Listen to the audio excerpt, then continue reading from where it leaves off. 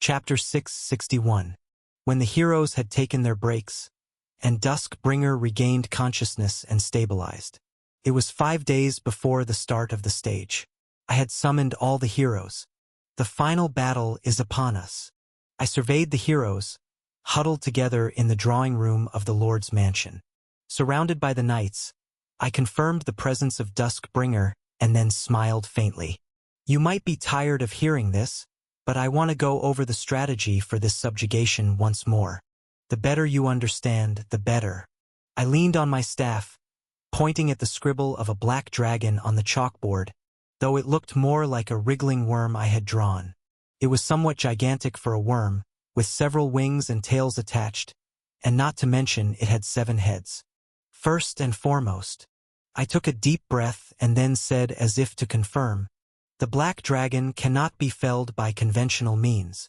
Despite hearing this multiple times, the overwhelming statement made the heroes shudder again. This creature is an anomaly even by the standards of the King of Flies. It's virtually impossible to bring down with the ordinary raid tactics used against dragons of the Black Dragon Legion. Conventional means, that is, the typical boss monster raid tactics, won't work. Not that the tactics used in the game disappear. Tactics in the game, in essence, a gimmick. That's all there is. Because there's only one path, it's clearer even if it's narrower. I will explain about it once more. I lightly tapped the chalkboard with my staff. Nightbringer of the Black Dragon Legion.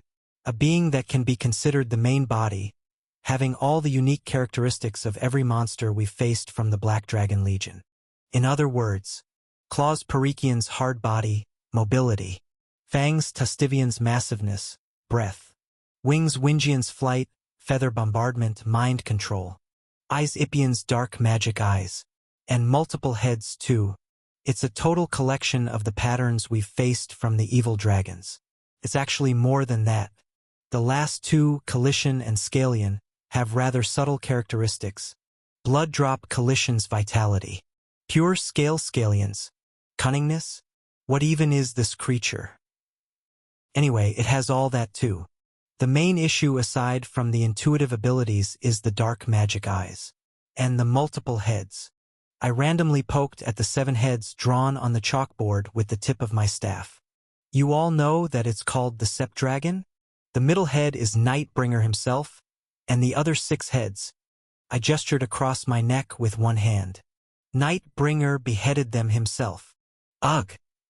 Evangeline, always expressive, stuck out her tongue in disgust. That's a good reaction. I nodded and continued my explanation. The necks were annihilated, and only 6 heads were left. Usually, they're attached around the middle neck, and during battle, they wake up to assist him. That's really a bizarre taste. Just as Evangeline said, it's a grotesque sense indeed. Nightbringer is such a dragon. It's a Sepdragon, but the middle head completely dominates, and the other 6 heads float around the main body like drones, assisting in battle. These 6 heads are already dead, so they have no will of their own. They're just artifacts that do as the leader commands, breathing fire and casting spells. Evangeline tilted her head in confusion. But how do the floating heads breathe fire? Don't make me explain. If we start picking it apart, none of it makes sense, this bastard. The floating heads are connected to the main body by darkness, probably supplying whatever through that dark conduit. Pop! I flicked my staff in my palm and concluded.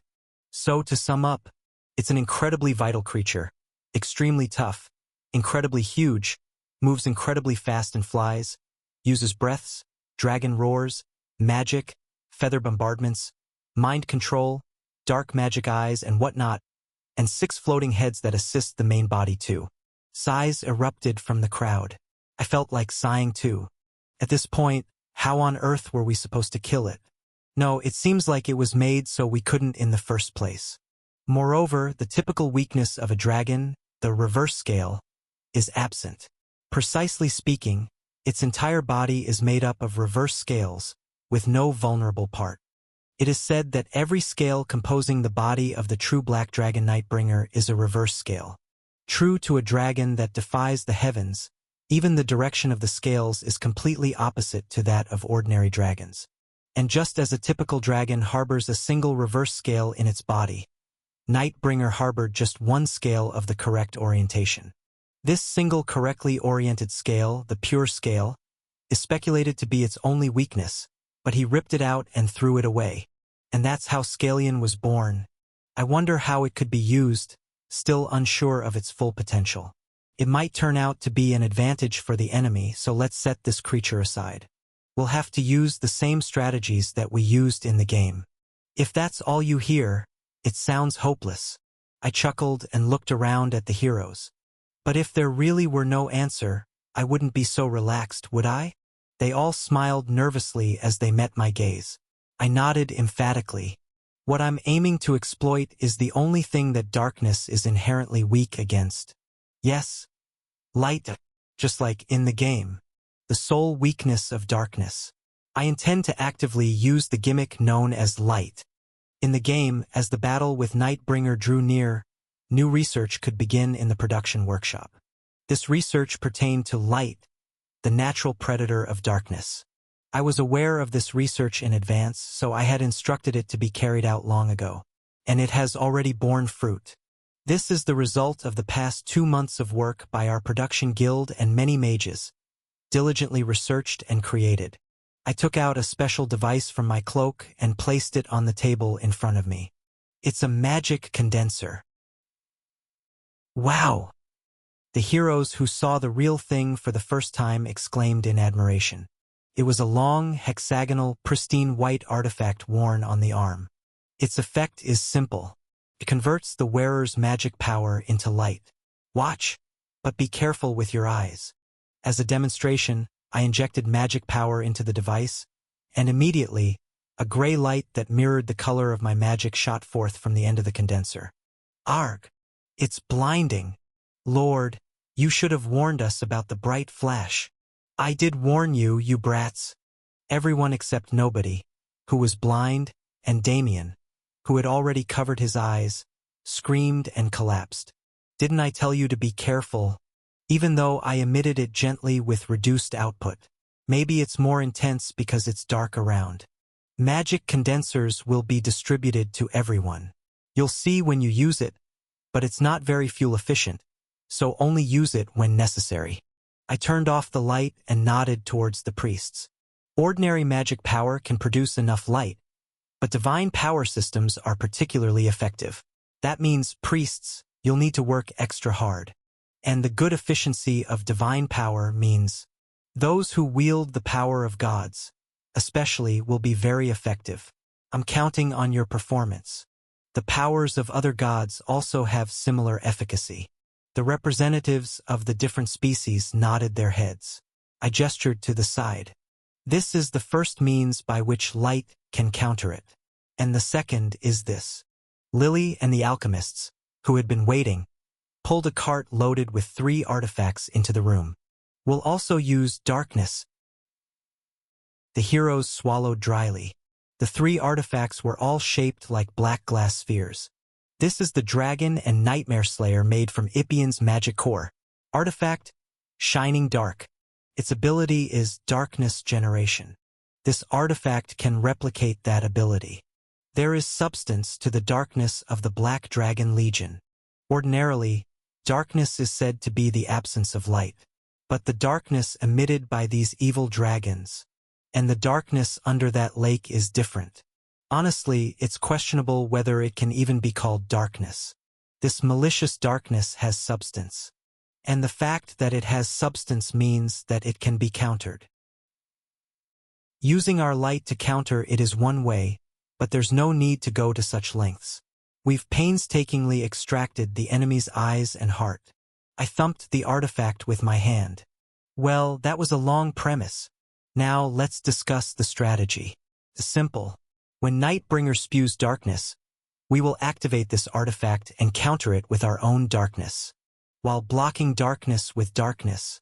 In the meantime, using the condensers issued to each of you, emit light to sever the connections between his other 6 heads and the main body. Cutting off the darkness between the drone heads and the main body will shoot them down. Every time a connection to another head is severed, Nightbringer's main body is also temporarily stunned.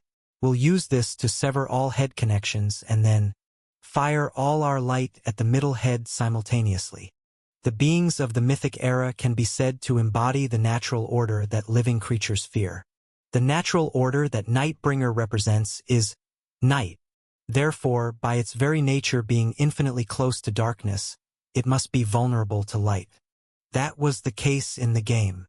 When the heroes concentrated and shot their light at him, Nightbringer initially resisted. But after reducing the darkness gauge sufficiently, he struggled and exposed vulnerabilities. The scales in the area where the light gathered peeled away, forcibly creating a weakness that wasn't there before. At that moment, we shove in all the offensive means we have.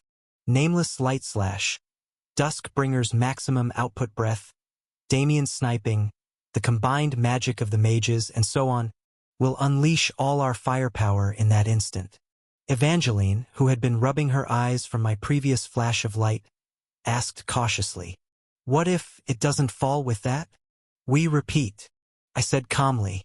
"We repeat the entire process, until he dies." I didn't need to say it, but they all understood. The entire process includes enduring the breaths, magic, feather bombardments, mental control, melee, and aerial attacks he launches. And the fact that we, too, will suffer tremendous damage during the process. We have to kill him before we are all wiped out. This battle is a kind of chicken game. This is the basic framework for this Black Dragon subjugation. It was also the only tactic I established in the game. Of course, it won't be easy. But even if it's like a camel passing through the eye of a needle, if that's the only way, we have no choice but to charge through. So, the code name for this operation is, since we all have to emit light hard, I scribbled something on the chalkboard with chalk and shouted powerfully, Operation Firefly. In other words, the Firefly operation. TL note. The first one was in English, with the second one being in Korean. If we were to call it in a down-to-earth Korean way, it would be something like Operation Firefly Larvae. Don't go.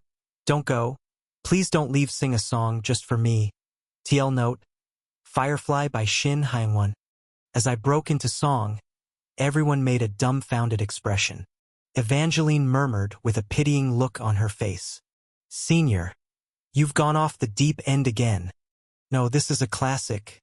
You wouldn't understand. If we leverage all our past battle experiences, I believe we can certainly do it," I said forcefully, returning to a serious expression. Just as we have overcome Parikian, Tustivian, Winjan, and Ippian in the past. Just as we have deciphered their patterns and methods of attack. No, not just that. Over the years, we've survived 35 defenses. Including the tutorial, that's 36 defenses. I truly believe we can overcome this. Sincerely. The magic condensers will be completed and distributed to everyone by tomorrow, and we will immediately begin training to fire the light. I looked around at the heroes and smiled lightly. Wait comfortably. Then I clapped my hands sharply. All right, that concludes today's strategy meeting. Everyone take a break, have some food, and then head out. The heroes responded in unison with a yes, and began to gather in small groups to discuss among themselves. About the Black Dragon Legion they had faced, and about Nightbringer, stronger than all of them combined. As I watched my fellow comrades discuss, "You've never even met Father, yet you've planned this far. Player." A voice came from beside me. "But, are you really sure it'll be okay?" Turning around, there was Scalian, who had willingly allowed itself to be captured, smirking meaningfully. "If this strategy doesn't bring down Father, what will you do?" Chapter 662. If this strategy fails to bring down Father, what then? Scalian said this meaningfully, idly waving a large fan in hand. On the opposite side, Parikian had attached a fan to one of its 6 legs and was also gently waving it. The recipient of the fanning was Violet, who sat in a fancy wheeled chair, sipping through a straw connected to a drink, fanned from both sides. With her eyes fully relaxed, Violet suddenly made a strange sound like, "Bleh. So good." "Violet, what are you doing?" She's categorized as reserve in this black dragon subjugation, so she won't be on the front lines, but why is she so utterly relaxed? Ha! A beat later, Violet snapped to her senses and flailed her limbs. Help, your majesty! These dragons are coddling me too much. Before I knew it, I was indulging every whim. No matter how I look at it, you shouldn't be so broken down. Even a real princess wouldn't end up like that, geez. I clicked my tongue. Come now, Miss Violet. No need to think about other bothersome things. Just leave it all to us and relax. There. Oh no. I am the leader of the Gamblers' Club, Violet. With those words, Violet spaced out and even began drooling from the corner of her mouth. She's completely gone. Ignoring the severely pampered Violet, I turned to face Scalian. Scalian, do you feel this plan is lacking? No. I think it's well crafted. You've probed into Father's only weakness as much as humans can, using your only known method. Scalian narrowed his eyes and smiled.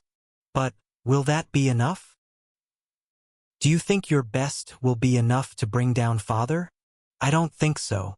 If our best isn't enough, then what should we do? I've said it before. I initially believed you wouldn't be able to bring down Father. Scalian looked down at Violet, still fanning her, seemingly with affection. More than your best. Perhaps something combined with chance, luck, and a miracle might be necessary. I know that the tactics from the game alone are no longer enough to fully defeat these monsters. This was proven with the King of Flies and became clear while facing the Black Dragon Legion. The transcendent will of these monsters had already torn through my playbook and escaped. So, what can I do? Beyond preparing diligently based on the information I have. What else am I capable of doing? As promised beforehand, I will fight faithfully in this battle as you have directed, Scalian said, brushing back his long bangs. Yes. Instead of fighting and killing each other, Scalian had promised to fight his own father on our side. Scalian's special abilities are focused on defense and evasion. They will be crucial in preserving the lives of our allies in this Black Dragon subjugation. How you will fight Father and how it will end. I want to see it up close. I had always wondered, so I just asked.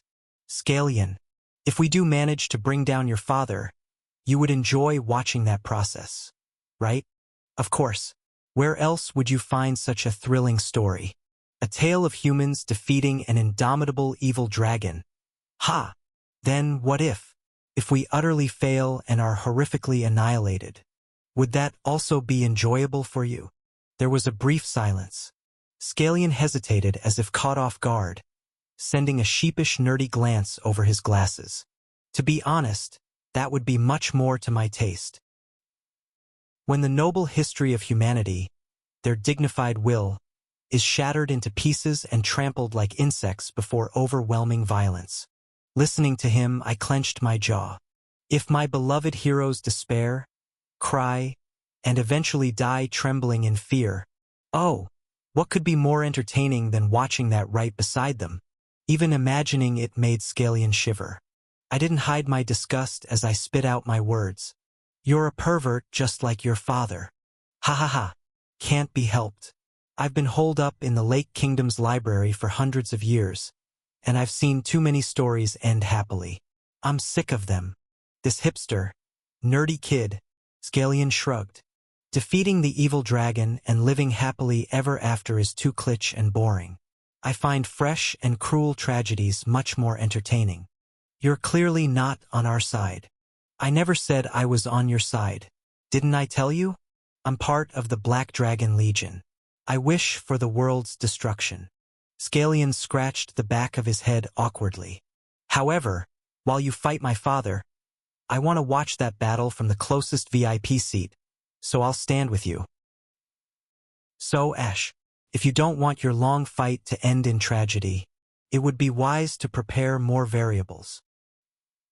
The gap between my father and you humans is still vast. My prediction is that it will end too easily with a bad ending. Scalian winked and then dragged away the chair Violet was sitting on. Parikian followed him closely. As I watched the captured beasts move away, I turned to the side. Duskbringer looked up at me with a worried gaze, still not fully recovered and wrapped in bandages. "Are you okay, Ash? Your Highness. Are you really okay? Considering your injuries, is it really not too much to go into the next battle?" Those kind thoughts swelled in my throat, but I forced them down. After closing and opening my eyes, I finally brought up the cruel story I had postponed. "Please explain in detail about becoming a dragon." Duskbringer's face went pale. The next day, magic condensers were distributed to all members of the expedition, and the heroes began training to convert their magic into light. Depending on each person's magic, different colors of light lined up like spotlights, coloring the training field. As champions of reversal, they adapted quickly.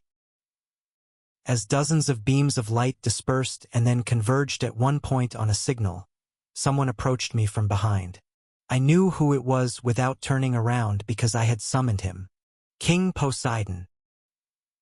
Standing behind me was the Merman King, King Poseidon, with his blue hair and beard. I glanced at him. "The resolve you conveyed to me before, it still holds, right?" He didn't bother to answer. It meant there was no need for more words. I sighed. "You must come with me, just the two of us, and keep it a secret from the others." "Where are we going?" "To beneath the Lake Kingdom." Even during serious training, the heroes began to play, shooting light at each other's faces, creating strange expressions with shadows, or using their fingers to cast shapes of dogs or crabs on the walls. Watching their childish but endearing antics, I chuckled and then turned completely to face King Poseidon. "We need to meet some people to prepare variables." King Poseidon's stern face finally nodded deeply. "Anywhere you say, if there's something I can help with." After several preparations, time cruelly passed, and it was suddenly the day before deployment. Today was the day of the deployment ceremony. It seemed a bit much for a deployment ceremony, but since the fate of the world was at stake and various kings were gathered here, we decided to hold it. Hotel Crossroad Hall. All the kings, monarchs, and generals of the World Guardian Front gathered before the ceremony to chatter and share stories. "So, we in the North have already done enough, haven't we?" Blatantly trolling. One king was lighting up the room. Miller Ariane, the king of the Aryan kingdom and father of Yoon, spoke out. "Why should the North bleed so much for the monster outbreaks in the South? Even if the monsters breach this fortress, it has nothing to do with us in the North, does it?" Reiterating an old argument once more, he was thoroughly ruining the atmosphere. "My nation has lost its one and only airship, and numerous elite warriors have perished. Even my beloved youngest daughter is dying. What more losses do you expect us to endure? We will withdraw from this senseless fight without proper compensation. You would all do well to consider your positions too." It's said that a person's true nature emerges in a crisis. With destruction imminent, such a textbook troll had emerged. Oh dear. The problem is, this gentleman's words carry some weight. The kings and soldiers gathered at Crossroads were visibly frightened. With the day disappearing and the sun blurred, this unprecedented phenomenon was causing morale to plummet and courage to slip quietly away. The weather turned colder, the wounds left by the King of Flies were deep, and the terror spread by the Black Dragon permeated the city along with the darkness. The once solid alliance was easily softening before an irrational fear. People wanted to flee, and the King of Ariane was leading the charge, further widening the cracks in our fragile unity. And now it was my time to step in. Ahem! Clearing my throat, I approached the kings. The startled kings all turned to look at me. Prince Ash. Good morning, everyone. It's quite dark for morning. I looked at the King of Ariane and pulled out a letter from my coat. This is the will of Princess Yoon Ariane, who had served as the proxy ruler of the Kingdom of Ariane for the World Guardian Front. It was entrusted to King Kulin and then passed on to me. Kulin, who had followed me, nodded. I smiled slightly. Yoon asked that this be read in front of you all. So, I intend to do just that. I unfolded the letter before the king of Ariane could say more. There are parts meant for her family and some for Kulin, which I'll pass on for you to read privately, but there's also a will addressed to me, which I intend to read. Clearing my throat again, I began reading Yun's will. Prince Ash, when you commanded me to write this, I pondered what to say. Yun's handwriting was as bold and clear as her personality. If a warrior representing the North, and one of the foremost heroes of the World Guardian Front, has fallen, it means the front lines are in dire straits and the monster invasion is perilous. Her self-praising tone was typical, confident without hesitation. As desperate as the situation is, people will be afraid. They are not cowards. It is natural to feel fear in the face of monsters. I was very afraid too, even as I write this. To fight and overcome that fear is what makes the struggle here great. The kings influenced by the king of Ariane's fanning looked at each other. Pretending not to notice, I continued reading. Heroes, soldiers, kings, and civilians all can have moments of weakened courage. As a commander of the World Guardian Front, Prince Ash, please continuously reassure and care for them. The next part made the king of Ariane's face turn scarlet. Especially someone like my father. What?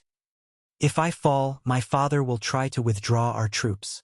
He is someone who doesn't like to suffer losses, because he fears losses. The king of Ariane tried to shout to stop my reading but paused at the next sentence. But in truth, he is braver than anyone. He knows how to pursue the greater good, not just petty profit and loss. Please hold him back. Rekindle the courage that lies dormant within him. Prince Ash, you can do it, as you have for many others, including me. How she had pre-written such aptly targeted content in her will was beyond me. Knowing what kind of man her father was and how he would act if she fell, she was able to write such a letter. I continued reading, meeting the king of Ariane's gaze.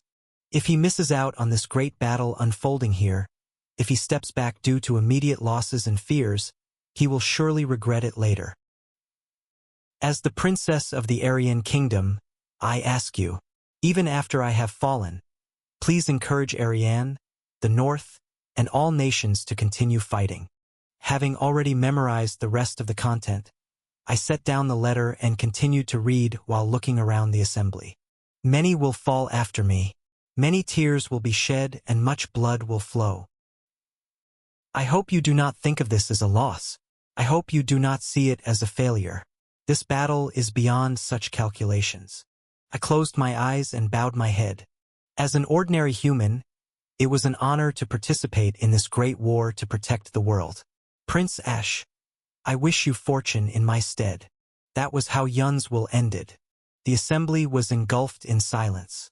There were more personal details in the content, like when we first met at the New Terra ballroom, how my cooking was terrible, how she never had luck in love after I turned her down, to take good care of Kulin and other trivial matters, but there was no need to read those out loud. Before this deployment ceremony, I considered writing a declaration of war myself, but that proved unnecessary. I lifted my head and smiled lightly as I looked around at the kings. Princess Yun has written such an admirable declaration for us. Chapter 663. Even as the world faces potential destruction, people still weigh their gains and losses. Because the world is on the brink of destruction, organizations are shaken and show signs of disintegration. It's the duty of a group leader to embrace such people and reforge their unity. It's not an easy task, but this world is fascinating in that it always retains a sense of romance. The mood among the kings changed with just one letter from a princess who had fallen into a coma while fighting on the front lines. Some faces showed emotion, others embarrassment, but they nodded to each other. I smiled lightly as I looked around at the assembly. This world, where a sincere reading of a letter is taken seriously, is why I love it here. King Ariane was a perceptive man. Realizing that anything he could add would be inconsequential compared to the words of his daughter, who had fallen in battle, he restrained himself. I will stay at the front a few days longer to assess the situation. But let it be known, the North, including my daughter, has made significant sacrifices. While King Ariane continued, I turned my gaze to Kuolin. Yoon has left us in her debt. She had single-handedly stabilized a wavering front. It wasn't intended for her will to serve this purpose, but it indeed eased a great burden. Yoon was a woman of loyalty. Kuolin, nodding solemnly beside me, received a nudge in the ribs from my elbow. You heard, Kuolin. She even declared her love? Are you finally ready to accept Yoon's feelings? Honestly, I still don't know. How can he still be unsure after all this? Does he really need a slap to figure it out? Despite his words, this werewolf, who is incredibly cautious in love, answered seriously. But now that Yoon has treated me with such loyalty, I think I must respond with appropriate loyalty. Loyalty, huh? A strange word to use between a man and a woman in a romantic context, but perhaps that's their relationship. Maybe that's romantic too. Anyway, thanks to her, the unity among the wavering kings was restored, and I felt that the situation had been well resolved. Ah, everyone is gathered. My father Emperor Traha Peacemaker, ever black, strode into the room. Well done. I've already announced it throughout the empire, so informing you all here completes the global announcement. Standing beside me, the emperor looked at me and grinned, then placed his large hand on my shoulder and declared, I intend to appoint my son Ash as the crown prince of the Ever-Black Empire, effective today. His tone was as casual as if he were deciding on beef for dinner, but the content was anything but trivial. The startled kings quickly straightened up. Of course, I was composed. After all, this was something I had requested from the emperor. I don't need to sit on the prince's throne to know that the next imperial power is practically mine. I am the last remaining child of the emperor. No one doubts that I will be the next emperor. But guessing and confirming are two different things. The appointment as crown prince was essentially a declaration to the world that I would be the next emperor of the Ever-Black Empire. And the reason for rushing this matter was singular. I must become the representative of humanity. I glanced down at the glass on the table. A distinct golden hue flickered in my reflection in the glass. Divinization. Finally, the sign that I was starting to gain divinity as the representative of humanity appeared. The sensation of moving away from being human was chilling, but there was no time to dwell on it. I needed to use every variable available to me now. I suddenly remembered what the emperor had said before. If the world truly heads towards destruction, you, as the leader of this front, will naturally get a chance to gain divinity. It was with the hope that you make the right decision when that time comes. Gaining divinity allows one to see the ugly truths of this world, and you can never go back to how things were. But if the world really does head towards destruction, you will surely grasp that power. You'd be grasping at straws after all. Turned out just as he had said. In a situation where one must clutch at straws, I spread the announcement of my appointment as crown prince to accelerate my own divinization and to embed the perception globally that I represent humanity. Under the emperor's orders, news spread through the temple communication magic scattered throughout the empire. By now, all the citizens of the empire would have accepted that I am the next emperor. Would it have been easier if you had requested this sooner? The emperor looked at me with a teasing smile, as if asking why I had only now stepped into divinization. I grimaced back. The position of emperor, as well as the guardian deity of the race, is a lonely and burdensome one. Grasping my shoulder firmly, the emperor whispered in my ear, "This is the ordeal you have chosen for yourself. Try to accept it graciously." Then, releasing my shoulder, the emperor walked towards the front of the kings and boisterously called out, "Come now, why is everyone so somber? This is an event to boost the morale of the warriors before they head into the final battle. Let's send them off with smiles and joy." The deployment ceremony took place in front of the freshly restored southern gate. Although it was dark due to the absence of the sun, the southern walls illuminated by torchlight looked sufficiently grand. Today's event also commemorated the completion of the southern wall's restoration. The program proceeded. Kings from various nations bestowed their blessings and advice on the warriors setting out on the expedition. Nearby, Children from Crossroad had crafted wreaths which they hung around the necks of the departing heroes. The citizens applauded thunderously each time. The faces of the heroes flickered in the torchlight, resolute, the king's expressions determined, the citizens worried, and the children oblivious and laughing. As the overall commander of the World Guardian Front, it was my turn to speak. I chose to read Yun's letter again instead of delivering a traditional speech. The crowd seemed moved, but I suddenly worried. What if Yun wakes up later and is embarrassed about all this? Well, who knows? She asked me to read it, so the aftermath is not my concern. By noon, the event concluded, and people began to disperse in groups. I gathered the heroes who would depart tomorrow. All wearing floral necklaces, they formed a neat line in front of me. Everyone gather in the backyard of the Lord's mansion by 7 a.m. tomorrow. I calmly reiterated the instructions I had previously announced. Make sure to bring your arms, and for today, rest easy. Don't overdrink or overexert yourselves. I hope you spend this time preciously and meaningfully. I nodded faintly with a vague smile. Dismissed. See you tomorrow. Snap. The heroes saluted me in unison and quickly dispersed into various groups. Each went their way with friends, colleagues, family, or alone, to spend the eve of the battle at their chosen places. Watching this scene, I suddenly glanced toward the open southern gate. At the boundary where the faint light barely touched the darkness, a woman with flowing cerulean hair stood. I walked towards her. It was Serenade.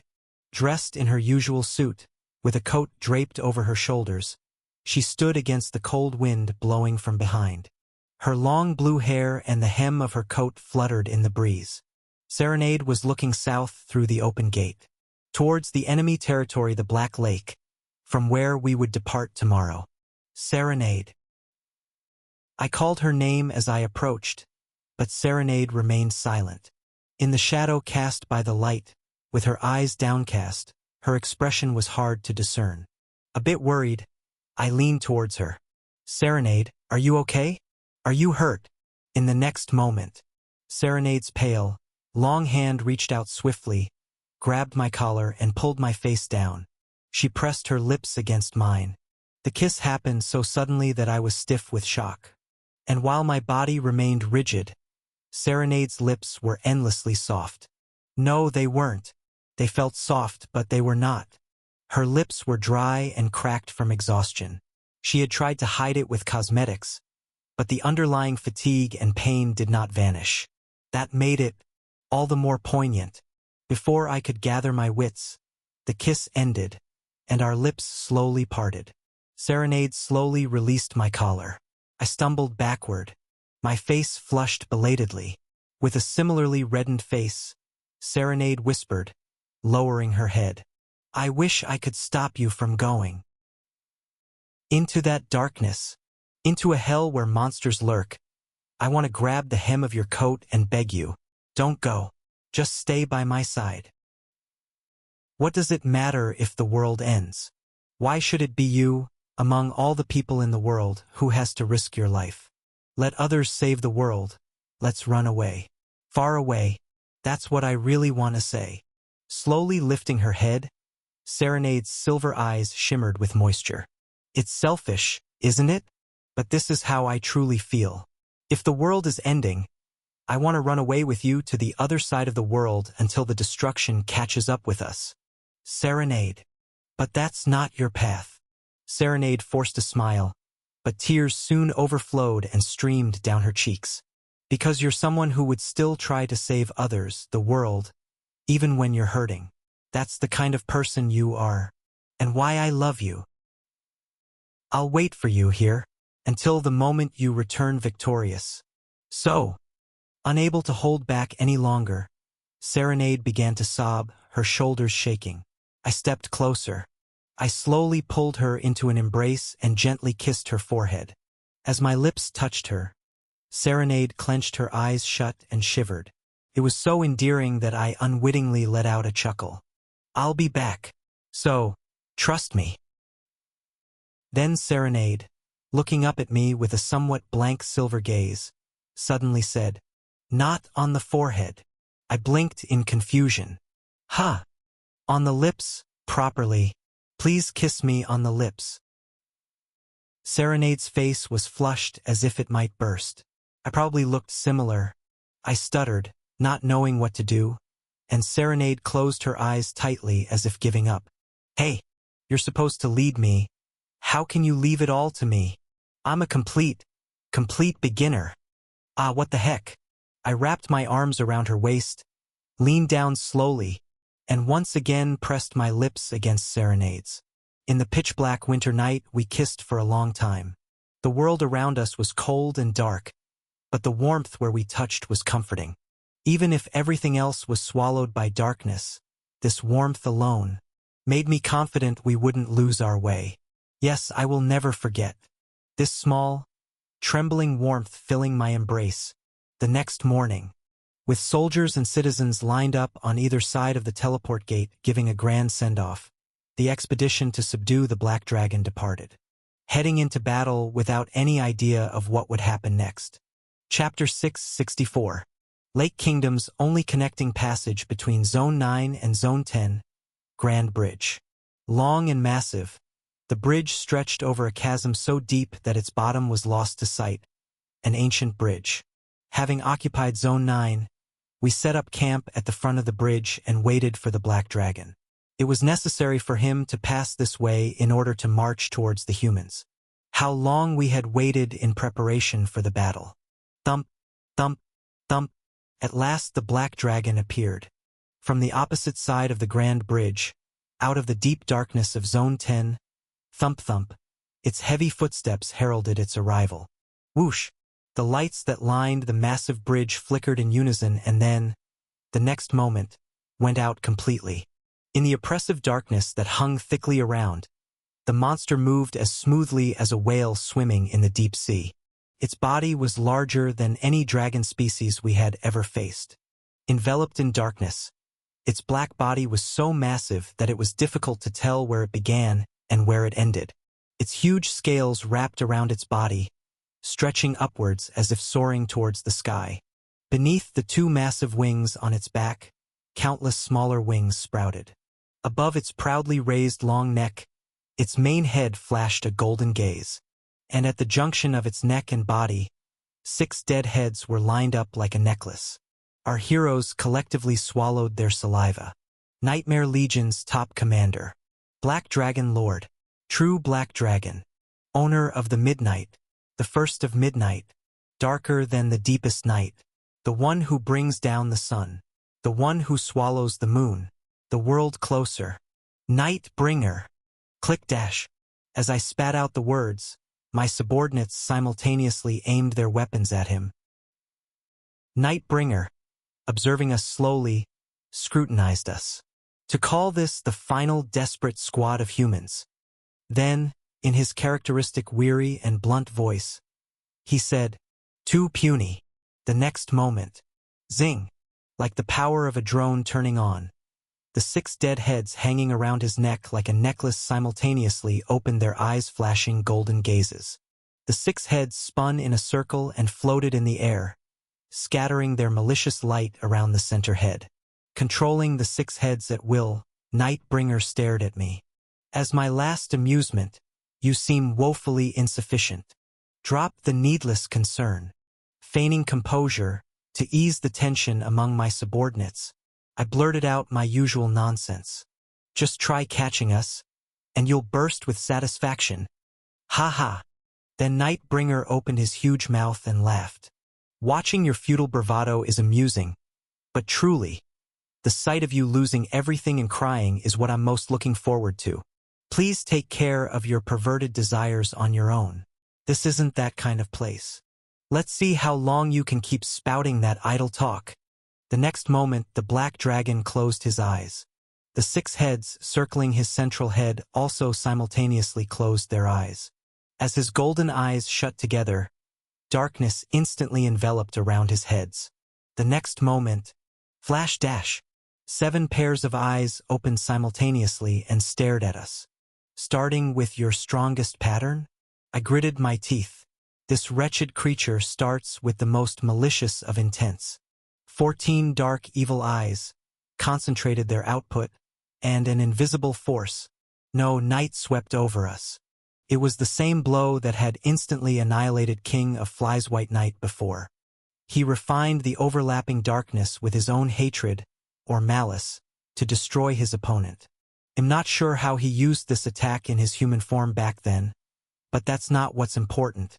I know this is your strongest attack. It was a pattern he had used even in the game.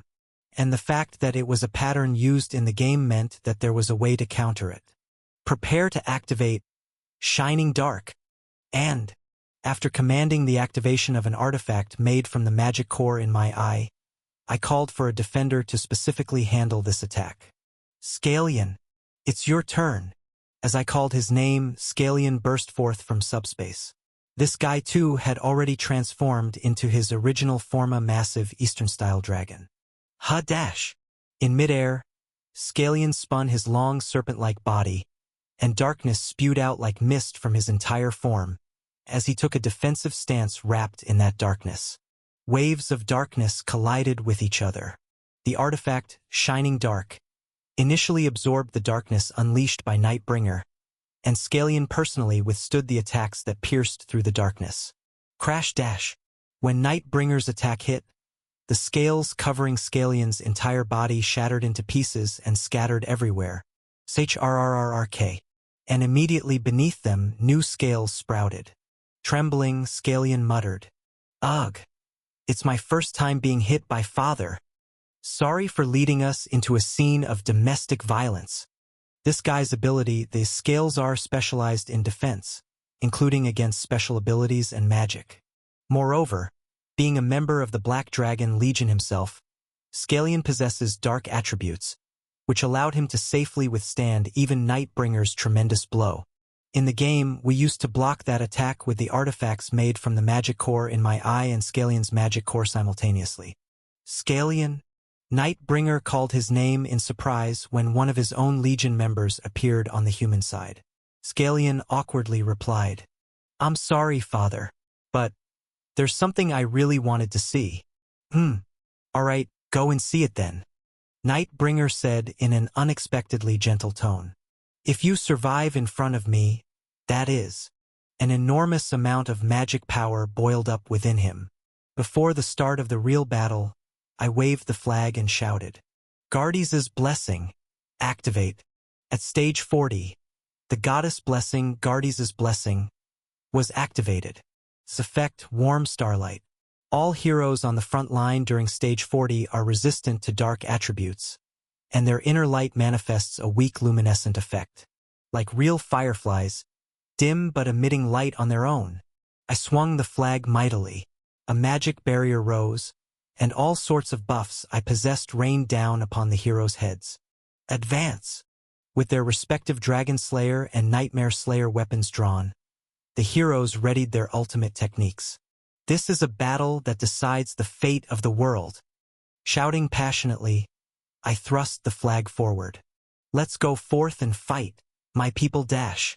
Responding to my call, the heroes under my command all charged forward, screaming at the top of their lungs. And above them descended the breath and magic, the dragon roar and darkness unleashed by Nightbringer. Losing track of time, the battle continued. It was a true bloodbath. We and Nightbringer, neither of us stepped back, fighting fiercely. My heroes and I fought as best as we could, according to our training, our tactics, and using our quick wits and refined senses. But the Black Dragon was too strong. Even as we wounded him and made him spill blood with our attacks, he endured. Despite knocking down his 6 heads and focusing light on his body to create a weakness and then bombarding it with firepower, did not fall in the end. In the game, repeating this grueling task 4 or 5 times would have brought him down. I gritted my teeth and looked around. If this were a game, I could have repeated this process over and over again. I would only need to manage skill cooldowns and consumable items. Dropped HP could be patched up with healing spells and potions, and I could ignore injuries to command the heroes. But this is reality. Even a brush with his breath caused burns, and the mages who took on his magic suffered from overload and collapsed. After the dragon roar swept through, we lost our sense of balance, and anyone caught by his huge feet or tail suffered broken bones. Ha, ha. Who? Who? We can still fight. Still go on. For hours on end, the bloodied heroes gasped for breath ruggedly. All were heroes who had become extremely skilled over time, but the battle with the Black Dragon inevitably forced them to expend themselves. Casualties poured out like an avalanche, and each time, we replaced them with reserve heroes to continue the fight. Eventually, everyone from the reserves to the monster-capturing legion was ground down, and though we fought on, administering healing magic and potions on the field, this was as far as we could go. The heroes' combat strength had significantly diminished over the long battle. We had reached the end of our offensive capability. We no longer had the capacity to repeat this grueling operation. Gruen. On the other hand, Nightbringer was still intact. Of course, he was not without damage. It had been a punitive operation carried out by the best heroes on the human side. The floor was soaked with the blood he had spilled. However, his tremendous vitality had not run out. Still arrogantly holding his high neck, he looked down on us with a haughty gaze as if to say, "Show me if you have anything left." I hated to admit it, but this was reality. This punitive expedition has failed. If this were an MMORPG, we could quickly retry after a total annihilation. But this is reality. So, we retreat. We must preserve what forces we can and flee. That way, there remains a chance for the next opportunity. A chance to attempt the raid again. Everyone, prepare to retreat. We're returning to the surface. Yes, my lord. Lucas nodded heavily. This guy, who had fought the hardest at the forefront, had a severely burned left arm but showed no signs of pain. Fumbling with his right hand in his pouch as his left arm was immobile, Lucas asked, "Should we use the dungeon escape teleport scroll?" The teleport scroll was a means of escape provided to each party leader when the Black Dragon Legion punitive operation began. Lucas evidently assumed that it would be used for the escape. However, I shook my head slightly. "No, that won't work." "What?" In the game, Nightbringer was a monster that belonged to the final boss line along with the Sleepless Lake Princess. In simple specs, he was even overwhelmingly powerful. In this hell, he's an endgame level monster. There's no way such a being would let us escape so easily. In his territory, using teleportation for escape is impossible. He will forcibly dispel it. In the game, this was a gimmick that made players who thought they could easily raid and escape using teleport scrolls vomit blood. The same goes for the Sleepless Lake Princess. When fighting final boss-level monsters, you must fight thinking there's no second chance. Lucas's face turned pale. How do we retreat then? Lucas, more than anyone, even more than me, was able to assess the situation coldly. He must have thought retreating was the rational decision as our chances of winning were dwindling. But he likely didn't expect that the teleport scroll would be useless. Creak. Nightbringer opened his massive mouth. And among his 6 heads, 2 whose jaws were not crushed also opened their mouths. Soon a pitch-black darkness began swirling inside his gaping mouth, heated with energy. Without a doubt, it was a breath pattern. His breath, if faced head-on, meant certain death 99 out of 100 times. However, since its trajectory was always straight, we had managed to dodge it by moving sideways. This time, too, the heroes prepared to dodge, taking heavy breaths. But I knew. Half of the heroes had lost their ability to dodge. When that breath came, half would die. Our precarious stand would crumble like a sandcastle and we would be annihilated. This was our offensive endpoint, our limit, and then, Nightbringer. It was the last moment I could pull this card. I staggered forward, calling his name. I too was hobbling with various minor injuries. The heroes who seemed prepared to take the breath with their bodies if necessary turned around, puzzled by my action. I patted the shoulders of such heroes and stepped forward. Ash, the Lord of the High Tower, turned into a shield form, and Duskbringer shook her head at the forefront. "Please no." After giving her a faint smile, "Black Dragon." I called the monster's name once more and stood at the forefront. To the mightiest and most terrible dragon looking down at me as if asking why, I brought up the main point. Boss stage special gimmick. Success rate 100%. A 30-minute non-aggression pact between commander characters. As king to king, I propose a parley to you. A one-on-one conversation with him. It was a request for a commander's parley. Chapter 665. At my proposal for a parley, the black dragon somehow chuckled and then said, "I accept." Fortunately, he accepted the parley. The breath he had been gathering slowly subsided. Feeling the dissipating hostility, I let out a sigh of relief.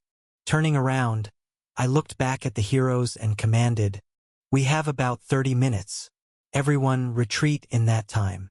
Lucas, among the confused heroes, jumped forward and shouted, "My lord, what is this?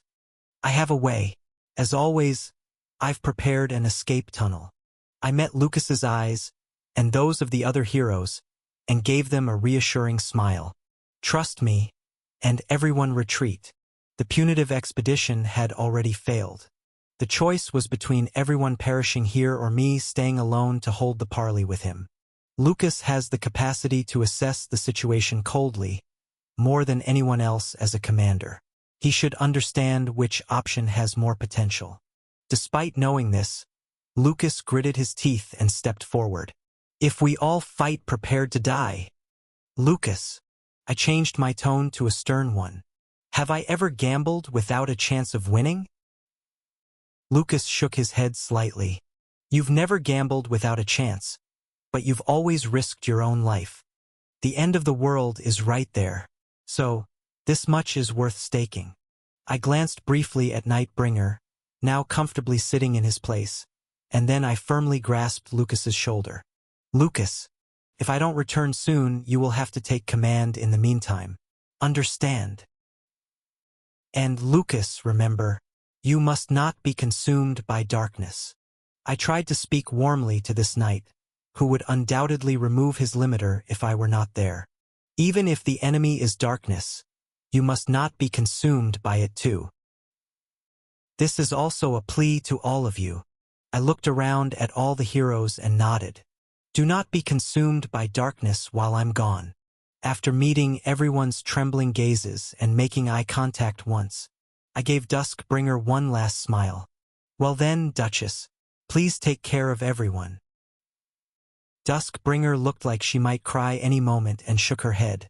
"I will try, Ash, but I am Duchess." I gripped her blood-soaked hands tightly with both of mine. "I trust you." Duskbringer, her mouth tightly closed, bowed her head deeply. I shouted loudly to the still undecided heroes. "It's a commander's order." Facing my people, all bloodied from the battle, I smiled gently.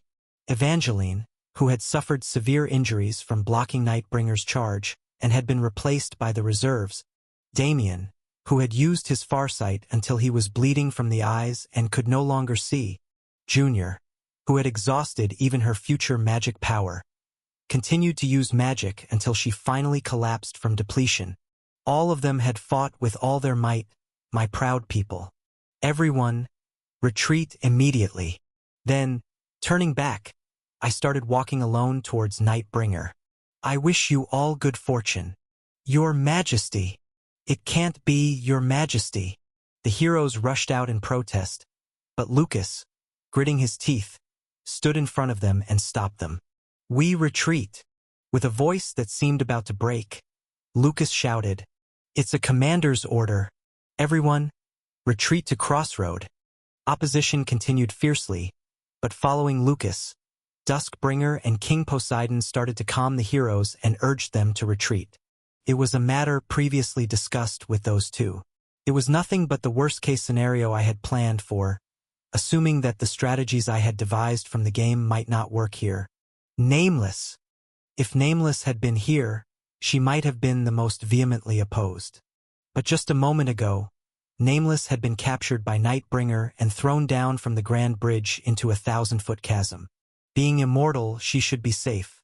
Thinking of the other heroes under my command, I shook my head slightly. It's not the time to worry about my subordinates.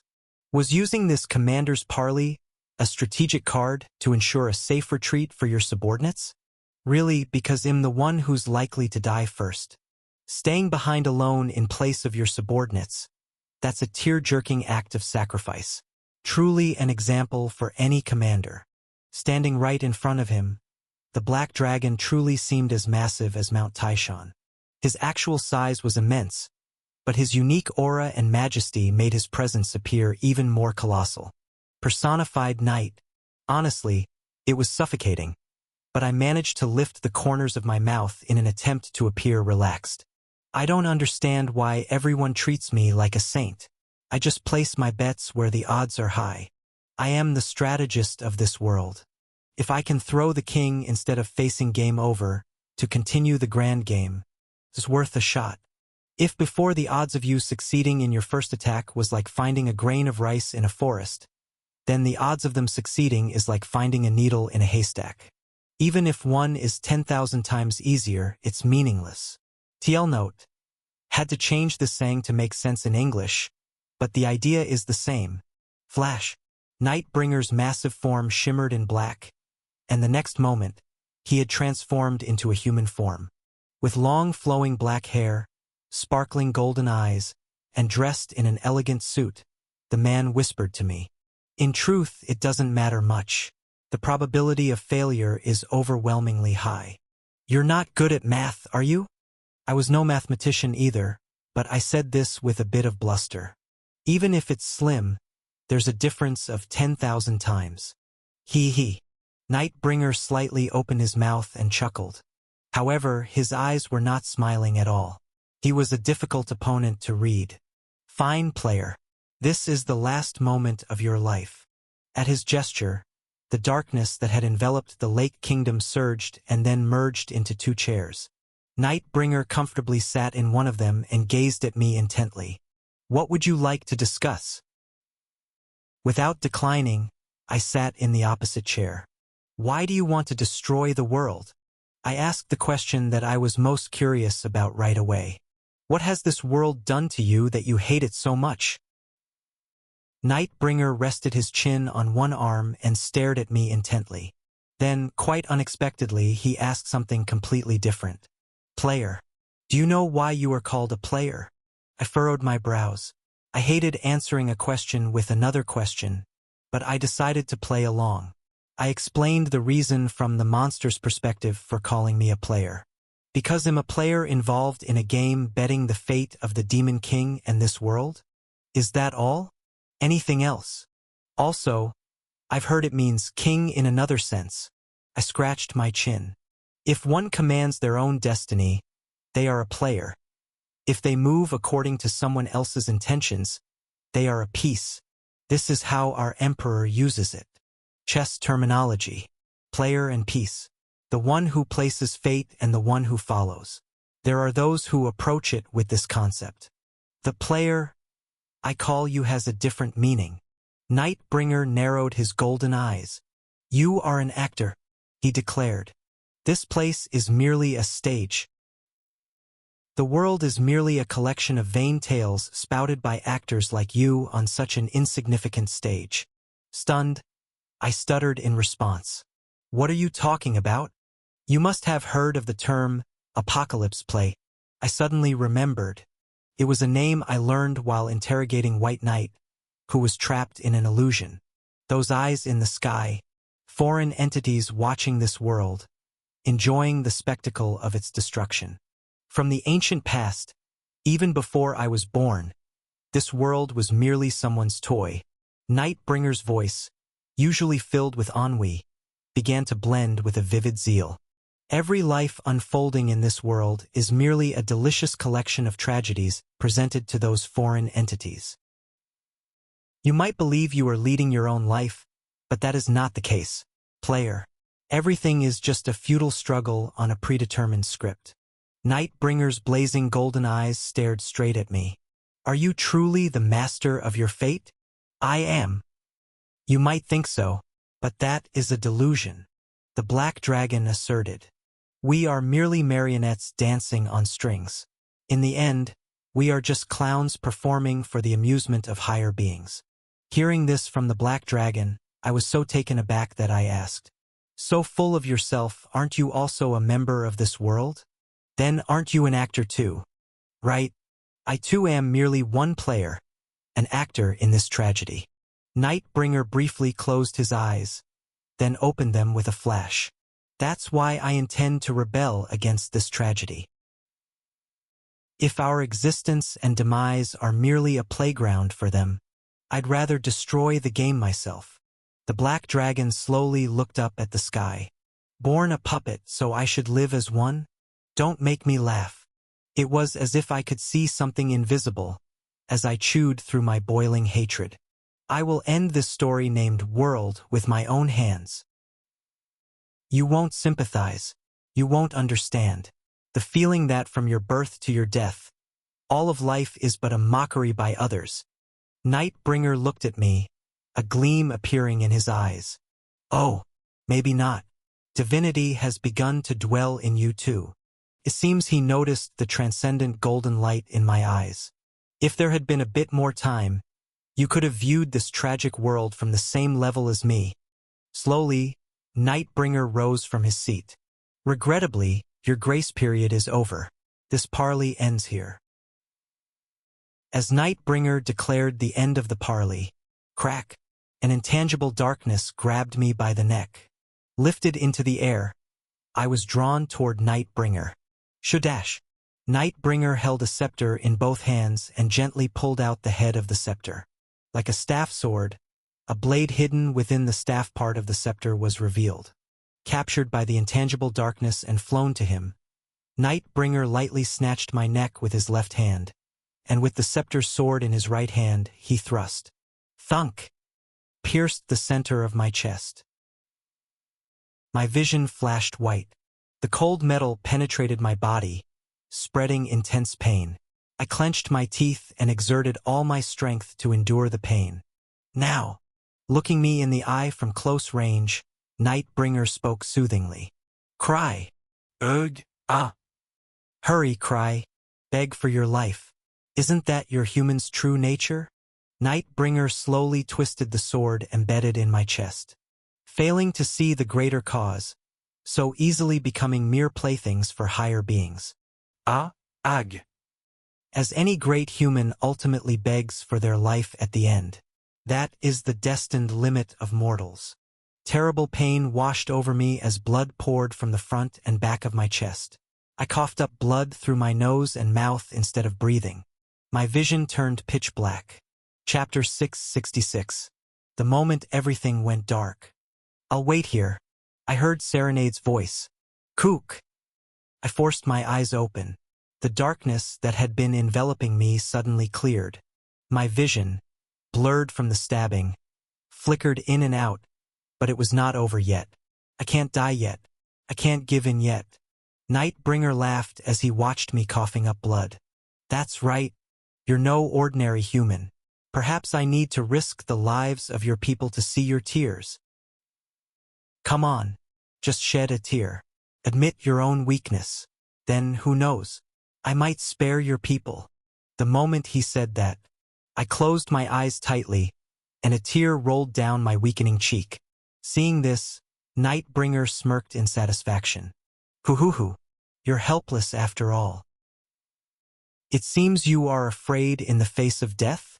In the end, you were just another common actor played by the rhythms of outsiders. Come on, leave your last words. What was so frightening to bring tears? Your own death? The death of your people? Or is it dash? No." I took a deep breath, gathering my last strength, and then, I whispered softly, "It's just because it hurts, you bastard."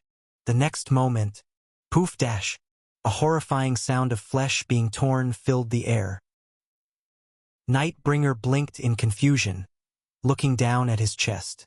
There, wrapped in a dark energy, and vibrating with excitement from the taste of blood after a long time, was a demonic sword, Excannable. Taking advantage of Nightbringer's distraction, I had pulled it from my inventory and plunged it into his chest. Excannable, the sword that devours anything. The only thing I've ever had to say to you has been the same from the start. I raised my weakening right hand and slowly lifted my middle finger, twisting my lips into a full-powered sneer. You bastard!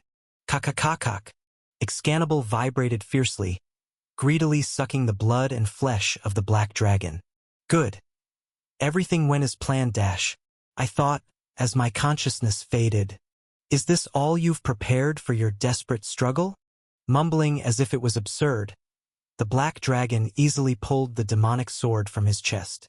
The excannable, soaked in the blood of the black dragon, rolled on the ground, and the chest that had been soaked in blood healed instantly as if it had never been wounded. I laughed helplessly. As expected. This wasn't enough. Clever but shallow. Is this the limit of human depth? Nightbringer then grabbed the handle of the royal sword embedded in my chest and slowly drew it out. Now, guardian of humanity, it's time for your exit from this stage. He forcefully thrust the royal sword again. Poof! This time he aimed not at the heart but, clang dash, at my spirit core. With the sensation of my soul shattering from its deepest depths, I closed my eyes. I'll wait here, until your majesty returns. I'm sorry. Serenade. Seems I'll have to make you cry again. Crossroad. The expedition that had set out to subdue the black dragon had successfully retreated, and all were now receiving treatment at the temple. The atmosphere was endlessly dark. No one spoke, and they silently accepted the ointments, bandages, and healing spells the priests were applying. It was the sharp cry of a young knight that broke the suffocating silence. So what? You just left the senior behind and retreated? It was Evangeline. She had been torn apart by the black dragon's direct assault and had suffered a concussion, only regaining consciousness a moment ago. And she had just learned that they had left Ash behind to ensure everyone else's safe retreat. What kind of madness is this? Were you all just watching that happen? As Evangeline looked around shouting, the other heroes could not respond and averted their eyes. It was the judgment passed by our Lord. Lucas, his head hung low, replied in a muted voice. His disheveled blonde hair obscured his face. 3 priests were attached to Lucas's left arm, treating him. It was not an ordinary burn. The left arm swept by the black flame breath did not improve easily, even with an overdose of healing magic. But as if he couldn't feel the pain, Lucas spoke without looking at his left arm even once. As always, there was a way. It was a situation where we all would have died if we hadn't retreated immediately. And you just left the senior behind? Are you really Lucas, sir? You know too, our Lord always has a contingency plan. I trust our Lord and... What is the contingency plan, then? Lucas clenched his teeth. He did not tell me. Then what do you believe in? The Duchess and King Poseidon. He said he told them. So you should trust too. Duchess.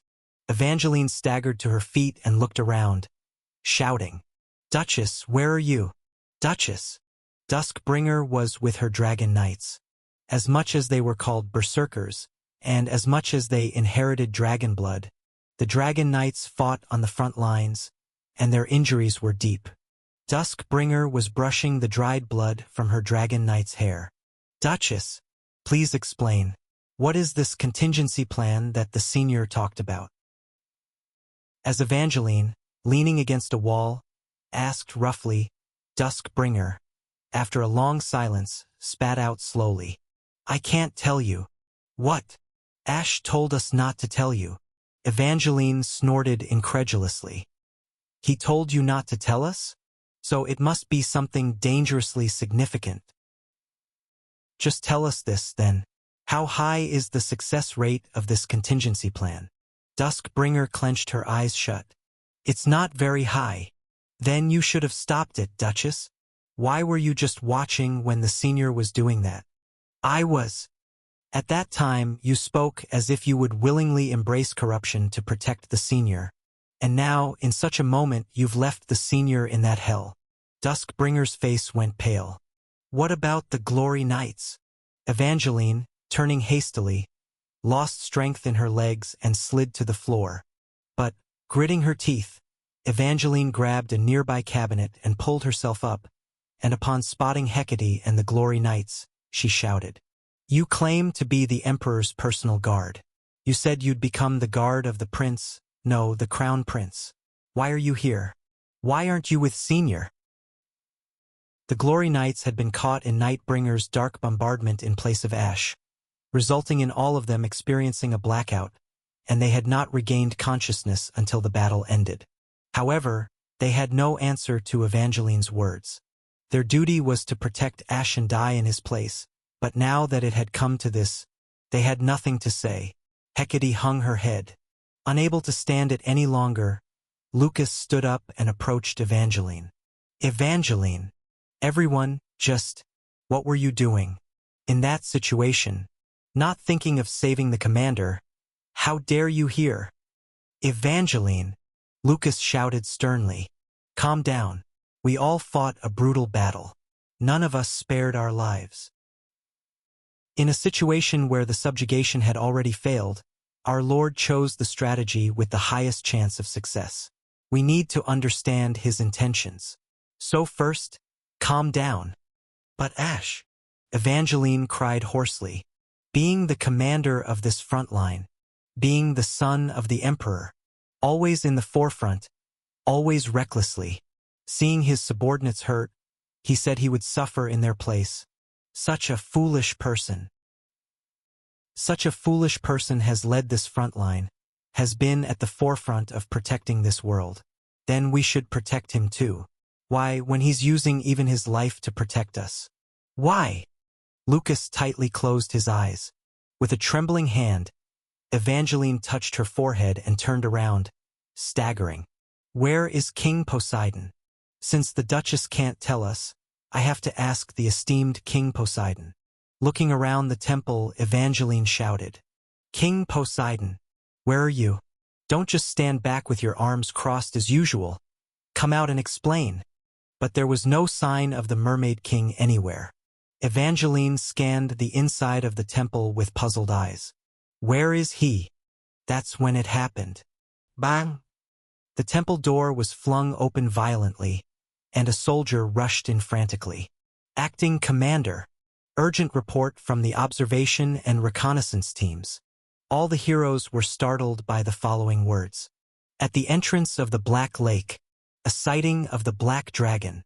It surfaced a moment ago and has landed on shore."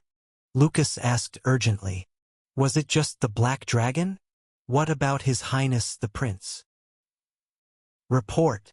What about His Highness the Prince?" "That is, His Highness the Prince was not seen." But, instead, the soldier, closing his eyes tight and fighting back tears, reported, "In the mouth of the Black Dragon, there was the flag used by His Highness." "What?" Crack. Lucas, without realizing it, reached out with his right hand and grabbed the soldier by the collar. His hand trembled. Blue eyes blazing like a wild beast shone through his disheveled golden hair. "Say it again correctly. What did you say?" The mouth of the Black Dragon, the black flag that His Highness always used, was seen stuck there. Both the observation and reconnaissance teams confirmed it. "It's dark at night now. Could they have seen it wrong?" No, sir. It's definite. They observed it with night vision magical optics.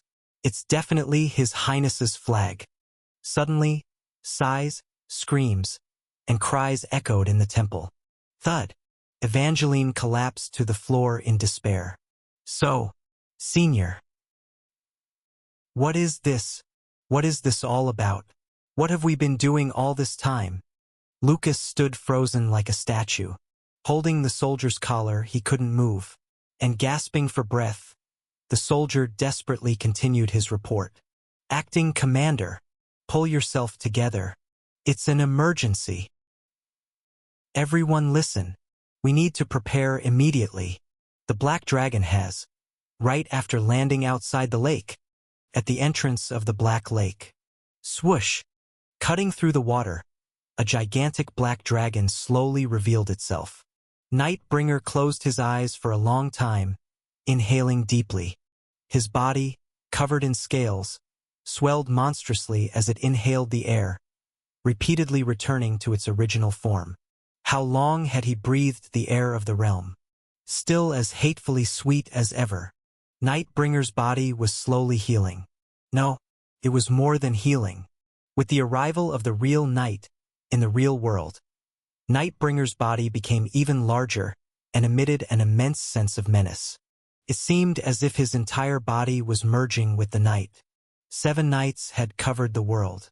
From the middle of this night, Nightbringer slowly opened his eyes. Within the pitch-black darkness, 14 golden eyes opened in succession. 7 pairs of golden eyes. All the heads that had been destroyed in the last battle had healed. No, they had surpassed the level of mere healing. Nightbringer realized that his power now exceeded that of his peak. It was only natural, since the detestable red dragons were absent, the ones who had guarded the day. The balance had been broken, the scales shattered. Instead of mourning in the emptiness without a rival, Nightbringer slowly opened his mouth with a smile. Then, shall we declare war on the world? Following that, a tremendous magical power gathered, and black flames swirled into his massive mouth. The pitiful black flag stuck in his mouth was instantly consumed by flames. The 6 heads controlled by Nightbringer also slowly rotated, each gathering its own magical power. Huff!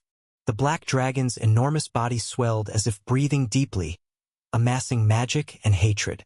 Leisurely and carefully, Nightbringer loaded his breath. And at a critical moment, thwoosh dash, 7 heads simultaneously fired their breath towards the north.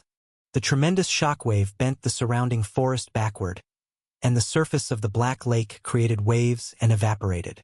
The breath from the middle head, aided by the power of the 6 others, spiraled straight northward.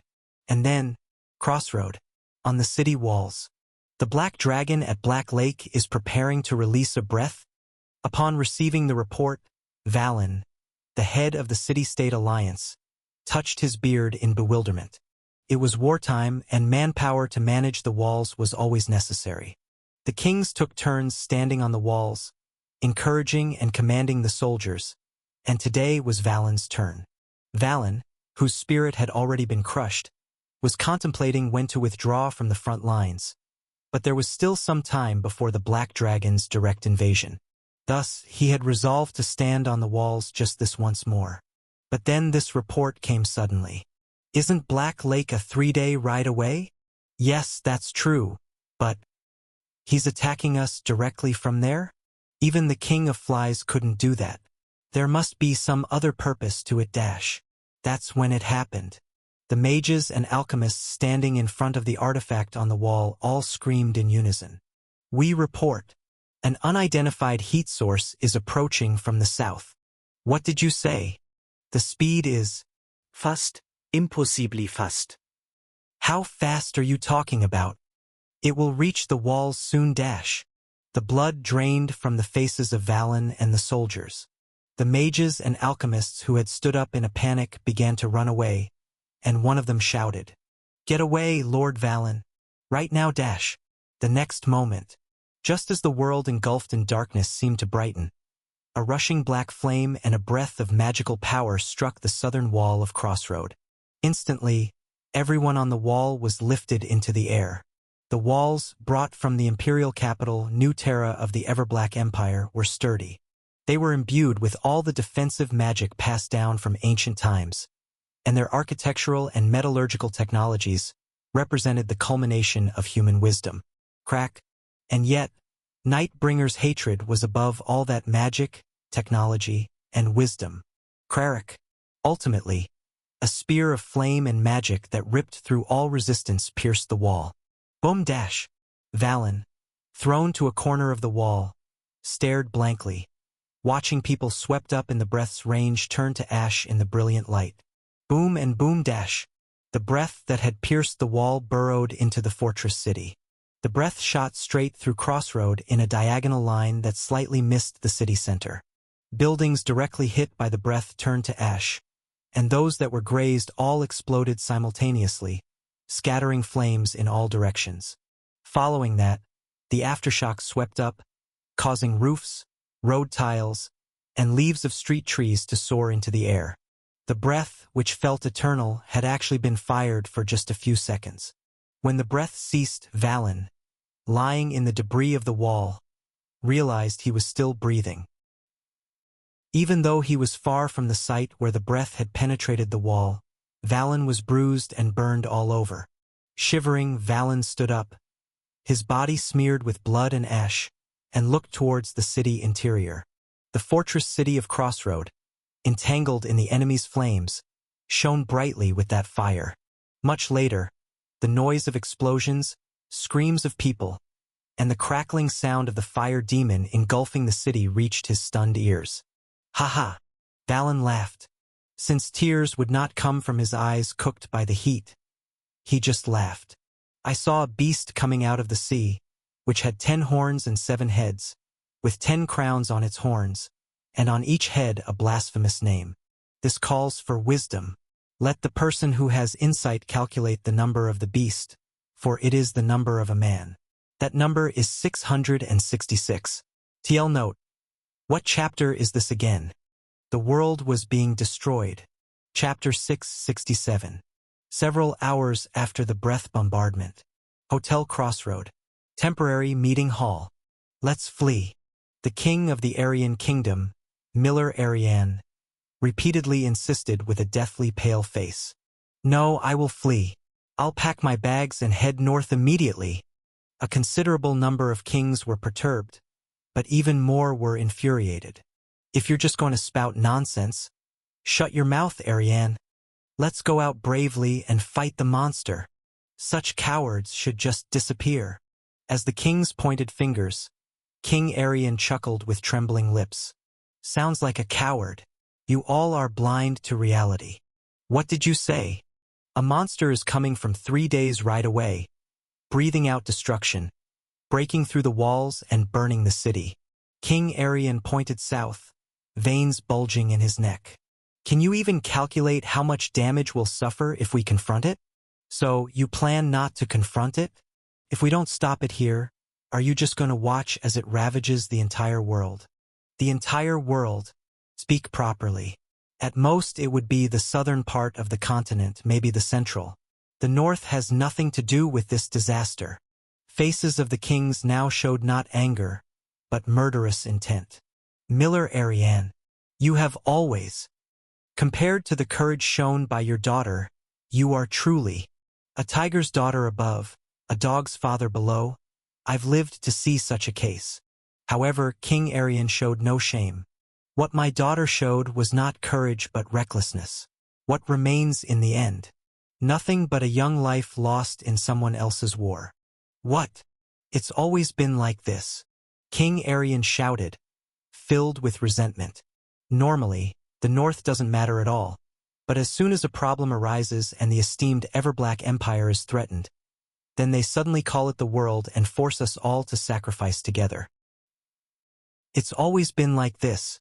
Southern, Western, what's the difference? Think about it. If this monster rampage had happened outside the Empire's territories, would we even have gathered like this?"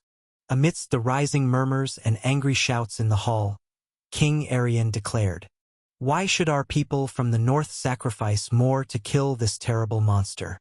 As the king of the Aryan kingdom, I'm trying to make a more rational choice. Enough with the gold and glory. We are pulling out." Miller Arian said no more. As the enraged kings charged, lieutenants and soldiers intervened to prevent a fight, and Aryan kingdom's warriors hurriedly escorted the king out of the hall. Once King Arian had left the hall, the atmosphere finally calmed. The chieftain of the western nomads Mirage sighed and asked, "What's the damage situation in the city?" The citizens had all been evacuated in advance, so there are no casualties, but the rest of the damage is severe. A lieutenant waiting to report to the kings briefed the situation. 5 warehouses caught in the attack were completely burned, and 10 collapsed. Most soldiers escaped harm, but a new barracks got caught up. About 500 lives vanished instantly. The king sighed, The lieutenant continued. There's a big hole in the southern wall, and hundreds of soldiers who were on guard there are dead or severely injured. Lord Vallon, who was on the wall, also suffered major injuries, but fortunately, his life is not in danger. The lieutenant turned the next page of the report and swallowed dryly. At least the southern wall held up, but the breath that cut through the city broke through the northern wall, which completely collapsed. The southern wall of New Terra had been brought in and completely rebuilt and fortified, unlike the original walls of Crossroad. Initially designed to block monsters from the south, the northern wall had been maintained, but its protective strength was far less. When the breath penetrated the northern wall, it simply couldn't withstand the force and crumbled. As for the damage to houses and other buildings, the tally is still not complete. There are still many places where the fire has not been extinguished. The city has been utterly wrecked. The kings glanced outside the window. The city, which had been dim over the past week, was now brightly lit. The reason was the flames that still hadn't been extinguished everywhere. What's the status of the Black Dragon? As the chieftain of Mirage asked, the meeting hall fell silent for a moment. A lieutenant gulped down his saliva and answered with a trembling voice. After firing the breath, it remained stationary. But it has just started moving north. Exclamation point. No one spoke, but the air inside the hall noticeably swirled with anxiety. However, due to its massive size, its speed is not very fast. It's not flying, just slowly moving northward along the road. That's all the reports we have so far. The lieutenant closed the folder as he finished reporting. The chieftain of Mirage looked around at the other kings. What should we do? The kings exchanged uneasy glances. The commander who had gathered them here and had been leading the frontash was currently missing. I heard a rumor that Prince Ash is missing in action. As someone cautiously spoke, the atmosphere in the hall became uneasy. Missing in action usually means he's dead. Watch your words. The prince has killed countless monsters. He's the foremost expert in monster combat on this front. He wouldn't die so easily. But the word going around is, if Prince Ash really is dead, then how should we? The one who had been waving the flag at the forefront was gone. The presence that directed the front with certainty was missing. It was natural for the kings to be disturbed. Soon, they began to vehemently express their opinions. There's an advanced base near Lake Kingdom. Let's meet it there. Didn't Prince Ash and his expedition already fail to subdue it there? Even the elite of monster hunting failed. How do we fight it? We have to push with numbers. Right now, Crossroad has assembled military forces from around the world. The mighty army of the Everblack Empire is also stationed here. Are you suggesting we attack the Black Dragon with soldiers? I hear that without special equipment, we can't even scratch it. From ancient times to the present, the strongest weapon in war has always been numbers. No matter how tough the scales, they can be penetrated if pierced enough. Let's surround it with overwhelming numbers and kill it quickly. The damage will be great. Wouldn't it be better to proceed more cautiously?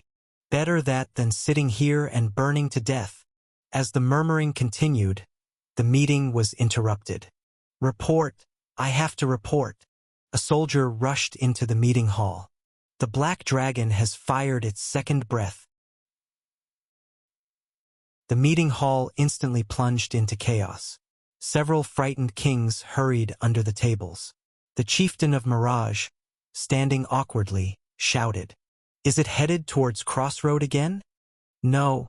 This time it's directed at the advance base in front of Lake Kingdom." A few kings were about to sigh in relief, but the following words made them stop. The advance base was engulfed in flames in one strike, and we've lost contact with the troops stationed there. A chilling silence filled the hall. The advance base, an ideal location to confront the Black Dragon, was lost. What now? Thud, thud. It was then. With distinct footsteps, someone entered the hall. Everyone turned towards the sound without realizing. "Sorry about this. Had some matters to attend to. I'm late." The Emperor of the Everblack Empire. Traha Peacemaker Everblack entered the meeting hall, his cape fluttering. Some kings, who harbored strong resentment against Traha, raised their voices. Traha, the situation is critical. Why are you so late? We've even lost the advance base while you were dallying. How can you be so shameless? But those kings had to stop talking as the kings beside them urgently gestured them to silence. And soon they realized why. The Everblack Empire was now in a situation where Prince Ash was missing in action. Traha had lost his son. The kings hated the empire, but they were parents and children before that. So they kept their mouths shut. Why that look? I'm fine. It's true I'm late to the meeting, so feel free to blame me. Traha smiled instead. Above all, I believe in my son. No matter where he may wander or get lost, he will eventually reach the destination I desire. Traha flashed a dangerous smile, baring his teeth. And I haven't yet received an answer. The answer to the question I asked. One cannot simply ignore the trial set by the emperor and run away. If he were such a person, I would never have appointed him crown prince in the first place. With a statement that was hard to tell if it was a joke or serious, Traha shrugged his shoulders. I have already dispatched a rescue team. Loyal warriors have just left to search the area where my son went missing. Traha grabbed one of the randomly placed chairs in the meeting hall and sat down tiredly. So let's set aside worries about me and my son and talk about the immediate problem. From what I hear, it ultimately comes down to one issue. With coldly settled eyes, Traha quickly summarized. Shall we go out and fight, stay and hold the fort, or run away altogether? Put simply, will we die quickly or slowly? Isn't that the issue? A cruel smile lingered on the emperor's lips. Just like our lives, you see. Lake Kingdom Dungeon. The passage between zones 9 and 10. In front of the bridge. The leader of the Volunteer Prince's rescue team was Lucas. Many heroes had volunteered, but most were severely injured, leaving few able to move freely. Lucas, acting as commander, had selected those with lesser injuries and had safely made it here. Lucas led the way to the front of the bridge. He lifted a torch and slowly looked around. Thud, thump, from the intermittently vibrating ground beneath the lake. The ancient bridge built over 1,000-foot abyss was stained pitch black. Was it dried blood, or ashes pressed into it by fire? It was unclear, and Lucas had no interest. His gaze was fixed on a sword pitifully stuck in the dirt in front of the bridge. Excalibur, the voracious demon sword that Ash had refused even to consider using when requested, citing its dangerous nature. Instead of scattering its usual malicious energy, the demon sword lay there powerlessly stuck, pale and drained of all venom and vigor. Lucas looked around. Right here, Ash and Nightbringer had held a meeting, and then, it didn't take long for Lucas to find it. The massive amount of blood left on the ground, and the trail of blood that led down the abyss. There was not a drop of the evil dragon's blood. All the blood spilled was human. It was the lifeblood of its owner. As his head felt faint and a ringing sounded dully, Lucas tightly closed his eyes. Thud, thump, the entire lake kingdom vibrated again. Perhaps the dungeon itself trembled, knowing the end of the world was near. The ground roared, and aftershocks followed, like Lucas's own quivering heart. Coolin, Verdandi, and Kellybae, who had come with the rescue team, also said nothing and kept their mouths tightly shut. They gritted their teeth as they looked at the trail of Ash's blood leading down the cliff. Coolin's teeth made a sound as if they might break from grinding. Verdandi quietly shed bloody tears, and Kellybae's beard bristled. All three had already lost their natural eye color, which had turned completely golden. Let's go back. Lucas reached out with his bandaged left arm. Excalibur, stuck in the ground, was grasped and pulled out by his hand. As if waiting, dark energy flowed from the demon sword, staining Lucas's left side.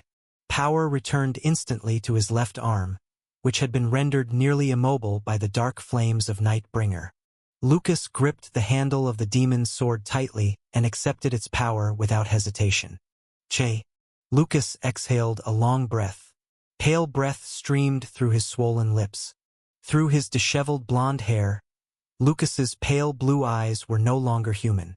To take revenge on him, those were the eyes of a beast. Chapter 668. The meeting of kings reached its end. The consensus was to mobilize forces and strike at the Black Dragon directly. Let's lead the entire army and march to battle. Should we just let it continue firing like that? If we have to engage in a decisive battle, now is the best time while our forces are still fully intact. The one who opposed was the Emperor. Ash had warned me in advance. If he finds himself unable to issue orders, he said to absolutely not go out and fight, but to fortify our defenses at Crossroad. The kings objected. So, you're saying we should just keep getting pounded by that breath? Traha? We are devising a plan.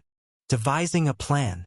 If that breath hits here again soon, and this time strikes our barracks directly, then we won't even be able to counterattack. Traha frowned. Although Ash had left instructions, the kings had a point.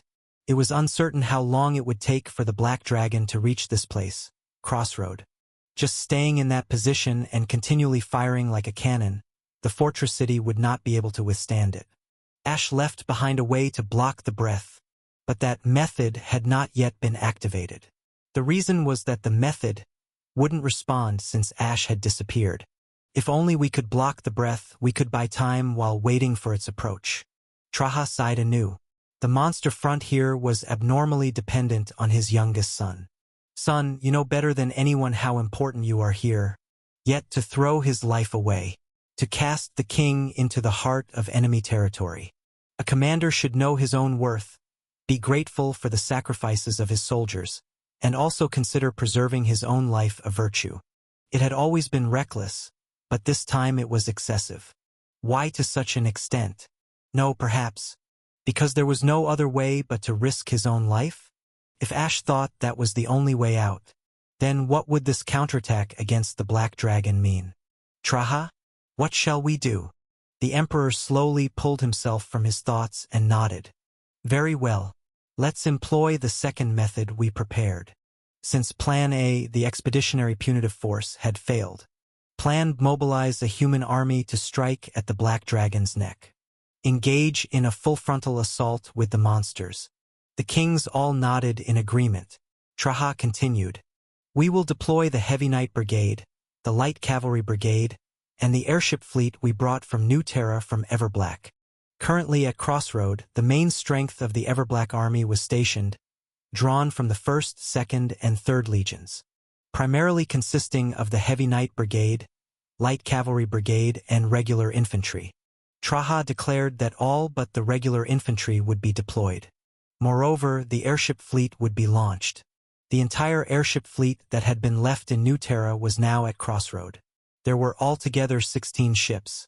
The flagship Alcatraz had been decommissioned and could no longer fly, but the remaining fleet was still a formidable force. Various artifacts developed after the last great battle were also installed. With the main forces of Everblack stepping forth like this, we definitely have a chance. This is doable. Good. Let's meet the Black Dragon a day's journey from the Black Lake. The airship fleet will depart first, and our forces will move to the specified location via the teleport gates.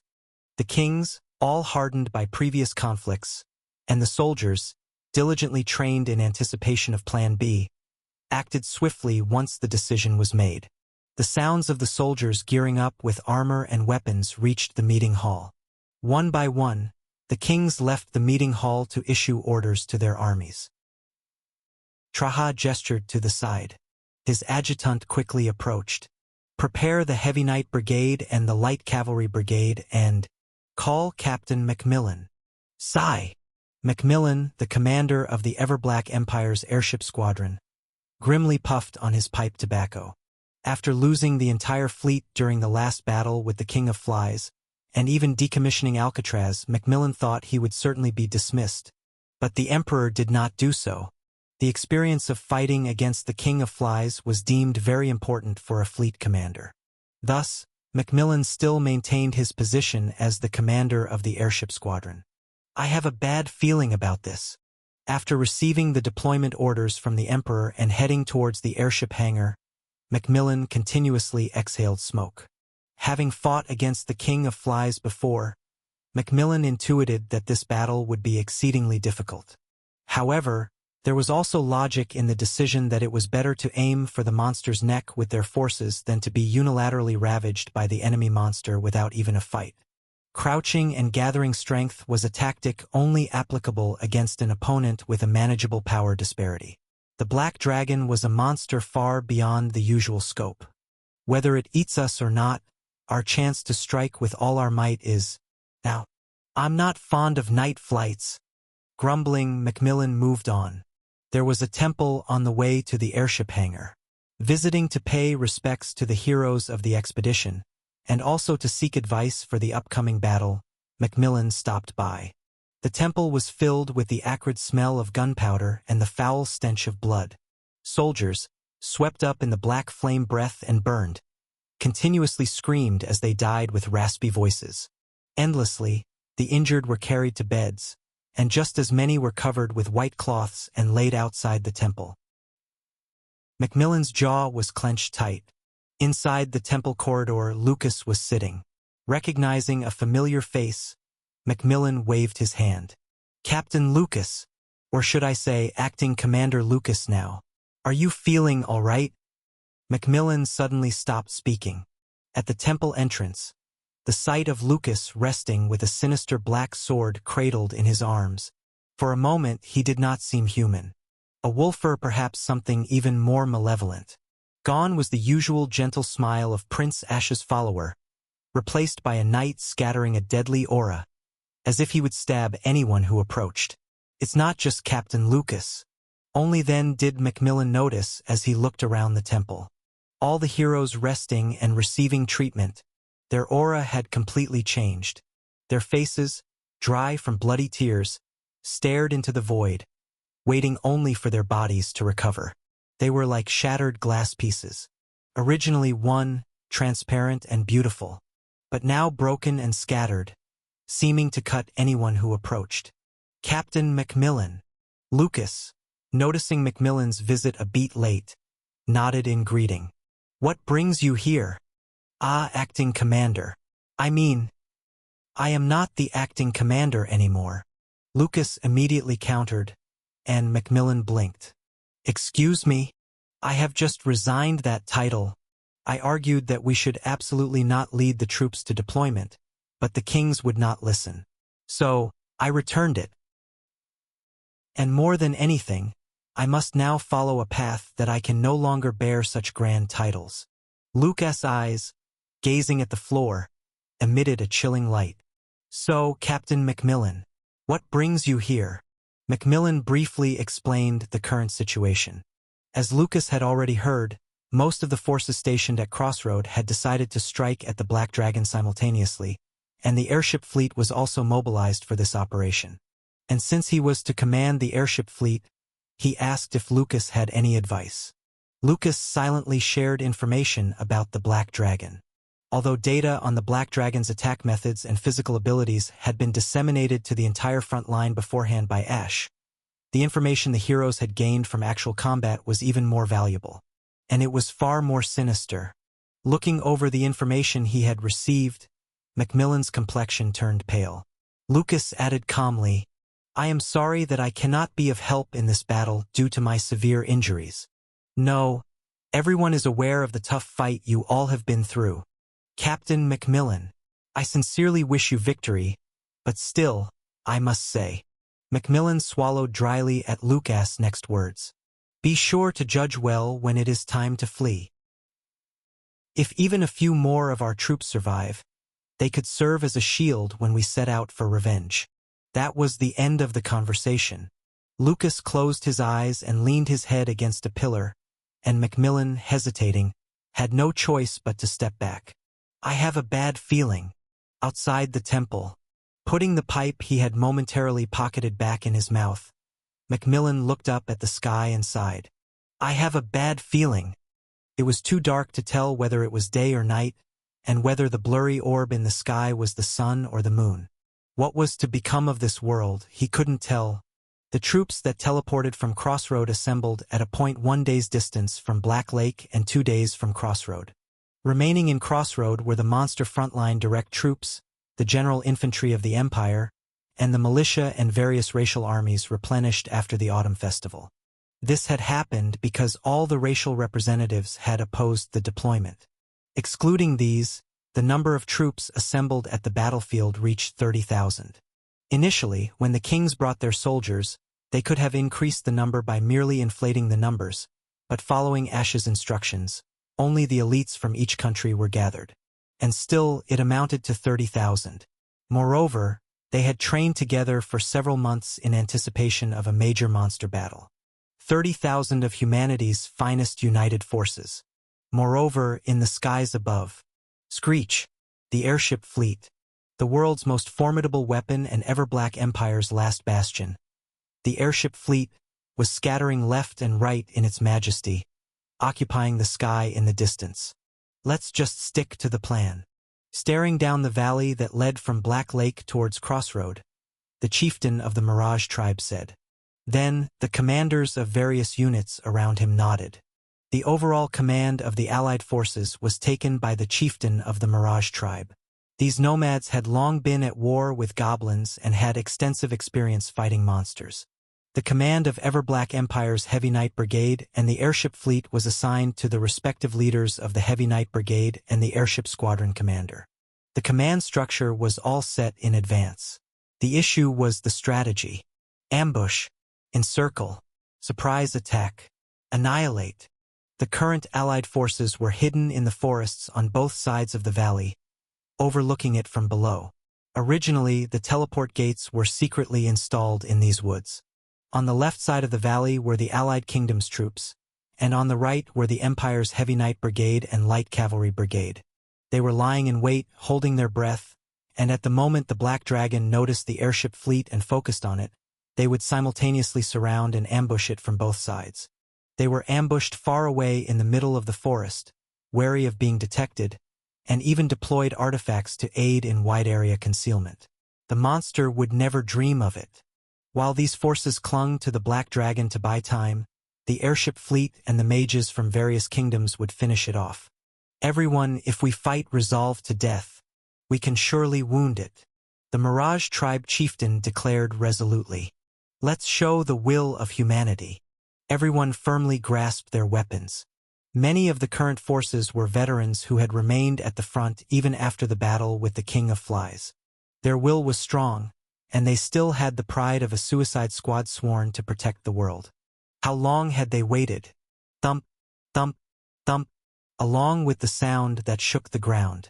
At the end of the valley, Nightbringer appeared. It seemed as if darkness itself was moving, the creature more like a huge whale swimming through a sea called night rather than a dragon. The monstrous body slid across the ground, rapidly approaching, and as it did, it filled the field of vision and grew larger.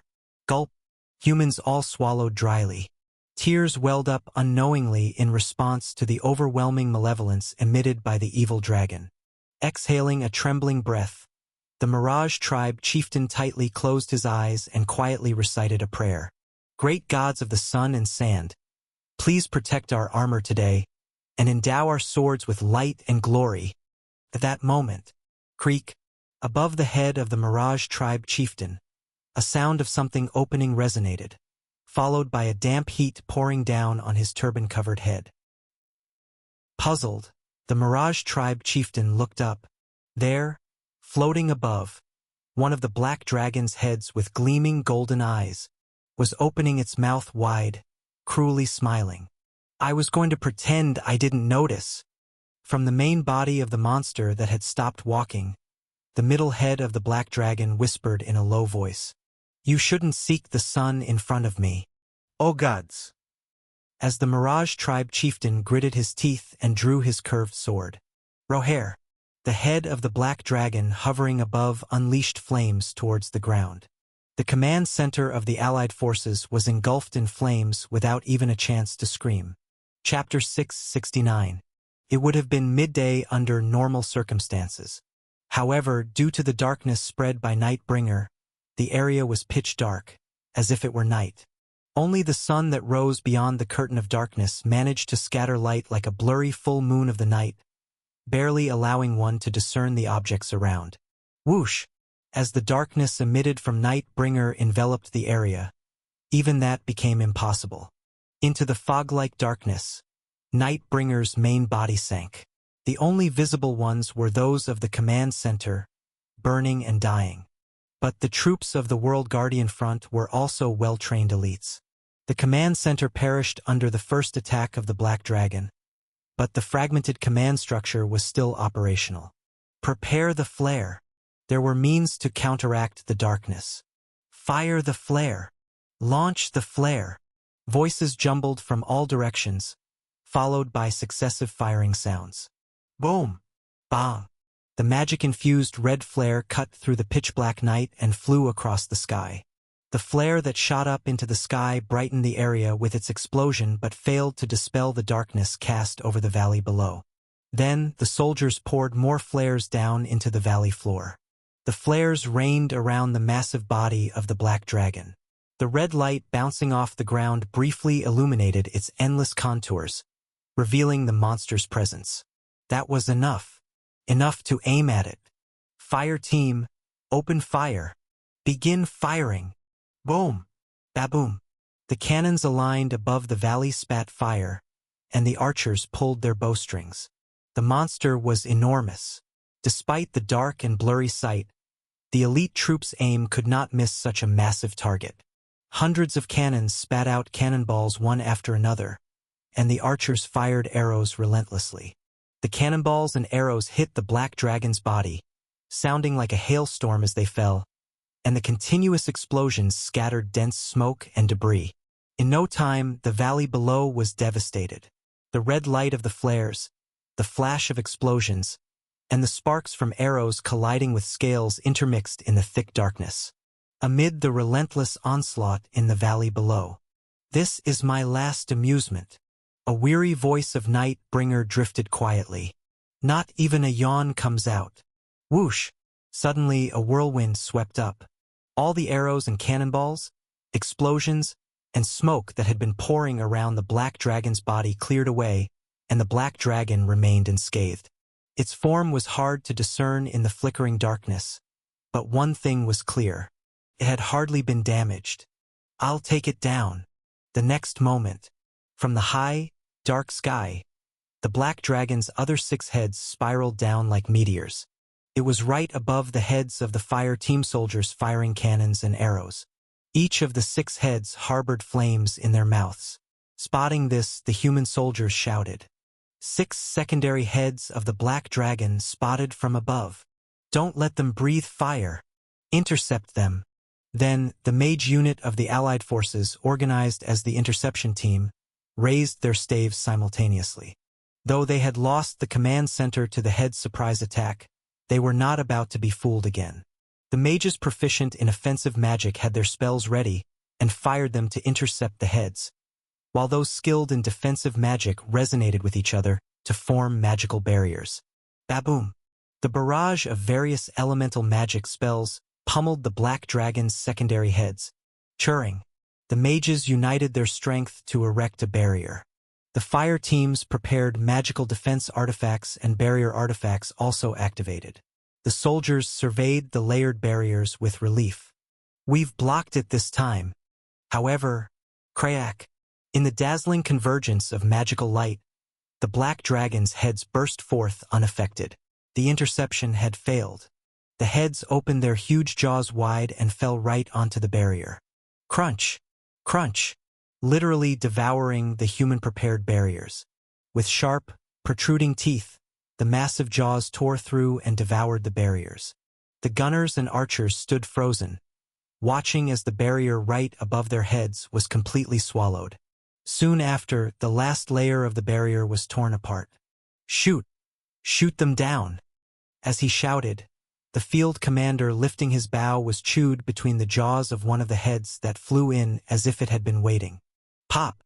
Bodies torn apart and blood splattered everywhere. Soldiers screamed and ran, or with trembling hands, tried to lodge more arrows into the head of the evil dragon, but roar! In front of the flames spewed by the other heads, neither effort meant anything.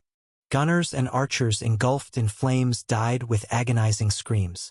Then, the fire caught the gunpowder, causing cannons and cannonballs to be engulfed in horrific pillars of fire. Casually escaping the inferno, the 6 heads flew gracefully, their golden dragon eyes shimmering as they searched for their next prey. Soon, the 6 heads spotted them. The mage unit of the allied forces, looking up with pale, terrified faces. Licking their lips with long tongues, the 6 heads soared high into the air. The mages, mixed with anger and fear, screamed out as they prepared new spells. Meanwhile, charge! Charge! Wah! As the fire team's barrage lightened, the infantry and cavalry began their charge towards the main body of the Black Dragon. Armies from the Coalition and the Empire poured down from both sides of the valley. Especially the Empire's vanguard was not lightly armed. The knights leading the charge were all clad in armor made from scales harvested from the Black Dragon Legion, and armed with weapons dragon slayers crafted from the bones and claws of the Black Dragon Legion. The Knight Brigade symbolizing the military might of the Ever-Black Empire. The Heavy Cavalry Brigade. Riding giant horses, they were truly like tanks that the Empire boasted of. On the ground, in a head-on battle, there was no one who could stop them, not in human wars. Moreover, they had scraped together materials to the last to arm these men before the battle with the Black Dragon. They would surely land a critical blow on that detestable monster. At the same time, the approaching airship fleet made a synchronized descent. Of the 16 airships, 6 changed course to deal with the Black Dragon's secondary heads, and the remaining 10 came down straight towards the main body of the Black Dragon. Humanity's ultimate weapons, with their barriers fully raised, would support the subjugation of the Black Dragon from above. With airships firmly supporting from above and behind, the hearts of the assault team grew steadfast. Let's go! Do-do-do-do-do.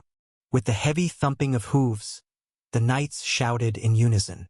Forever Black! For His Imperial Majesty! For the glory and honor of the Empire!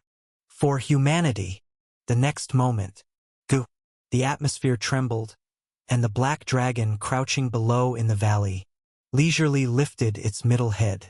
Then, gathering a light breath, it swelled its chest and, the next moment, it exhaled its breath. Whoosh! The breath cut through the sky, quang, and exploded in the sky. The leading airship, struck by the breath, burst into pieces in midair. The barrier melted in seconds, and the exposed magic core exploded in a chain reaction. Unlike the battle with the King of Flies, where airships were shot down to the ground, it was unprecedented for them to shatter into pieces in midair so instantly. The Black Dragon had blown up humanity's final weapon too easily. Bang! Doo-doo-duck! Debris from the destroyed airships rained down like rain over the heads of the cavalry and infantry charging towards the Black Dragon. The soldiers gritted their teeth as they were hit by the fragments. Not yet! Run! Keep running! The monster is within reach. Just a little more. The other airships also did not slow down. With the Black Dragon's secondary heads now detached from the main body, there was no better time to strike. Flash! This time, the Black Dragon's eyes shone, and a barrage of magic poured down on the airship fleet. Ancient magic, too old to be identified, pummeled the hulls, and 2 airships with broken barriers burst into pieces in the sky. But that allowed the remaining airships to get closer. The airships now completely lowered their barriers and deployed their armaments. Since the situation was sinking regardless of the barriers being up, they decided to attack with full force instead. Ta-ta-ta-ta-ta. Boom! Boom! Ba-boom! The 7 surviving airships circled above the Black Dragon, pouring down a barrage of magic bullets. Simultaneously, the cavalry and infantry who had raced across the ground also reached the Black Dragon. As they charged, a clear determination flashed in the eyes of the humans. The commander of the Imperial Heavy Cavalry Brigade roared at the forefront. For the world! The next moment, crack! Before he could finish his command, the brigade commander's body was crushed. struck by something huge that flew in from the side. His horse, armor, and weapons were mashed together with his body. The leading knights swept up with him were reduced to crushed pieces of flesh, blood splattering as they tumbled across the ground. The knights in the immediate rear were momentarily silent, unable to comprehend what had happened. It didn't take long for them to realize that it was the black dragon's tail that had struck down their lead. Immediately after, that massive tail swept over again. Crack! Crunch! It was merely a tail swipe. But if the thickness and length of that tail were greater than any tower in the imperial capital, then its power and range were no longer a simple matter. Crash! The black dragon merely flicked its tail as if brushing off dirt from the ground.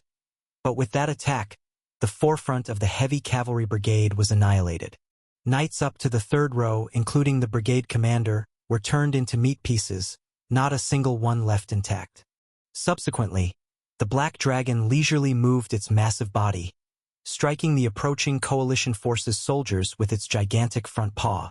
Thwack! Like swatting away flies, the gesture was one of annoyance. But just being swept up in its range was enough to tear the soldiers to shreds. All the soldiers caught in the range were killed instantly. Helmets and fragments of armor, swords, and spears of those now ownerless soared into the sky. Intestines and limbs that had belonged to living persons just moments before also tumbled haphazardly on the ground. A sudden terror struck the minds of the assault troops.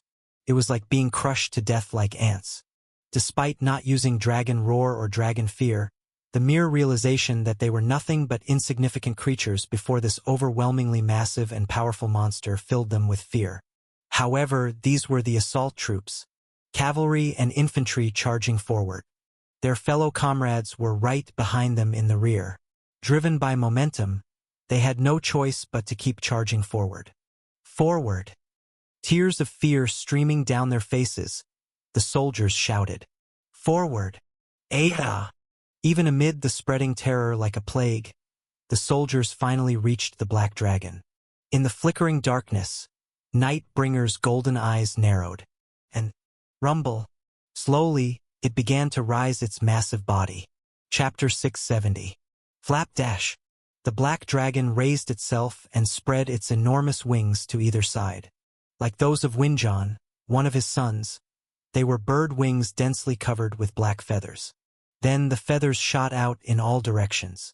Thud thud thud crack. Screech dash. Thousands, tens of thousands of pitch-black feathers covered the sky. Arg! Coo-hoo! As the feathers bombarded like a barrage, the ground forces that had just managed to get close to the black dragon were shredded instantly. The armor worn by the soldiers meant nothing against the barrage of feathers firing like machine gun bullets.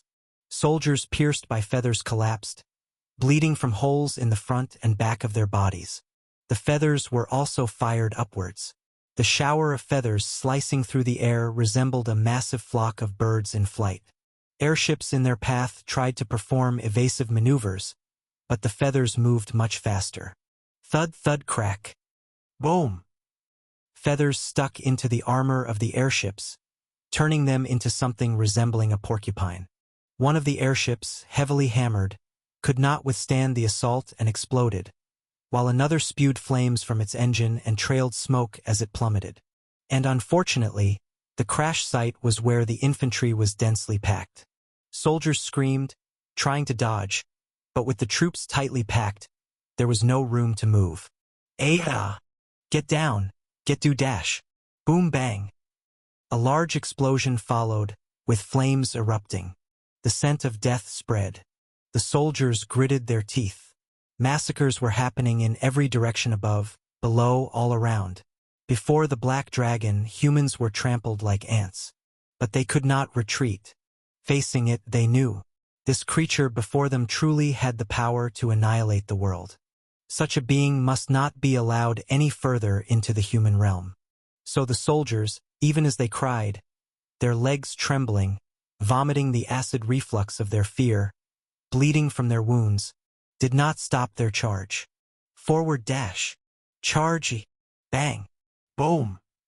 Another airship exploded in the sky.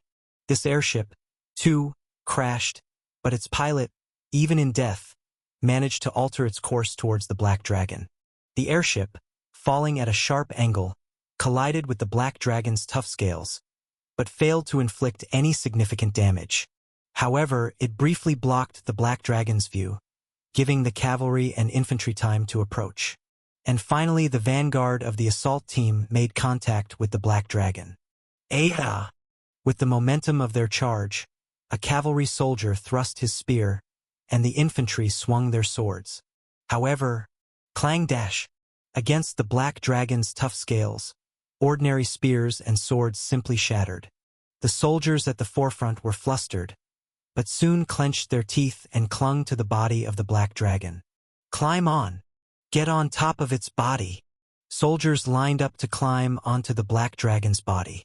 If they were to be crushed like ants anyway, then they would attack like ants. Climbing started in various places. Soldiers used their swords and spears like walking sticks, running up the monster's body in lines. Of course, crack, crunch, crunch, dash. Even then, more lives were shredded than those ascending. A single movement from the evil dragon killed dozens, even hundreds of humans. But there were still many humans left, and even for the black dragon, it was impossible to kill everyone with a single movement. Humans stubbornly climbed the body of the black dragon. Whether it was the neck, legs, belly, or wings, they did not know, feeling their way as if blind men touching an elephant. Find its weakness. Look for the wounds inflicted by the previous expedition. The previous expedition focused their attacks around its neck. Head for the neck dash. The cavalry also began landing on the body of the black dragon. Strapping onto saddles, they leaped up, clinging to the black dragon, stepping on scales, grabbing horns, and just touching the chilling body of the black monster placed both feet on it. Thus, the Allied forces and the Imperial Army, starting from opposite peaks of the valley, met on the back of the monster and, without a word, they nodded to each other in silent agreement. And together, they advanced towards the black dragon's head towards the place they would die. It's the neck. The monster's head is there. The previous battle left wounds there. After its descent into this world, the black dragon, having fused with the night, had healed all its wounds. Not all the scars had been erased yet. The scars left by the guardians of humanity and the heroes under them in the last battle were still visible all over the black dragon's body. Soldiers crowded in front of these scars. Pass the weapons. Deliver the weapons. Forward, the weapons dash. From the rear to the front. Hand to hand, the dragon slayer dropped by the knights who had died earlier was passed forward. Thus, a black longsword delivered to the very front was raised high by one soldier and then thrust downwards. Thunk dash. The tip of the black longsword unmistakably pierced right through the scar carved by the previous expedition. It hit. The attack has landed. At that moment, the black dragon, belatedly noticing the vermin on its back, casually spat out fire. Whoosh dash. The engulfed soldiers turned to ash and fell dead, their burning bodies screaming as they plummeted beneath the black dragon. But all the scales on the black dragon's body were pointed backwards. This, in fact, provided a barricade that allowed the soldiers to dodge the flames shooting from the head towards the body. The soldiers who hid behind the scales and avoided the fire took the dragon slayers from the hands of dead soldiers and gripped them anew, then swung them, screaming. Thunk dash. The blade carved a new wound over the scar left by the previous expedition. It's working. The attack is landing dash. Pass the weapons. Anyone who can breathe, come forward. Forward. Forward dash. Humans wielded weapons, burned and died in the dragon's flames. The next human picked up the weapon, swung it, died, and then the next human picked up the weapon, swung it, and the cycle repeated. At last, numbers became weapons. Soldiers continued this desperate relay at various points around the black dragon's neck where wounds had been inflicted. Clutching the blood-sticky weapons of those who had died before them, they screamed and swung. Finally, by human hands, the black dragon bled. Drops of the evil dragon's blood mixed with human blood and streamed down the vast neck. How long had they continued the attack? Creak! at the junction where the black dragon's back met its neck. Due to Nightbringer becoming enlarged by fusing with the night, a gap occurred between the protruding spinal bones and the scarred scales, and after the soldiers ceaselessly struck the dragon slayer into this gap at the cost of their lives. Crack! The giant scales cracked open. Crack! Clang dash! And ultimately shattered into pieces. Huff! Huff! Huff! As the scales broke away, splinters of scales and the black dragon's blood spattered in all directions. Covered in this, the soldier holding the broken black sword gasped for breath. "Ha! Look at this, everyone! We've completely smashed its scales." As the soldier on the verge of exhaustion said this and turned around, there were no more living humans there. A chilling silence flowed. The soldier looked around in bewilderment and belatedly realized that all the other soldiers attacking elsewhere had long since fallen, and the only ant left on the black dragon's body was himself. Suddenly, the black dragon's huge middle head loomed close. The black dragon turned its long neck back to look down at the last ant on its back. The soldier shivered as he looked up at that head. Well done. After inspecting the wounds on its back that the vermin had cut open, Nightbringer smiled slightly. Yes, you deserve this much. What is your name, human? As you have inflicted a wound on my body with that insignificant last blow, I will remember you especially.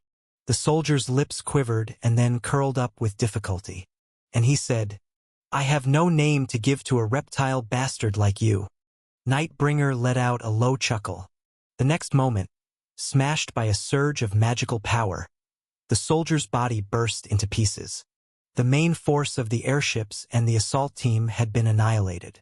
They had gouged and scarred the black dragon, but they had never reached its life. The once noisy battlefield had now become silent. Swords and spears stuck in the valley floor lined up like tombstones, and beside these tombstones, the bodies of humans stretched endlessly.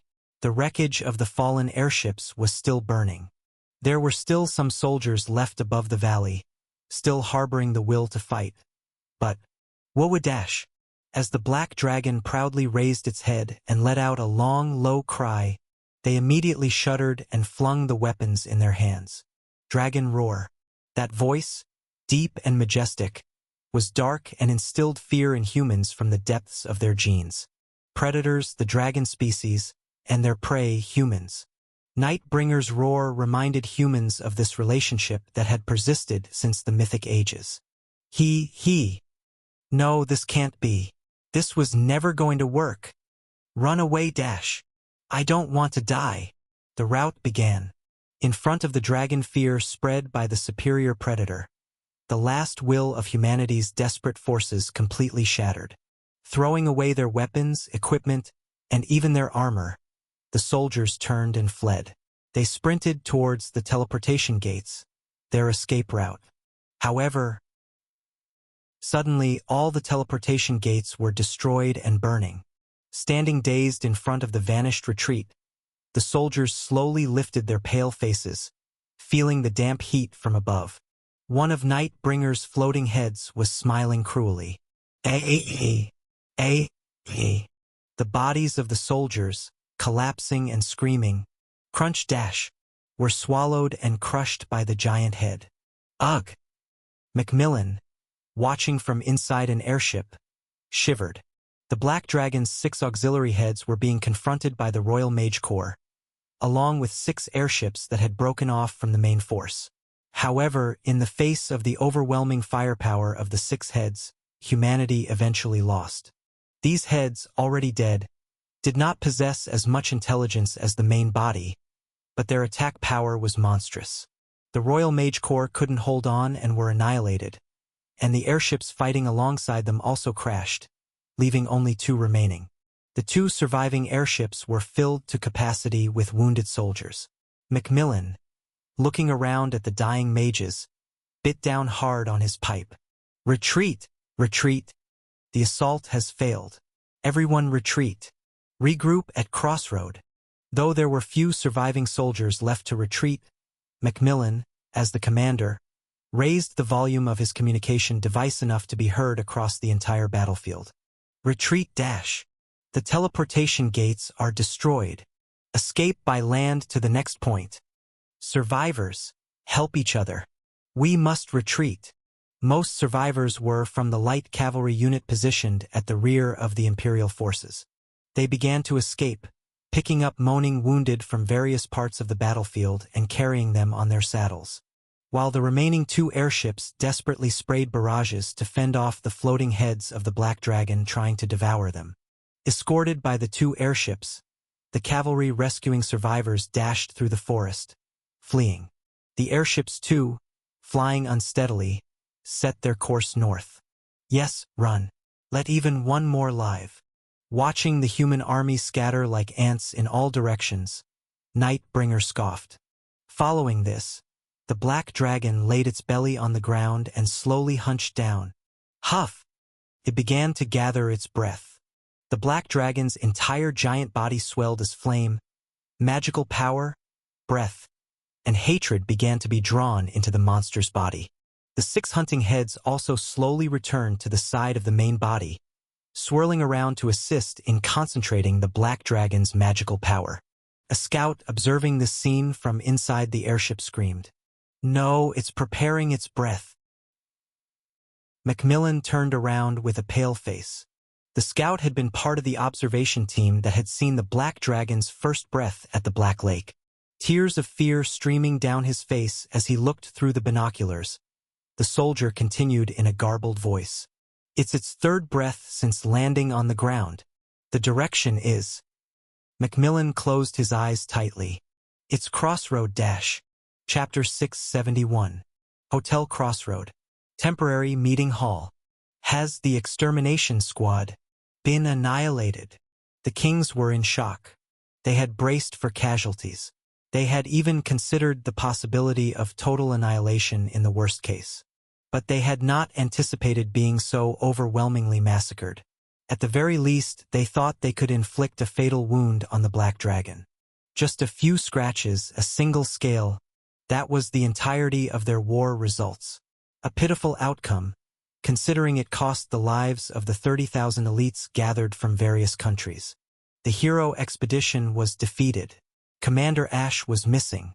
The airship fleet and the main force of 30,000 were annihilated. And the darkness was still crawling north. Urgent news dash. But the Black Dragon gave the kings no time to wallow in shock. The next report came flying in immediately. Urgent news. Report from the observation team. The Black Dragon is preparing its 3rd breath. It's aiming right here, at Crossroad. Frozen in shock, the kings suddenly snapped awake and plunged into even greater chaos. Unsure how to stop the impending doom, the kings screamed. Useless shouts and cries filled the hall. Amidst the chaos, only Emperor Traha remained cool, his eyes lowered in contemplation. What about our defenses? When the emperor asked, an adjutant standing behind him answered. A barrier covering the entire city has been prepared, but it's uncertain if it will hold. And the Dragon Lady? She is also preparing, but she is too severely injured. And that method my son left behind? It won't cooperate. Traha clasped his hands in front of his chest and sighed wearily. We always knew the end might come, but this seems closer than expected. The chaos in the hall deepened. Traha simply closed his eyes. All the dice had already been thrown. Now it was up to the heavens and the people out on the battlefield. Nightbringer's breath charge was nearly complete. This power breath was not something Nightbringer could use frequently. This interval was about once every 12 hours. After landing in the north, it had used 1 breath immediately, another 12 hours later aimed at the advance base, and now, 24 hours later, it was ready to breathe again to the north. There was no particular need to use the breath. Eventually, when its main body reached Crossroad, the fortress city would fall anyway. But there was no reason not to use the breath either. At least, this battle had proved that it could force those hiding behind the walls to come out. Qua! Nightbringer's thick neck bulged as it gathered its breath up to its jaw. Just about to release this accumulated breath, the fortress city would be finished. That was when it happened. Screech! Something dove rapidly towards Nightbringer from above. Nightbringer looked up in confusion, and then it saw. Thud dash. A warship was plummeting vertically from the sky. Click, click, clank dash. The warship's front guns fully deployed and glowed red, then released all its ammunition. Ta-da-ta-da-ta-da-da dash. As it rained down bullets, the warship also engaged in a suicide attack. How noble! With a snort, Nightbringer used only its eyes to conjure magic. As it was about to fire its breath, it could not move its 7 heads, let alone its entire body. But that didn't mean it was defenseless. Magical circles formed around Nightbringer's head, and dark magical bullets shot up into the sky from them. Boom! Boom! Bang! The ammunition fired by the warship and the magic from Nightbringer crossed paths in the air, each hammering at its target. The warship's bullets sparked off Nightbringer's scales but failed to inflict any real damage. In contrast, Nightbringer's magic tore the warship to pieces. As the warship, battered by magic in the air, caught fire here and there, it failed to reach Nightbringer and, kaboom! Exploded just above Nightbringer's head. Having calmly blocked this noble but meaningless interference, Nightbringer was about to open its mouth wide and breathe to the north when, whir! From above, cutting through the smoke from the explosion, another warship appeared. Nightbringer expressed a small admiration. From the beginning, 2 had been closely aligned, descending in a straight line. The Vanguard warship was a decoy. The real one was the rear warship. The newly appeared warship surged forward, pulling up a barrier around its hull. Nightbringer chuckled. Not bad, humans dash. Boom! Bang! Boom! Nightbringer's dark magic bullets were fired again, but the reaction was slightly delayed, and the warship, as if performing acrobatics in the air, smoothly turned and evaded most of them. Then, instead of a straight line, it traced a curve and crashed into the side head of the black dragon right before it could unleash its breath. Crack dash! In that moment, the dragon's head slightly twisted sideways. Qua dash! Simultaneously, the breath that Nightbringer expelled shot far off to the north. The newly fired dark magic tore the warship to pieces. Having fulfilled its mission, the warship scattered flames and debris as it crashed. Kook! All this was being observed by Macmillan through a telescope from a distant forest. Macmillan, his lips bleeding from being bitten, shouted. Was it a success? Most of the crew that had been aboard the warship were lying flat in the forest, watching this scene unfold. Apart from the 2 volunteer pilots, everyone else was hidden here, crying and praying for the success of the operation. And, third breath, incoming dash. Lift the barrier dash. Crossroad. On the city walls, magicians and alchemists immediately caused the cores of their artifacts to overload and activated the barrier. And, qua! The incoming breath missed. It barely grazed the side of the walls of Crossroad. Then, it set ablaze the barren plains and hills to the east, which were nothing but empty fields. From the valley where Nightbringer was located to Crossroad, it would take 2 days to travel north. The warship's life-risking charge had slightly pushed the firing angle, significantly twisting the path of the breath. Although it missed, a momentary intense heat surged, setting fire to the flags of various nations fluttering on the city walls. But it missed. Crossroad survived. The breath, it missed. Yay! Yay! We survived. The magicians and alchemists who were celebrating soon had their faces harden. Crack, crackle. The barrier around the entire city had completely gone down. The mere grazing of the breath had torn the city-wide barrier. It was only the outskirts that were hit, but the damage was severe. If the next breath hits directly, the barrier wouldn't stand a chance. All the humans on the city walls looked pale as they stared at the eastern plains. Under a sky dark as pitch, the dry plain caught the black flames and burned endlessly. I report. The breath missed. The warship fleet has blocked Nightbringer's breath launch. In the temporary meeting hall set up at Hotel Crossroad, Sighs of relief and both shouts of joy and groans burst forth as soon as the report came in.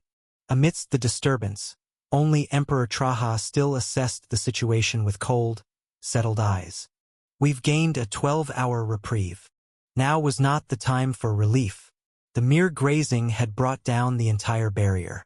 Before the next breath fires, reinforce the barrier and pour all resources into treating the Dragon Lady.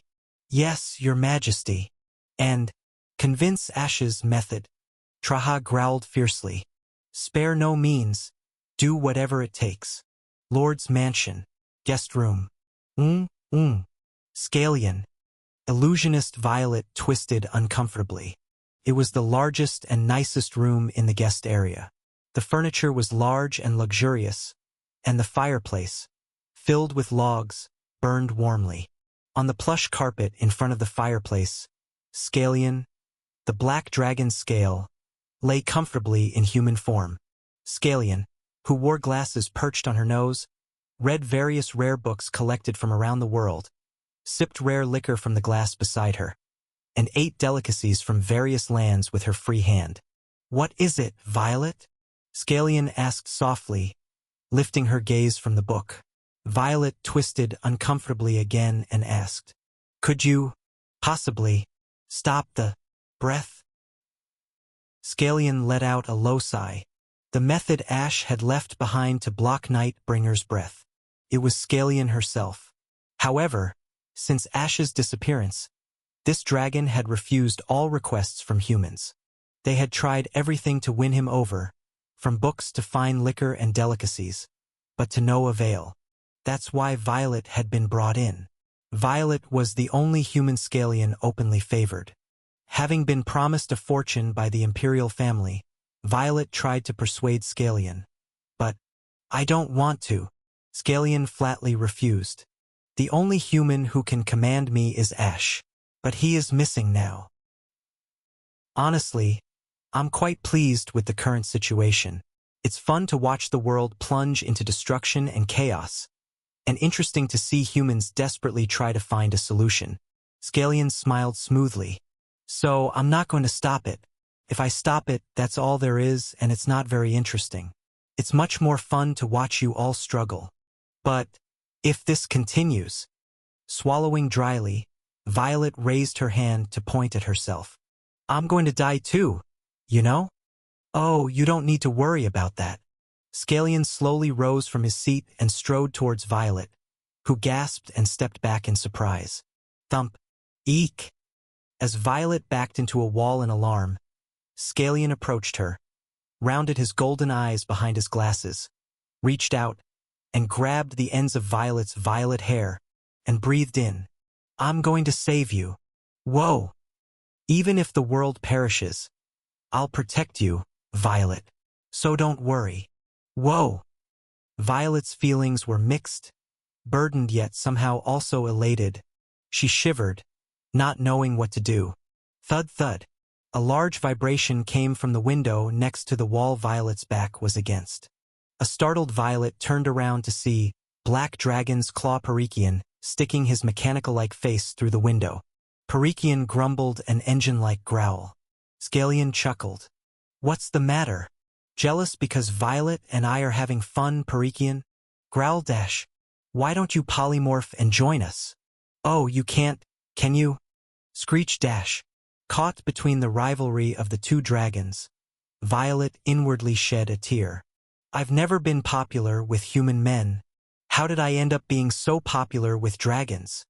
She thought this scene was quite fitting for the end of the century. That was when she saw a group moving hurriedly outside the window. Huh! Puzzled, Violet looked in that direction, and Scalion and Parikian also moved their heads to follow Violet's gaze. The people moving along the main road of the city were the people of the Aryan Kingdom. They were packed with their belongings, fleeing north in a hurry. This included King Miller Aryan, unconscious Yoon, and all the warriors who had been consistently fighting at Crossroad. All of them. The World Guardian Front had not allowed their departure until now, but with the city in chaos from the brush of the breath, they seemed to be taking the opportunity to escape north. It wasn't just the people of Aryan Kingdom. Seeing their chance, People from several small kingdoms who had been unable to escape before followed the procession of Aryan Kingdom, and the group was growing larger. Watching this scene with interest, Scalian turned to Violet. Violet, who had been staring blankly at the spectacle, met Scalian's gaze. Scalian smiled faintly. How about we run away with them? There's no hope on this front anyway. Even if I stop the breath, my father will arrive in 2 days, and then destruction is certain. Instead of sitting here waiting for death to come, what do you say? Shall we run away north together? But, eventually, the whole world is going to perish. I told you, even if the world perishes, I will protect you. Scalian bowed his head. Violet, her expression rigid, looked straight into the dragon's golden eyes. If it comes to it, let's hide away where my father can't find us and live on our own. So, what do you say? Shall we escape this frightening front and run away together? After a moment of silence. How can you think of such a thing? Violet, seemingly in despair, shook her head then. Are you a genius? Perhaps, Mr. Dragon? Violet hurriedly grabbed a bag from the corner of the room, stuffed it full of food and valuables, and then, with her bag swollen and bulging, she slung it over her back and declared boldly, "All right, let's run away. Come on, quickly, before we get caught." Scalian, who had been momentarily dazed, eventually burst into hearty laughter. "This is why I like you." Thus, a human and 2 dragons blended into the crowd escaping the city, beginning their escape from the front. Snowflakes were falling from the sky. It was winter. Chapter 672. The crossroad, drenched in snow, was chaotic. The sky remained dark, the damage from the last breath strike was still evident, and the plains to the east were ablaze. In such a disordered atmosphere, a considerable number of people, led by the people of the Aryan Kingdom, fled the city heading north. Bringer Duchy Camp. Observing the frantic city, Duskbringer was surrounded by priests administering healing magic.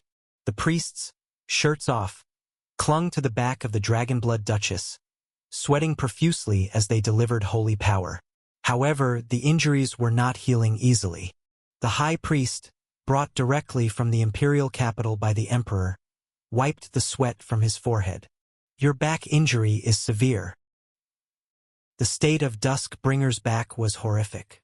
Like a volcano boiling over with lava, the charred skin revealed deep, red wounds that emitted heat. Struck directly by Ipian's breath, it was a miracle that the injuries had not been fatal.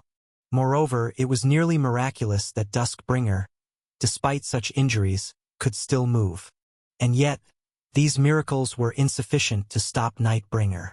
The injury won't heal easily, especially since you fought with the Black Dragon.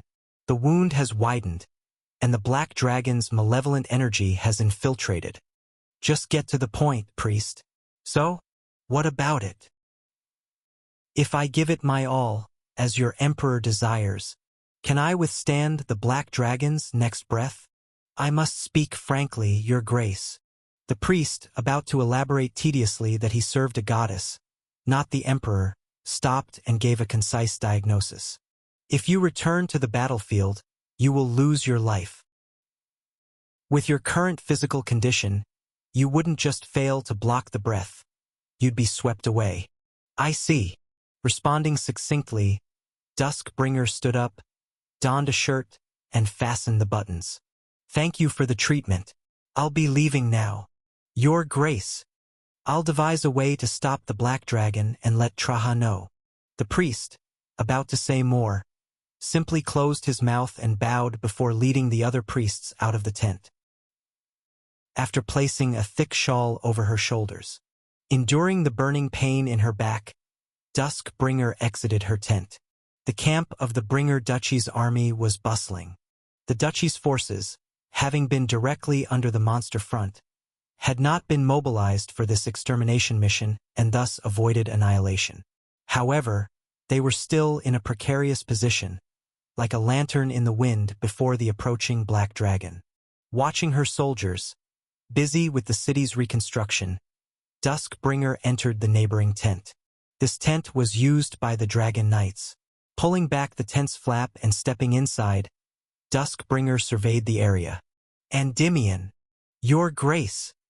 A pale knight, lying on the bed, startled and abruptly stood up. Following him, the other Dragon Knights quickly knelt on one knee before the Dragon Lady, heads bowed. They were all bandaged and injured. Duskbringer then recited the names of the remaining Dragon Knights. Berlin. Sun. Jet. Did you call for us, your grace? After inspecting the faces of the knights who had loyally served her throughout their lives, one by one, Duskbringer closed her eyes. I'm sorry. It was a sudden apology, but the 4 Dragon Knights immediately understood their master's intent. So, the time has come. We've been waiting for you, your grace. The eldest and leader among the Dragon Knights, Endymion, smiled warmly. The power and life you bestowed upon us are yours to reclaim as you wish. But please achieve victory. Endymion pressed his forehead to the ground. His venerable white hair spread out on the floor. I will. Duskbringer slowly extended her hand. Then, take a little rest. The 4 Dragon Knights each placed a hand over their chests, withdrawing a red magical conduit from within. These magical conduits connected to Duskbringer. Eventually, through these conduits, glowing red gem-like magic sources were withdrawn from the bodies of the Dragon Knights and reclaimed by Duskbringer. It was the dragon blood that Duskbringer had bestowed upon them, the source of the power that had allowed them to become Dragon Knights, granting them lifespans several times that of an ordinary human and immense strength. This dragon blood was returned by them without hesitation. As the dragon blood was reclaimed, tears uncontrollably streamed down from Duskbringer's large amber eyes. SSHHH. The reclamation process was complete. As the vitality provided by the dragon blood disappeared, Sun and Zet, who had appeared youthful, now looked middle-aged, and Berlin, who had appeared middle-aged, now looked elderly. And Endymion, who was already of elderly appearance, passed away on his knees, head bowed toward his master. In front of the fallen knight, Duskbringer, with tears streaking her face, wiped her face with the back of her hand and then tightly embraced the now cold shoulders of the knight. I will never forget your loyalty. Excluding the deceased Endymion, the remaining 3 knights bowed their heads and whispered in unison.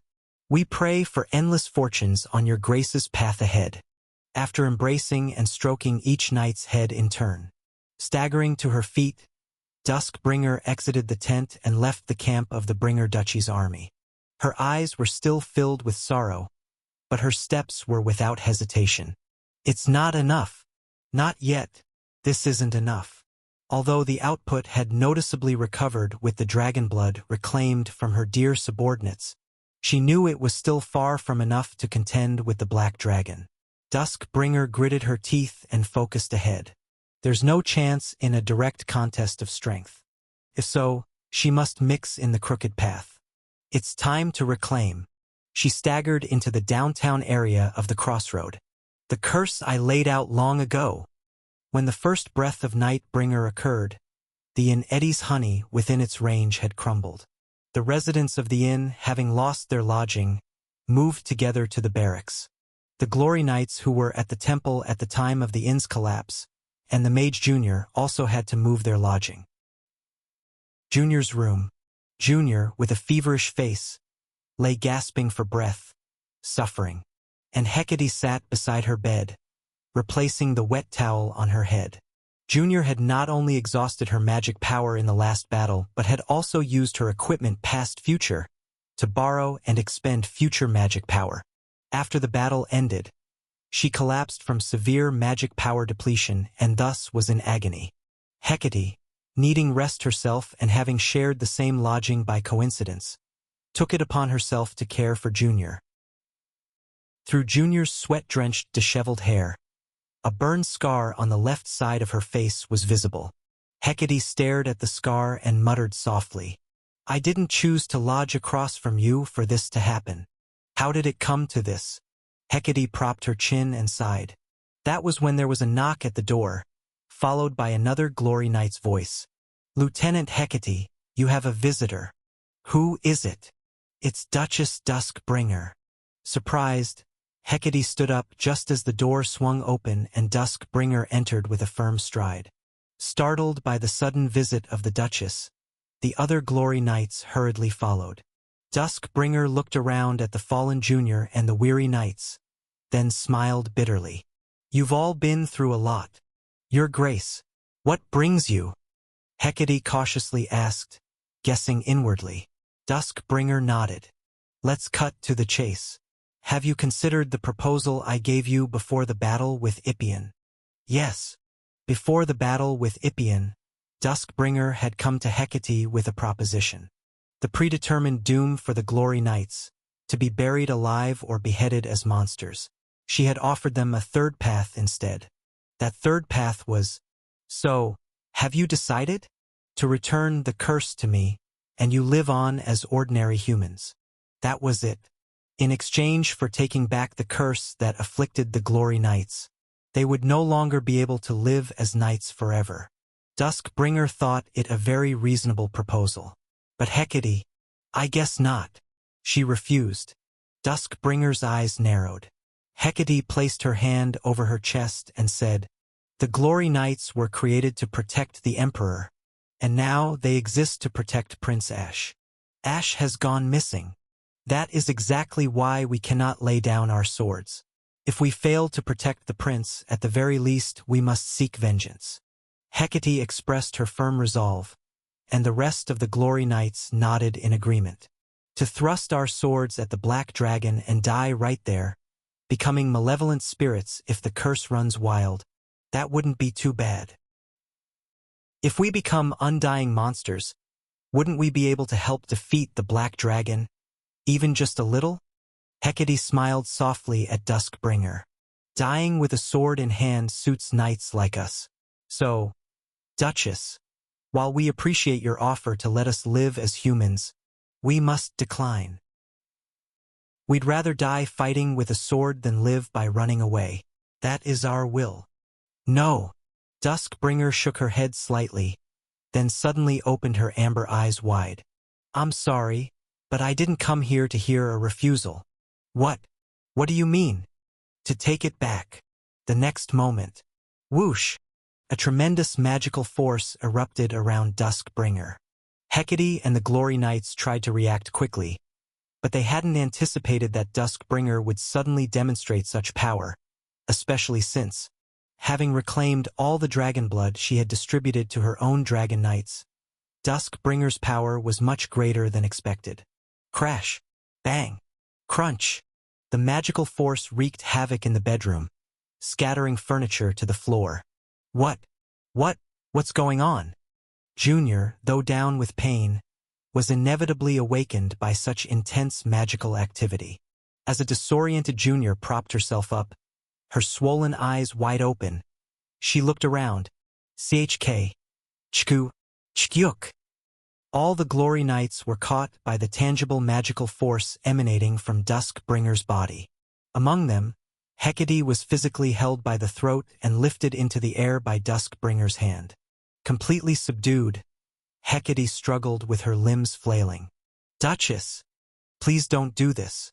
We are on the same side. We are the Knight Order you created to fight to the death just as you made us. At least to be together till the end." "No." Duskbringer coldly cut her off. "Your fight ends here." Thump. Immediately afterward, the tangible magic holding the Glory Knights emitted a dazzling red light. The bodies of the 5 knights contorted in agony. The knights screamed terribly as if their souls were being ripped apart, but Duskbringer remained unemotional. "I'll take it back." As the red magic cores were extracted from the chests of the 5 knights, "The curse I bestowed upon you." The ancient, densely written bandages that had enveloped the knights unraveled. Spreading thickly through the air as they unraveled, the bandages slithered under Duskbringer's clothes like snakes, wrapping around her body. From the tips of her tiny fingers to her injured back, her entire body was tightly enveloped by the bandages. CHRRK.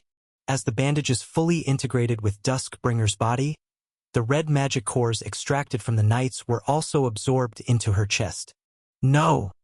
Hecate murmured despairingly. "Who?" Duskbringer let out a long sigh. "If it's necessary to protect the world." Wearing the curse she had crafted long ago, her amber eyes tinged with red lowered, the dragon lady smiled. "I shall fall into hell." Chapter 673. Thud, thud. Duskbringer staggered out of the barracks and walked the streets. She did not care that her long black hair was getting soiled by the falling snow or tousled by the hot wind blowing in from the east. She just kept walking forward until she paused when she saw a group approaching from the opposite direction. "Oh!" Duskbringer murmured in admiration. "They all seem quite fierce." The ones advancing toward her were heroes affiliated with the monster frontline. From Lucas with his demon sword, to the heroes wielding dragon slayers, to those adorned with nightmare slayers. All of them looked as if they were draped in dragon's blood, with dark visages and eyes not hiding their boiling vengeance, and faces stained with dried blood tears, not thinking of washing off as they walked together towards the east. The heroes stopped briefly before Duskbringer. She gestured eastward with her chin. "Why head east? Right now, that place is nothing but a sea of fire spewed by the black dragon." "That's why we're going," Lucas replied with his eyes shimmering blue. "There's no better place to forge our spirits. Our bodies seem to have recovered somewhat, so we'll make preparations to confront the black dragon. The demon sword, dragon slayers, and nightmare slayers. Not only these weapons, but darkness emanating from within the heroes themselves swirled behind them like heat haze. A break called ash was once there, where it was impossible to enter beneath that darkness. All were deeply submerged." Duskbringer laughed hollowly. "You all are turning into fine demons, Roxases, and Azuras. That's because only then can we achieve our Lord's vengeance." Lucas snapped dryly. "It seems the Duchess still retains a human shape. Don't worry, my ugliness is no less than your resolve." A dangerous red light scattered within Duskbringer's eyes. Sensing it, Lucas narrowed his bright blue eyes. As they passed each other, Duskbringer whispered softly, "Children, it's okay to dip your feet in this mire, but don't go in too deep. There's no need for you all to fall to the very end of hell." Duskbringer's small figure headed across the street and soon disappeared into the blowing snowstorm. "Blabbering as if you know everything," Lucas growled and resumed his walk. Behind him, the heroes followed with fiercely narrowed eyes. And Evangeline watched the unsettlingly flickering image of the heroes crossing paths from atop a nearby tower. Behind her stood other heroes with equally worried expressions, who had not given themselves over to the darkness. Damien, his eyes still unseeing and bandaged, leaned against the tower wall in silence, his complexion wan. "What's going to happen?" Evangeline clenched the flagpole she held in her hand. "How are we?" The long black flag representing the World Guardian front whipped violently in the gale. Evangeline pressed her hot eyes with the back of her hand. Everyone was becoming tainted by darkness in pursuit of the vengeance they held dear, and Evangeline could well understand their feelings. She felt like she might go mad with rage and hatred herself. But was this really the path Ash wanted? If Ash were here, what would he have wished for them to do? "Senior." Evangeline looked down at her shield. Her own frail, thin shield that seemed too small and weak to protect the entire world. "What can I still protect? Temple. Infirmary. Ugh." Serenade's silver eyes snapped open as she lay twitching in bed. Her entire body throbbed. Her head felt foggy. It was hot and her body felt heavy. Barely able to keep her eyes open, Serenade surveyed her surroundings. "Where is this?" "My lady," Elize, upon noticing Serenade regaining consciousness, rushed to the bedside urgently. "My lady, it's Elize. Do you recognize me?" "Ah, Elize. Of course I recognize you. What's wrong?" "Something happened." "Ugh." Serenade, attempting to rise, clenched her teeth due to the intense pain surging through her body. Elise held her and gently laid her back down. "Huh? Why am I in the infirmary?" "My lady." "About that." Elise explained the situation. It was about how the building of the Silver Winter Merchant Guild was swept away by the breath of Nightbringer. By a stroke of luck, other employees were in a neighboring warehouse at the time and escaped harm, but Serenade was seriously injured by the main building's collapse. She had been transferred to the temple and had been receiving treatment for more than a day now. The other employees of the guild also suffered injuries, both minor and major, but everyone is safe. "You were injured the most, my lady." "That's a relief then. No one else was seriously hurt." Serenade reached out and gently touched Elise's hand. "And you made it back alive too." "My lady." Elise tried to force a smile, but her expression hardened at Serenade's next question. "By the way, Elise, how did the expedition go? Did we defeat the Black Dragon? Is he all right?" Elise gulped down her saliva. How should she respond? Hesitating and closing her eyes tightly, Elise tried to lift the corners of her mouth. "Of course, my lady. His Highness, the Prince is—" Elise intended to lie until Serenade's condition improved. She did not want the gravely injured Serenade to weaken further in spirit. However, she couldn't bring herself to continue. Tears slowly welled up in the always sharp, ice-blue eyes of Elise. In front of the blinking Serenade, Elise eventually let her tears drop. "I'm sorry, my lady. I'm so sorry." "Elise, what's wrong? Why are you crying?" "It's my fault, because I'm inadequate. I just couldn't protect His Highness." Elise ended her sentence with a choked voice. The color drained from Serenade's face. Elise slowly but surely reported the outcome of the hero expedition. Serenade murmured in a daze. "He's gone?" Struggling, Serenade propped herself up against the headboard and pressed her spinning forehead with her hand. She tried to think positively. He had been missing last year too, hadn't he? And he returned as if by a miracle after half a year. That was just like him. He would leave suddenly without a word, go very far away, and then return casually and smile mischievously. Even if her heart was scorched black with worry, spending countless nights in tears, when he returned and smiled innocently, all the words of blame would dissolve inside her without being spoken. He was that kind of man. So maybe this time too. Maybe it would be all right this time too. "Ah!" Serenade clutched her chest and bent forward. But she knew it had to be different this time. The world was falling apart, and destruction was imminent. And the person who had stood at the forefront to stop it had fallen at the very bottom of hell, bleeding. Serenade was a merchant.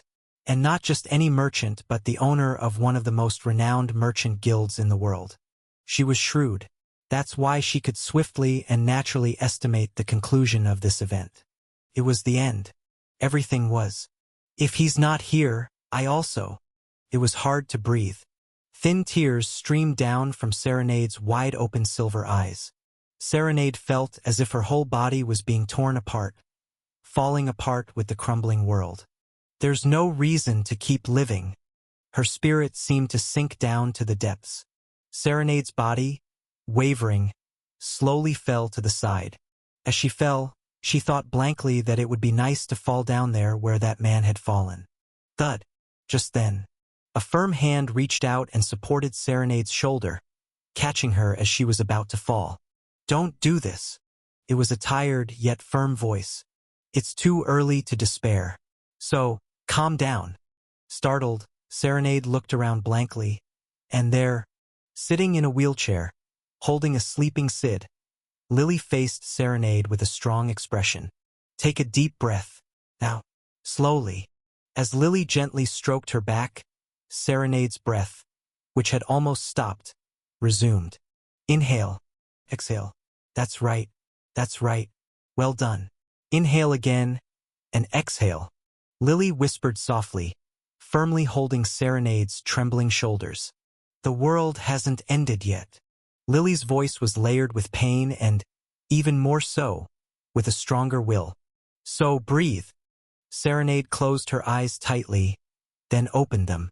That's right. Someday the world will end. Maybe in just a few hours, maybe minutes, or perhaps seconds. But yet, it hasn't ended yet. So, live. For now, we must fight. Serenade's trembling subsided. Lily smiled gently. Serenade looked back at Lily and slowly nodded. Even if that person never returns, there are things that must be done. For the purpose he left behind. We cannot just sit here and die. Lily hugged the calmed Serenade tightly. Serenade, unable to voice her thanks, pulled Lily into an embrace in return. After a brief hug, Serenade took a deep breath and looked towards Elise. Elise!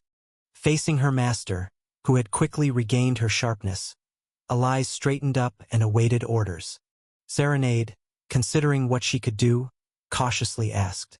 Among the collapsed buildings, is that warehouse safe? Lake Kingdom Dungeon. Between Zone 9 and 10, the Great Bridge. Below, 1,000 fathoms deep into the darkness. The lowest place, hidden, the survivor's residence, Bottom Town. Boom! Rumble. The vibrations that had been intermittent since the day before were now intensifying. Did this dungeon beneath the lake know that the end of the world had come, as it violently shook? Its chaos, utter chaos. A disheveled old man dressed like a beggar mumbled as he surveyed the shaking world. He was the village head of Bottom Town, the sword demon. Next to him, his wife, the spear demon, leaned on her spear like a walking stick and clicked her tongue. Looks like this damned world is finally coming to an end, dear. That's right, wife. Looks like our unbearable honeymoon is also about to end. You want to die that eagerly? Just say the word. I would have skewered you with this spear long ago. Oh, behave. Listen well, woman. The honeymoon is ending. Isn't it? Now the real married life begins. Heh. Never knew honeymoon could be this long. They say marriage is the grave of life, and they're not wrong. Ha. Let's be buried together a bit longer under this grave, my dear. The laughing couple suddenly closed their mouths and turned their gaze towards the center of the village. By the way, that young fellow didn't bring the gold coins he promised. What in the world is this mess now? Center of Bottom Town. There, a massive orb of black blood had formed. Swirling around, Ash was submerged within it. His eyes tightly closed, his face deathly pale. Deep in his chest, a severe sword wound was visible, and the dark blood around him flowed in and out of the wound. Who? Standing in front of this orb of black blood was King Poseidon. Holding a trident, covered in burns, King Poseidon controlled the orb of black blood, despite his severe injuries, his focus solely on Ash's condition. Sword Demon and Spear Demon quietly observed this bizarre scene. Boom! Rumble! The entire Lake Kingdom shook once more. And then, thud, thud, footsteps sounded from behind. Turning around, Sword Demon and Spear Demon saw emerging from the darkness behind. So, slowly lowering the flute from his mouth, adjusting the white smiling mask, a man dressed as a jester, the court jester of Lake Kingdom. Crown. With cold eyes gleaming from behind the mask, Crown asked, "When does this insane surgery end?" Chapter 674. One day ago, after the heroic expedition was defeated by Nightbringer and retreated, immediately following the meeting between Nightbringer, who had polymorphed into a human form, and Ash, Hump! Nightbringer's royal sword pierced Ash's chest for the second time. If the first strike was meant merely to inflict physical pain, this second strike pierced Ash's spirit core and shattered his soul. Ah! Dying, Ash trembled all over. Nightbringer gently grasped Ash's throat with his hand. He leisurely watched the small flame of life being extinguished in his grip. It was then. A faint smile flickered across Ash's lips as he neared death. Puzzled by the meaning of the smile, Nightbringer wondered right before. Suddenly, a killing intent overwhelmed him from behind. Nightbringer quickly turned around and saw a barrage of arrows and spells raining down on him. With ease, Nightbringer surrounded himself with a magical shield, blocking all the attacks. He then surveyed the new forces that had appeared. Click, click, click.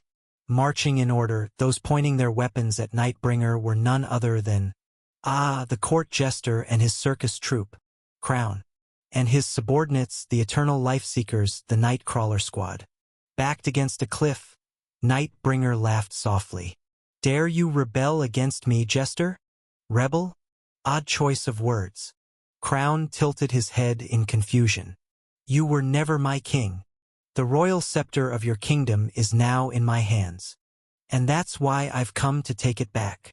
Crown snickered, whipping his flute to signal his men to prepare for attack. What meaning is there in our dialogue? Prepare to die, Black Dragon. I don't understand, jester. You should know well that you cannot stand against me.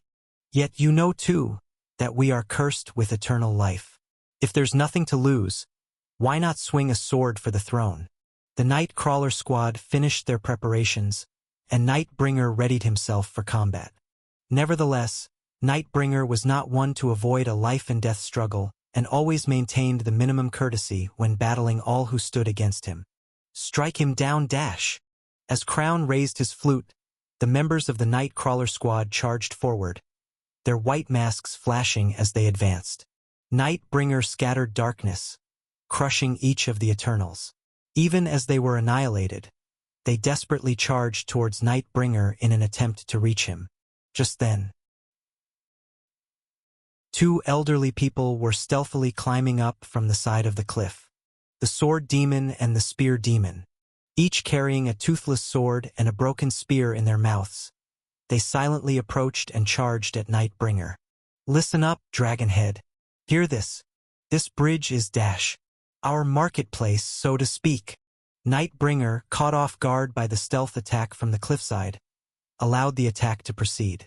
The two demons were formidable opponents, no less than any heroes on Earth.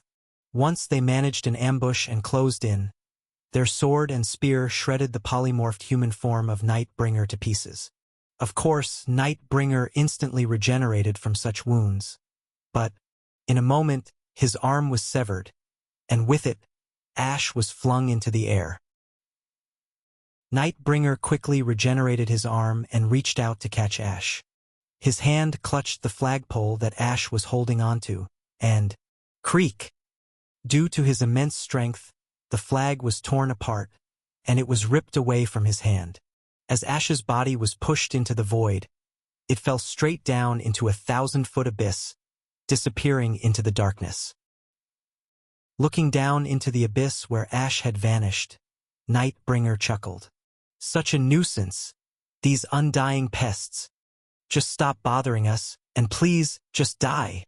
Even if you kill us, we'll just resurrect. Damn it all, Dash. As the Sword Demon and Spear Demon charged, shouting, they could not escape the next burst of magic power and exploded into pieces. The remaining Nightcrawler Squad, too, was swept away by the darkness unleashed by Nightbringer, quickly annihilated. Really? What's so great about this decrepit country? Even Crown, who had clung to life until the end, was crushed to death. Everyone, fussing about to become king. Crunch Dash, struck by the darkness wielded by Nightbringer, Crown shattered into pieces. The blood and bodies of the deceased Sword Demon, Spear Demon, and Nightcrawler Squad members all turned into black mist and disappeared. This was always how the Eternals under the curse of immortality vanished in this country. After ensuring that there were no more interferences left, Nightbringer looked down into the vast abyss once again. He had already shattered the soul. Ash was dead. There was no chance he could have survived. But Nightbringer was not one to be complacent. Still, just in case. Snap! With a flick of his finger, two of his assisting heads appeared beside him. Whoosh! They opened their mouths and poured black flames into the abyss below the bridge. Tremendous black flames engulfed everything below the bridge. Satisfied after pouring out the black flames for a while, Nightbringer retracted the flames. By now, the flames would have reached the very bottom. Not even ashes of the bodies would remain.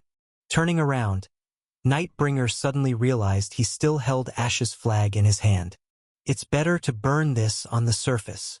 There was no better declaration of war than burning the enemy's standard. With that, he gripped the flag tightly and strode toward the main gate of the Lake Kingdom. It was time to invade Ince.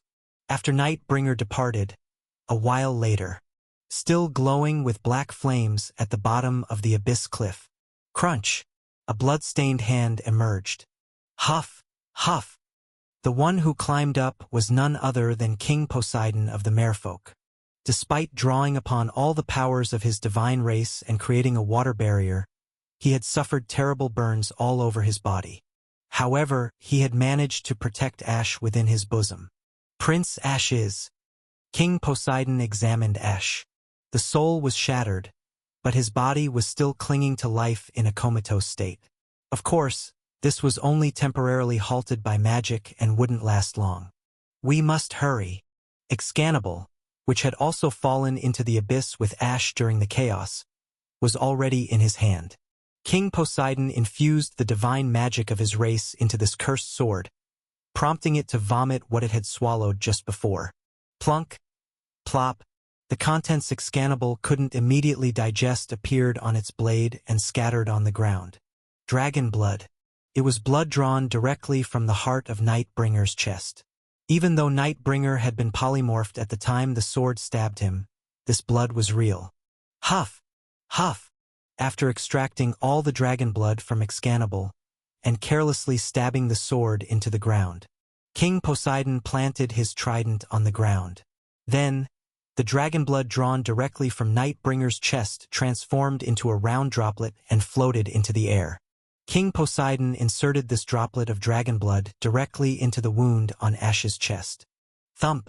Ash's body, which had been frozen like a statue with eyes closed, suddenly shook violently. Not yet! King Poseidon gritted his teeth and continued with the next step. He planted his trident into the ground again. Following this, a massive amount of blood, spilled by Nightbringer and the heroic expedition throughout the battlefield, also gathered into a giant droplet and floated into the air. King Poseidon placed Ash's body inside this gigantic droplet of dragon blood. His work here was done. However, he could not complete the surgery here. If the black dragon returned, or if another monster came, it would all be for naught. Time was running out, and ultimately there was only one option left. King Poseidon stood at the edge of the abyss, looking down. The darkness below still blazed with black flames. Sigh! As always in life, it was do or die. Taking a deep breath, he summoned a water barrier with the divine power of his race once more, then fell into the depths with Ash. Present. Below the cliff, the bottom village. In this place unknown to any monsters, King Poseidon continued performing surgery on Ash. The resurrected sword demon and spear demon were busy extinguishing the black flames that clung to the entire village, and with Crown joining late to help, they were finally able to put out all the fires. And so they found themselves waiting together for the surgery to finish. By the way, we are cooperating like this because we were promised something by that prince. Sword demon asked Crown. Why are you helping? Before the heroic expedition set out, Ash had come to the Lake Kingdom in advance with King Poseidon to ask for their help. The bottom village was connected to the dried-out drainage of Dungeon Zone 1, and the waterways were so intricately intertwined that they had not found the way until now. But as the great flood approached, the waterways filled up, and King Poseidon, able to read the flow of water, found the way. Thus, when Ash revisited the bottom village, he did not pay the promised gold. Instead, he proposed something entirely different. Unable to refuse the proposal, Sword Demon, Spear Demon, and the bottom village agreed to cooperate with Ash again. But what about Crown? Why was he helping Ash? Crown responded gruffly. It's none of your business, thief. Spear Demon bristled at being called a thief. Hey, even though you ruled over our country, isn't it a bit much to treat us like thieves, Prince? Sure, we did a bit of thieving. Of course, we weren't citizens but non-citizens under that regime. But given the state of the world, shouldn't those of us who remember the times when the kingdom was intact try to get along? Sword Demon and Spear Demon chuckled, draping their arms around Crown from both sides. Crown shuddered and pushed them both away. I too received a promise from Ash, but surprisingly he answered calmly. Crown himself didn't quite understand why he had responded. Perhaps the title Prince, heard after so long, had stirred something in him. Sword Demon and Spear Demon tilted their heads. A promise? Yes. Crown's gaze from behind his mask was complex. At the end of that gaze was Ash, buried in swirling dragon blood. A promise to save my sister. The prince's sister? You mean our princess? Yes. Crown chuckled dryly. He seemed to know. A way to save my sister. I thought it was an obvious lie, but with him, maybe. Even now, when everything is ending. No, especially because it's ending, when there's nothing left to lose. It didn't matter if it was a vain hope. Whether the black dragon brings about the end of the world or not. After all, it's all going to end soon. All he hoped for was a small salvation for his sister before that. That's why I decided to help. That's all. Who? Sword Demon and Spear Demon turned their heads quickly with a curious hum. Crown also looked that way, and from the shabby house of Sword Demon and Spear Demon, someone staggered out. Ugh! Where is this? With white hair dragging to the floor and an old iron sword on her back. It was Nameless, the merchant and dethroned princess of the Lake Kingdom. I definitely fell off a cliff after being attacked by Nightbringer. Ah, our princess is awake too. Sword Demon and Spear Demon hurriedly rushed to Nameless.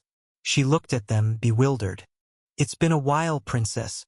Have you been well? Sword Demon? Spear Demon? Ah, so this place is. Yes, yes. This is our bottom village where we live. We promised to invite you sometime. Never thought you'd drop in from above like this. They were all survivors of the Lake Kingdom, living in the hellish depths beneath the lake, bound by centuries of intertwined destinies.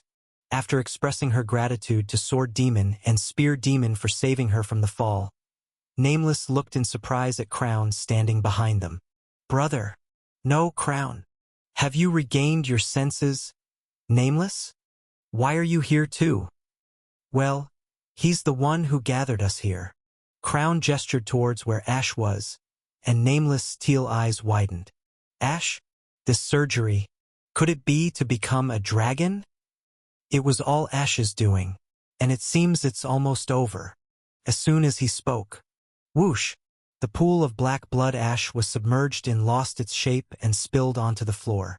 King Poseidon, exhausted from performing the surgery, collapsed to the ground.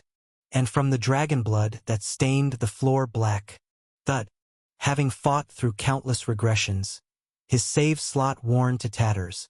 That's what the real Ash said. Chapter 675. To put it simply, instead of my soul that had already lost its flavor, I had wrapped a substitute personality around it like a wrapper. While smoking a cigarette, Ash explained his situation. That substitute personality is what you knew as Ash.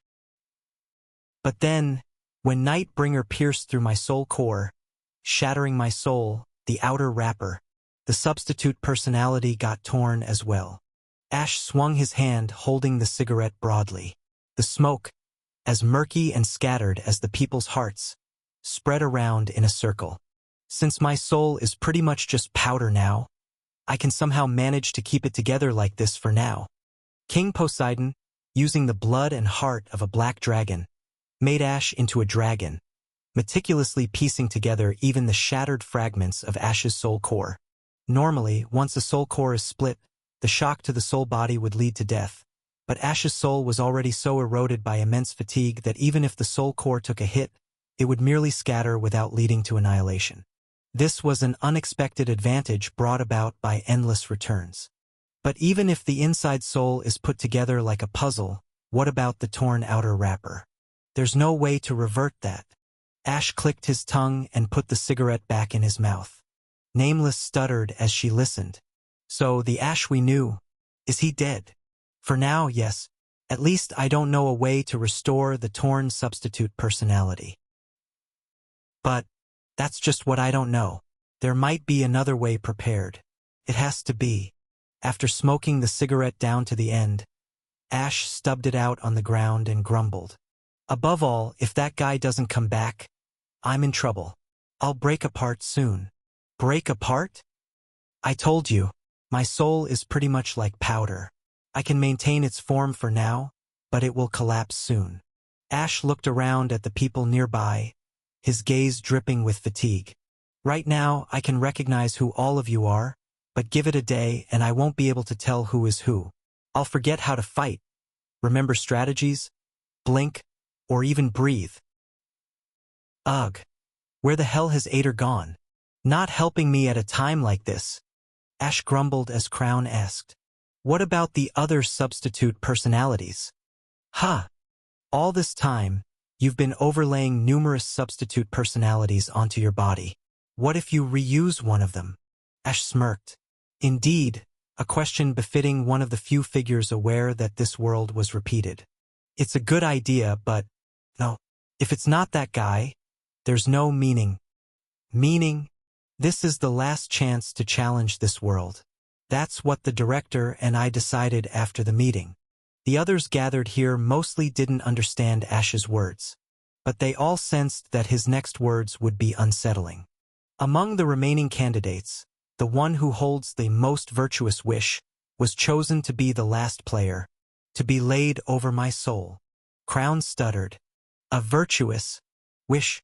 Is that the criterion for selecting a player? Yes. Ash nonchalantly put another cigarette to his mouth, but he didn't light it. Throughout countless returns, those of us fighting against annihilation pursued efficiency. We sacrificed lives, chose who had to die, and decided which worlds needed to be cut away. But still, we failed. No matter how hard we struggled, the world was ultimately destroyed. So, finally, it made us question if we had been wrong all along. Maybe what's needed to clear all this is something inefficient that we've never even considered before. So, it's him. The one with the most trivial, humble wish, one not for himself but entirely for someone else. That's the inefficient wish we're banking on. He's the last challenger who might save this world. Ash slowly lifted his head to gaze beyond the darkness above, the distant earth above. And now this is the result. This place is the world built upon his meager and twisted goodness. Judging by the situation, it seems he won't even beat the Black Dragon, let alone launch the ultimate offensive against the monster. But anyway, we entrusted the world to his goodness. Thus, the world's end should also come through his hands. Ash belatedly lit his cigarette and exhaled the smoke forcefully. So, it would be problematic if he dies just like that. There's no answer to this. How do you gather up wrapping paper that's already torn and scattered to the winds? Does wrapping paper function that way? Maybe this is the end of that naive goodness. Haha, that was when it happened. Enough with the incomprehensible talk, Prince Ash. King Poseidon staggered over. Covered in burns, he looked decades older, as if he had just undergone surgery that drained all his life force. King Poseidon blurted out desperately. Now that you've become a dragon, how about it? Can you defeat Nightbringer? Ash extended his right hand, and from his little finger to his thumb, he sequentially ignited black flames. It was an astonishingly natural control. There were several cycles in the past where that bastard Fernandez transformed me into a dragon. Thanks to that, I suppose I can handle the power quite adeptly. Right after, Ash chuckled. Seems a bit difficult, though. What? In the cycles where I defeated Nightbringer, at least Lark or Fernandez, one of them was by my side. Ash casually mentioned the names of his two deceased brothers. If both are there, it's almost certain, and with just one it's tough but possible. But now both are gone. Lark and Fernandez are dead, and even Father has lost his powers as a transcendental being. It's going to be tough. Ash snickered as he sneakily glanced at this cycle's memories to grasp the situation. King Poseidon gazed blankly at Ash with a pale, distressed face. Well, don't despair too much. Even if we cooperate with the protectors of the Empire and defeat the Black Dragon, in the end, during the ultimate offensive by the monster, we've been doomed. Even in the most ideal cycles, even when all four guardians of the Empire fought together, fully blossoming their talents to the limit, and following an extremely honed and optimized route to gather all of humanity's will to fight, they lost. That's why they started looking for another way. Being with the four guardians of the Empire was indeed the most efficient method, but they deliberately took a tough road to explore other possibilities, and this is how they ended up in a crisis at the end of that road. But I've made a move. Ash continued to examine the memories, peering into the trap that he had laid out in this cycle, like observing a chess match that was underway but paused. It was hard to fully guess the intention, but he had continually spread out multiple moves. And to continue those moves, to save the pawn, the knight, the bishop, the rook, and the queen, the king himself threw himself in front of the enemy. This was still a positioning of someone ready to fight, except that the king was utterly shattered. If this were chess, it would be over here. This world is not a game. Perhaps he realized the moment the information he had about the game lost its meaning. The moment he realized that he couldn't win this world by treating it like a game. He might have destroyed the rules himself. The most basic rule of the game, that there must be a king. But for what? I hope this move isn't just a last desperate fling, friend. And hopefully you've prepared. Ash opened his eyes after closing them for a moment and slowly got up. There's also a way to break the rule that once you fall out of the chessboard, you can't come back. Ash flicked the extinguished cigarette with his fingertips and threw it far away, shouting vigorously, "All right, I'll see what I can do about Nightbringer. Anyway, I can run around for about a day." Ash curled the corners of his mouth up and laughed dangerously. Pawn? Knight? Bishop? Rook? Queen? King? Who cares, he's now a dragon. And dragons beat chess. Anyway, there's hope if that black dragon bastard hasn't crossed halfway to Crossroad. The further he advances, the more he merges with the world's knight, becoming stronger. So where is the black dragon now? How many hours have passed since he began his invasion? Ash's lips slowly stiffened as he spoke energetically.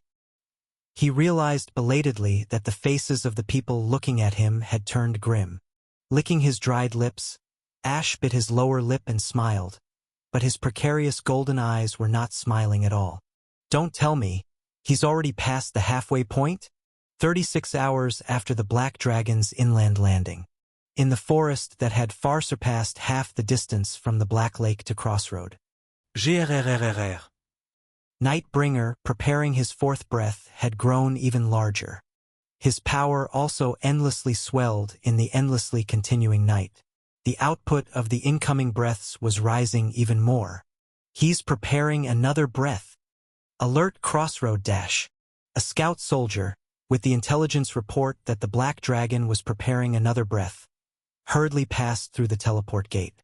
Ha, ha. Urgent news. Exposed directly to the morale of the Black Dragon. The soldier trembled as if convulsing, tears streaming down as he shouted. Urgent news dash. The Black Dragon is preparing his fourth breath dash. The news quickly spread throughout the city. Kings hurried to the shelters prepared underground, and all the defensive measures prepared in advance were urgently deployed. Leaving the chaotic city behind, Duskbringer stood alone atop the city walls. The cold wind that blew through the falling snow tousled her long black hair aimlessly. Was it supposed to still be autumn? The world, suddenly covered in an untimely winter, was cold. Even more so without her lifelong subordinates or the beloved campfire. The entire sky was dark, but the south was even darker. To Duskbringer, the entire dark sky seemed to be the form of the enemy. Ha! As she exhaled deeply, her breath instantly froze white. Duskbringer felt a sudden chill in the increasingly freezing world. She still believed, because a promise was made, that Ash would return, that she would see his warm smile again. That smile alone would brighten this winter night in an instant. So, I must protect. The home that child will return to. That child's city. I must protect it. So, just for a while. Until that child returns, just bury myself in this blizzard. Duskbringer's amber eyes tinged with red stared straight ahead. Suddenly, a flash of lightning struck across the utterly dark southern sky. And then, the next moment, boom! The breath struck. All the defensive measures humanity had prepared in the southern plains of Crossroad over the last 12 hours were activated, but all were thwarted. Artifacts shattered, magic circles vanished, and the barriers lined up in rows were all penetrated.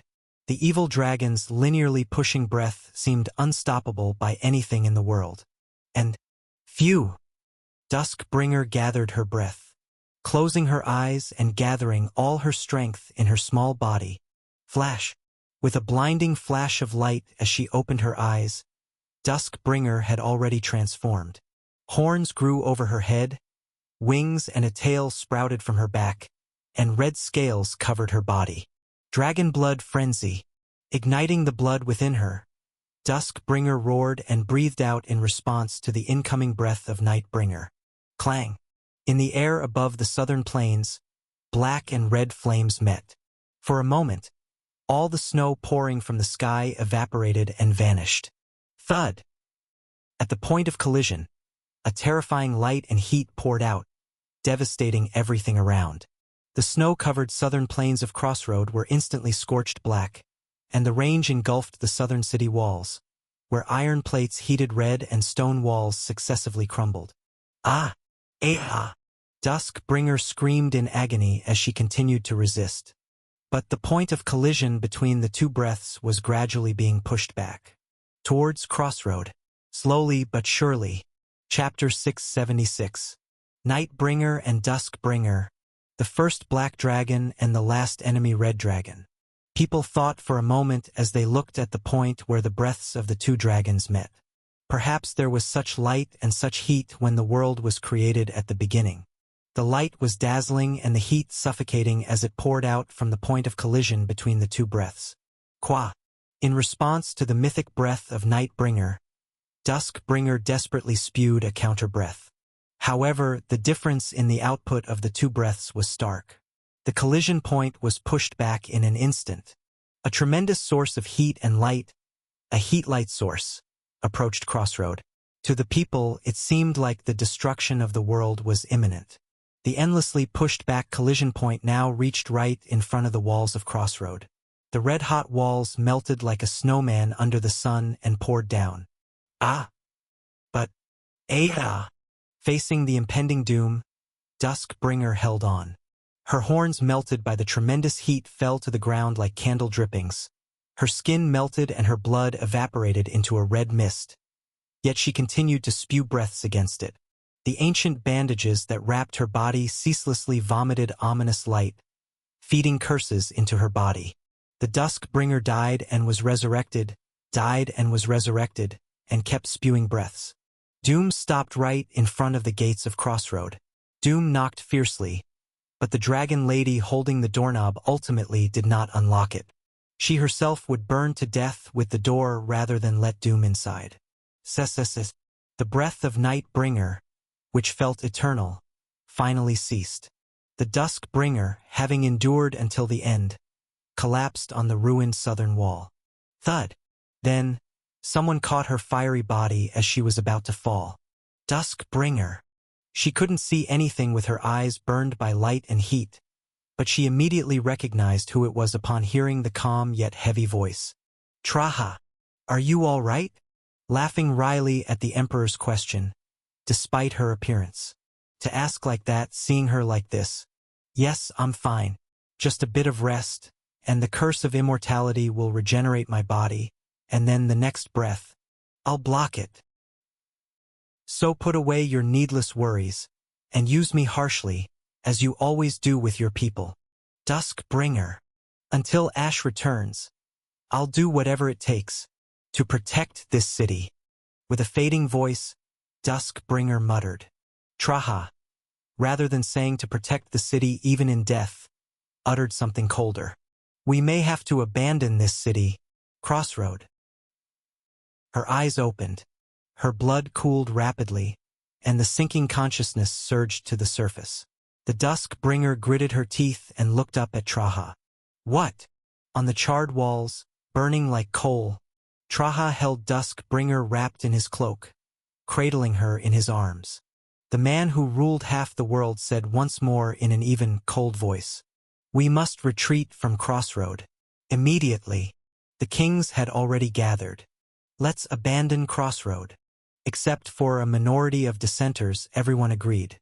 There's no longer any justification to hold back the beast here. Until now, the reason Crossroad had been the base for holding back the monsters was because it was the best location for it. But now, in front of the Black Dragon's long-range breath, Crossroad had lost its advantages and functionality as a fortress. It was just a big, immobile target being pounded. Moreover, the World Guardian front had been wiped out, including the main force and the airship fleet. There was no longer any reason or strength to hold back the Black Dragon here. Retreat was justified. Better to draw him further into the continent and surround and defeat him all at once. Let's head north, gather troops, and reorganize forces at a nearby fortress. He's already close. In a day and a half, he'll reach Crossroad. Before then, we need to transport personnel and resources to the rear as quickly as possible. Bang! Just then, someone entered the bunker where the kings were gathered. The kings turned around to see Dusk Bringer, radiating heat from under the cloak, and Traha slowly following behind. "I will," Dusk Bringer shouted. "I will keep blocking his breath. Duchess Bringer. I've blocked it this time too, and I can endure it several more times. So, this city." Dusk Bringer's legs gave way, and she leaned against the wall, collapsing to the floor. "We can't abandon it. This city is for that child, Duchess." But the king's opinion did not change. "Your Grace must also retreat with us. There aren't many options left for humanity to stand against him. Duchess, you shouldn't be wasted here. Recover, and prepare for the final battle with us. He's getting stronger as he moves north." Dusk Bringer tried to sound fierce, but everyone noticed her voice trembling. The more time passes, the more he becomes one with the night, endlessly growing in strength. Retreat from here? Then he will only get stronger. How are we supposed to face him in the final battle then? Do we have a way to confront him now? All the troops have died or been injured. Every prepared contingency has been thwarted. And most importantly, Prince Ash, who has been leading us, is no longer here. Dusk Bringer clenched her teeth. The kings continued. "There's no one to fight, nor a way to fight. Retreating is the best strategy now. Fighting to the death is the worst. Don't you understand, Duchess? Ash will return. He promised her. So please stay here. Die here with me on this front." She couldn't bring herself to say those words. Dusk Bringer slowly bowed her head. She couldn't be sure herself whether there was any meaning in all this death. Whether Ash, who had walked the path to death, could truly return. Dusk Bringer bowed her head and remained silent. The kings left her alone and began planning the retreat again. Traha stood quietly behind such Dusk Bringer. That was when, "Your Majesty!" A soldier came running breathlessly and prostrated before Traha. Traha looked down at the soldier with puzzlement. "What's the matter?" That is." The stammering soldier brought distressing news. "The people who had headed north earlier are coming back." "What?" Caught off guard, the kings all looked this way. The soldier continued. "Those who left Crossroad and headed north are all returning. Led by the people of the Aryan Kingdom." "No, what does that mean? Didn't the Aryan Kingdom lead the withdrawal?" They had screamed and protested that they could no longer fight in this battle, really leaving the World Guardian front and returning home, the Aryan Kingdom and its King Miller Aryan. Following the Aryan Kingdom's lead in fleeing, quite a few smaller kingdoms and forces had also left. That was 12 hours ago. But they're returning? Why would they return midway? Has there been a coup? What about Miller Aryan? That is. The soldier continued his hesitant report. King Miller Arian himself is leading everyone at the front. Everyone at the meeting looked baffled. No. Even Traha, with a look of incredulity, said, reflecting everyone's question in one word. Why? 6 hours earlier, north of Crossroad, on a snow-covered road. What? King Miller Arian's mouth hung open as he repeatedly questioned the large communication magic device before him. What you say? Reported again clearly. A tremendous snowstorm and avalanche are continuing, Your Majesty. It was a device capable of using emergency communication magic. Just as the priests of the goddess secretly used communication magic, the Aryan kingdom also operated this device. When Yun had received an order for forced repatriation previously, they had also communicated with the homeland through this device. At that time, it was the homeland issuing orders, but now Miller Arian was on the receiving end. And the situation in the Aryan kingdom was urgent.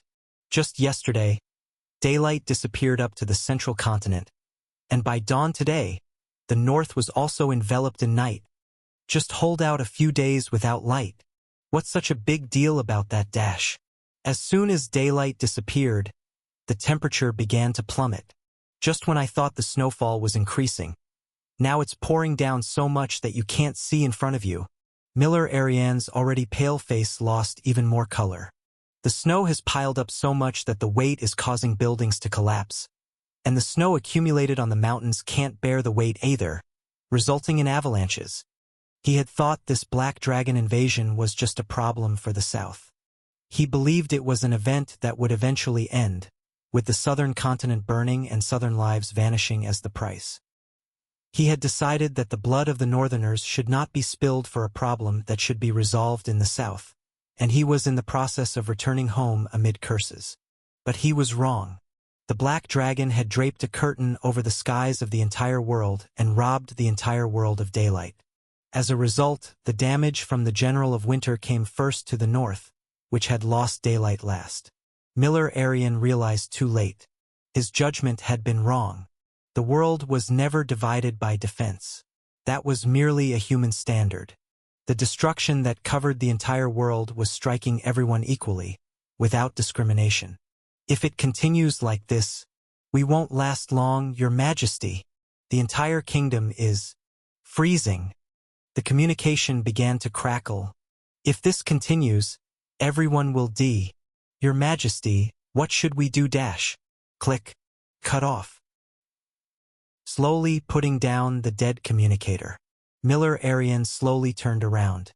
His subordinates and the kings who had fled with him were looking at him with ashen faces. The Aryan king's eyes closed tightly and then opened. He was short-sighted and a narrow-minded human who hated to suffer even a little loss, but he was no fool. The Black Dragon. He knew well what he had to do now. We have to defeat the Black Dragon. Your Majesty. Everyone, we must go back. To Crossroad. The other kings who had come with him protested. What are you talking about, Miller? The blizzard is a problem for the north. It's not my concern as a Westerner. We have already lost the will to fight. You go back. We will return to our homeland as is. Xing. But they couldn't finish their words. Miller Arian had suddenly drawn a large axe and was pointing its sharp blade at the kings. All of you, go back and fight on the front line against the Black Dragon. Look here, Miller. Regain your senses. This won't solve anything by doing this. Shut up. I always keep my reason. Miller Arian was a selfish king. He detested any situation where his country had to suffer even slightly more than others and couldn't stand sacrificing for regions his country did not belong to. That's why. This was the most selfish decision he had made for his country. We are returning to the World Guardian Front. Miller Arian roared with a hoarse voice. We must save the world. Going back. While the Aryan kingdom and other small kingdoms hurriedly prepared to return, Scalian was amused to death. They had been fleeing north together, and just a few hours later, they flipped their stance and decided to return to fight. Watching ants scurry in confusion in a collapsing anthill after being hit by water might feel like this? Covering his mouth and laughing, Scalian looked to the side. Did you do this, Violet? By casting a spell of illusion, showing the king's visions to give them a reason to fight and order a return. Perhaps Violet had followed this evacuation procession for that purpose? It occurred to Scalian to ask. Yes.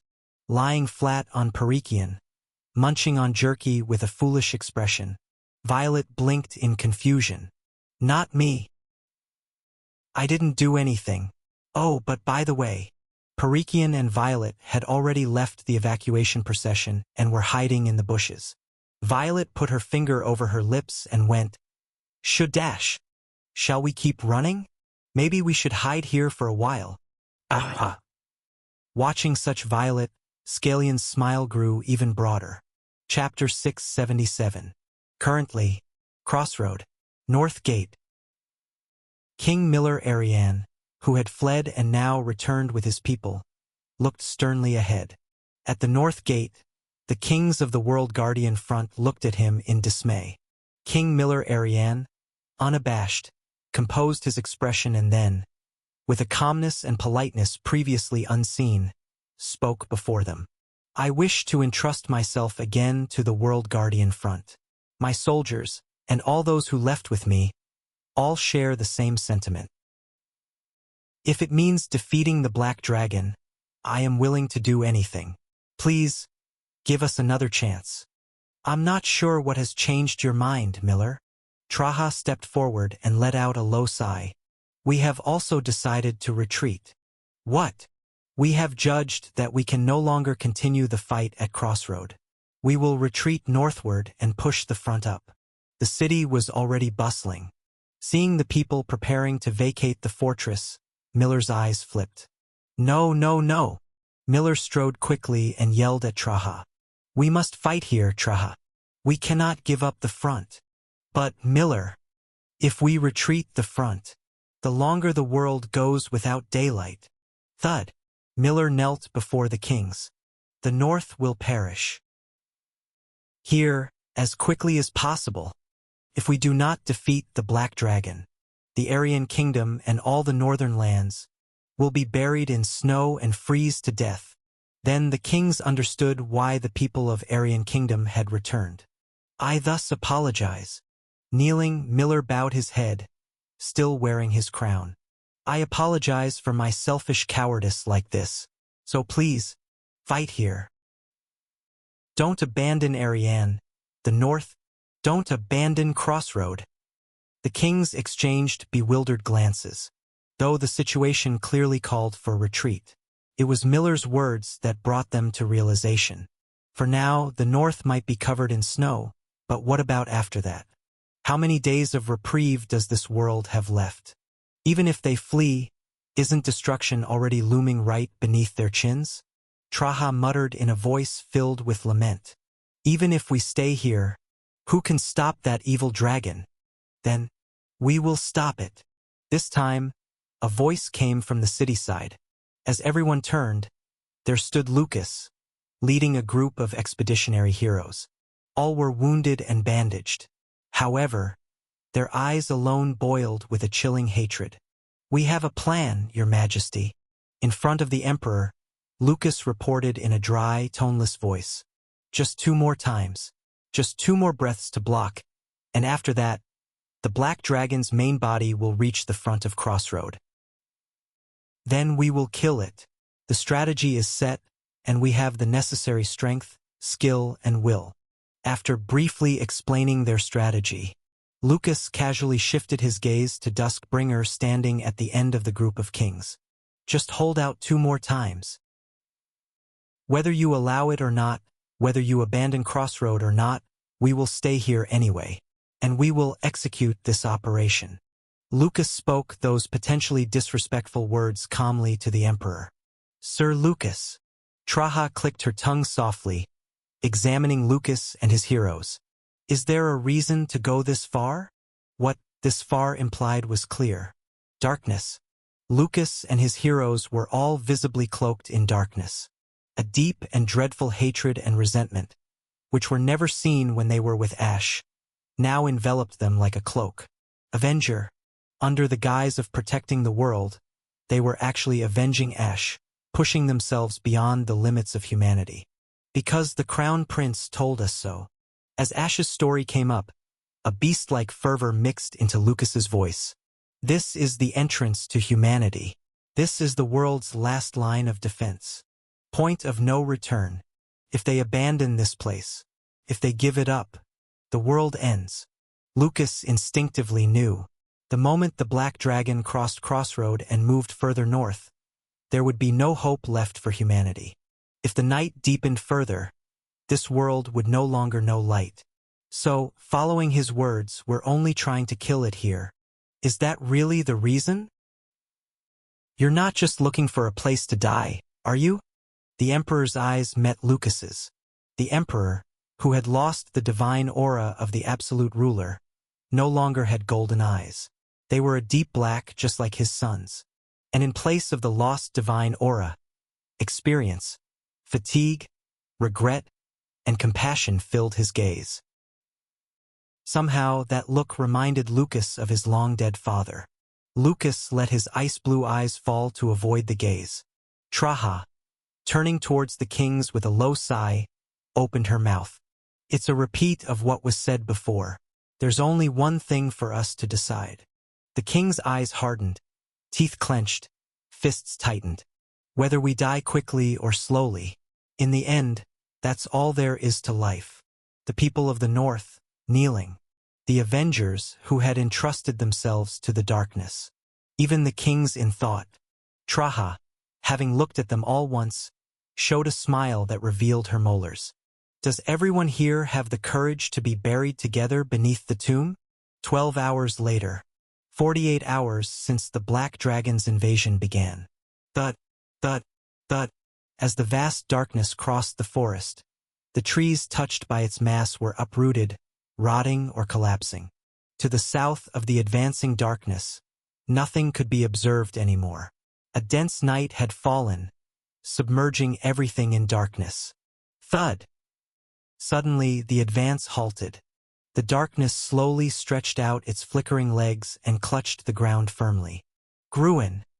Then, the atmosphere trembled, magic vibrated, and an immense rumbling spread around. Undoubtedly, it was the breath.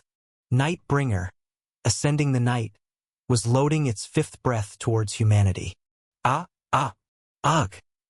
However, the scouts who needed to inform Crossroad of this fact all lay dying in a forest not far from the teleport gate. The malice of Nightbringer had become too dense. Those watching were on the verge of going mad or suffocating to death. Ugh! A soldier, his face a mess of tears and snot, desperately pressed the ground with a convulsing arm. Must tell. Crossroad, must. The soldier bit the inside of his cheek instead of his lipless mouth. But he could neither regain consciousness nor even feel pain. His strength drained from the arm he was using to crawl towards the teleport gate. The soldier, face planted in the dirt, sobbed as he chewed the earth. He was scared. Of course, dying here was scary, but imagining the monstrous darkness trampling over the powerless ones above the front line was even scarier. He was scared that his comrades' sacrifices would become meaningless. He was scared that the glorious days of this front line would disappear. The soldier was a veteran scout who had participated in every battle at Crossroad since the day Living Armor invaded under Ash's command. He had witnessed what kind of battles this front line had fought, what miracles it had performed. And now all those days were crumbling. That's why he was scared, and so, ugh! He pounded the dirt floor with his forehead, then tried to move forward, using his shoulders instead of his unresponsive limbs. Urgent news, urgent. Nightbringer is preparing the next breath. But it was far. The teleport gate was close, but with his unresponsive body he couldn't reach it. No matter how much he struggled, it was too late. Please, save Crossroad. The soldier twisted his head into the dirt floor and sobbed. Save the world. And then, HRRRRK. The sound of the teleport gate's magic stone activating. Flash dash. A flash of magical light. Step, step, the sound of approaching footsteps. The soldier thought he was already dead and hallucinating, but that wasn't the case. Someone who had approached placed a gentle hand on the soldier's shoulder. Shoo, shoo, it's okay. Everyone's okay. It was a tired yet warm voice. Keep your eyes closed. Just facing its darkness can corrupt your mind. But it'll be okay while I'm here. Take deep breaths slowly. Just his presence made all the scouts regain their senses. Strength returned to their unresponsive bodies. The soldiers adjusted their breathing roughly and got up. Still, as the other had said, they all kept their eyes tightly shut. If this person said so, they must do it. Somehow it was imprinted on everyone. You've all done enough. The person who had patted each of the soldiers' shoulders made them hold hands with one another. From now on, leave it to me and go back to Crossroad. The teleport gate is still working. Go and inform them about its breath. Don't open your eyes. Hold hands, right? Keep going that way. The soldiers moved as if enchanted by his words. The teleport gate was right in front of them. The soldiers staggered one by one through the teleport gate and returned to Crossroad. And a veteran scout, walking absent-mindedly at the end of the line, snapped to attention at those words. Do you have any cigarettes left? The scout frantically searched his pockets and pulled out a fresh pack of cigarettes he had, handing it back. The other person brightened up and took the pack. That's it. Thanks. I was nearly dying smoking those awful cigarettes from the underground. Nothing beats Ever Black. In front of the spinning magic gate, still with his eyes closed, the scout fumbled and asked late. Who are you? Ha! It was a voice he definitely recognized, one he had heard quite often. Yet somehow it felt unfamiliar, as if he was hearing it for the first time. Therefore, the scout couldn't figure out who it was. A voice so familiar and yet so missed. Who was this person? After a moment of silence, the other person said, Just one of your comrades. Smirking, he said that and then suddenly pushed the scout into the teleport gate. A senile old man. Flash dash. A flash of magical light, and after pushing the last scout through the teleport gate, the man who turned around, Ash expertly tore open the new pack of cigarettes and took one out. Then, with a casual stride, he walked towards Nightbringer. Nightbringer, noticing Ash approaching belatedly, had a flash of confusion, embarrassment, and amusement in its eyes. Player? How? Are you alive? It's been a while, Black Dragon. You've grown quite a bit since I last saw you. Ash, observing the breath Nightbringer was gathering, clicked his tongue. Don't breathe fire carelessly. He shook the cigarette in his hand. Try lighting this up instead. The enormous mouth of Nightbringer, gathering its breath, opened wide as if it couldn't hold back a laugh. Chapter 678. A little while ago. In Zone 1 of the Lake Kingdom, the dried sewer. Crawling out here is no small feat. Ash grumbled as he disembarked from the narrow boat. As the great flood struck, black rain poured over the Lake Kingdom, and the underground drainage pipes filled with black water. Riding through these pipes on a narrow boat rowed by the Sword Demon and the Spear Demon, Ash reached the safe haven of Zone 1. This was because the teleport gate closest to the bottom village was installed here. Without further words, Ash activated the teleport gate, but Nameless hurriedly stopped him. Ash, where are you going? To the Black Dragon. Ash declared decisively, as if he had made up his mind from the start. This is the only chance to kill it. There's no time to ask for cooperation from others, nor can I synchronize with anyone. I'm going alone. How can you, alone, against that mighty Black Dragon? Even though I have no talent for combat and am frail, experience comes with age, and I've got my ways. If more time was wasted, the Black Dragon would move further north. This chance would then be lost. Thus, Ash, though it seemed reckless, was set on confronting the Black Dragon alone. Nameless rushed after him desperately. Then Ash, I'll come with. You can't. Ash coldly refused, scanning Nameless with his golden eyes. Stop fighting, Princess. You've reached your limit. In the last battle, Nameless had significantly exhausted her light. Already, shadows formed chains around her body, linking her to the darkness beneath the Lake Kingdom. You've held up well until now, Ash said in a barren voice, yet with a faint warmth. Normally by now, you wouldn't be able to sleep and would be breaking down. But seeing you so presentable, I don't know, it's nice. You've held up well. Ash, you and I, the times we could have such a complete conversation, haven't been that frequent. Standing in front of the fully open teleport gate, Ash slightly lifted the corners of his mouth. Keep that light, princess. Ash, Nameless called out with a trembling voice as Ash turned his back on her. You might have forgotten the words you once said. No matter how you change, we are friends. Ash whispered softly. Nameless' eyes widened. No matter what we become, we are friends. After repeating the same promise they had shared in some long-forgotten episode. See you again, princess and prince. Ash waved his hand and disappeared into the teleport gate. Especially you, prince. Keep doing your flash dash. The teleport gate emitted a burst of magic light, then quieted down. Coo! Collapsed in front of the teleport gate. Nameless wrapped the chains around her body and clenched her fists, striking the ground. Crown, who had followed along, silently observed. Crown, whom Ash had last called Prince, quietly mulled over Ash's last words. Keep doing your work. He looked down at the flute in his hand. Is this really working? Kuge-uge-uge-uge-u. Once more, the entire Lake Kingdom shook violently. With a sigh, Crown tightly grasped the flute and also headed towards the teleport gate. Though he didn't like him, Ash was doing what he needed to do. Then Crown must also do what he needed to do. Now, are you the same as that previous player but a different entity? Looking down at Ash who had come before him, Nightbringer said with an intrigued tone. So, you've managed to survive even after your core was shattered. To have such diverse shadows cast within a single being. Fascinating. To which Ash scoffed cynically. Really? I find you more fascinating.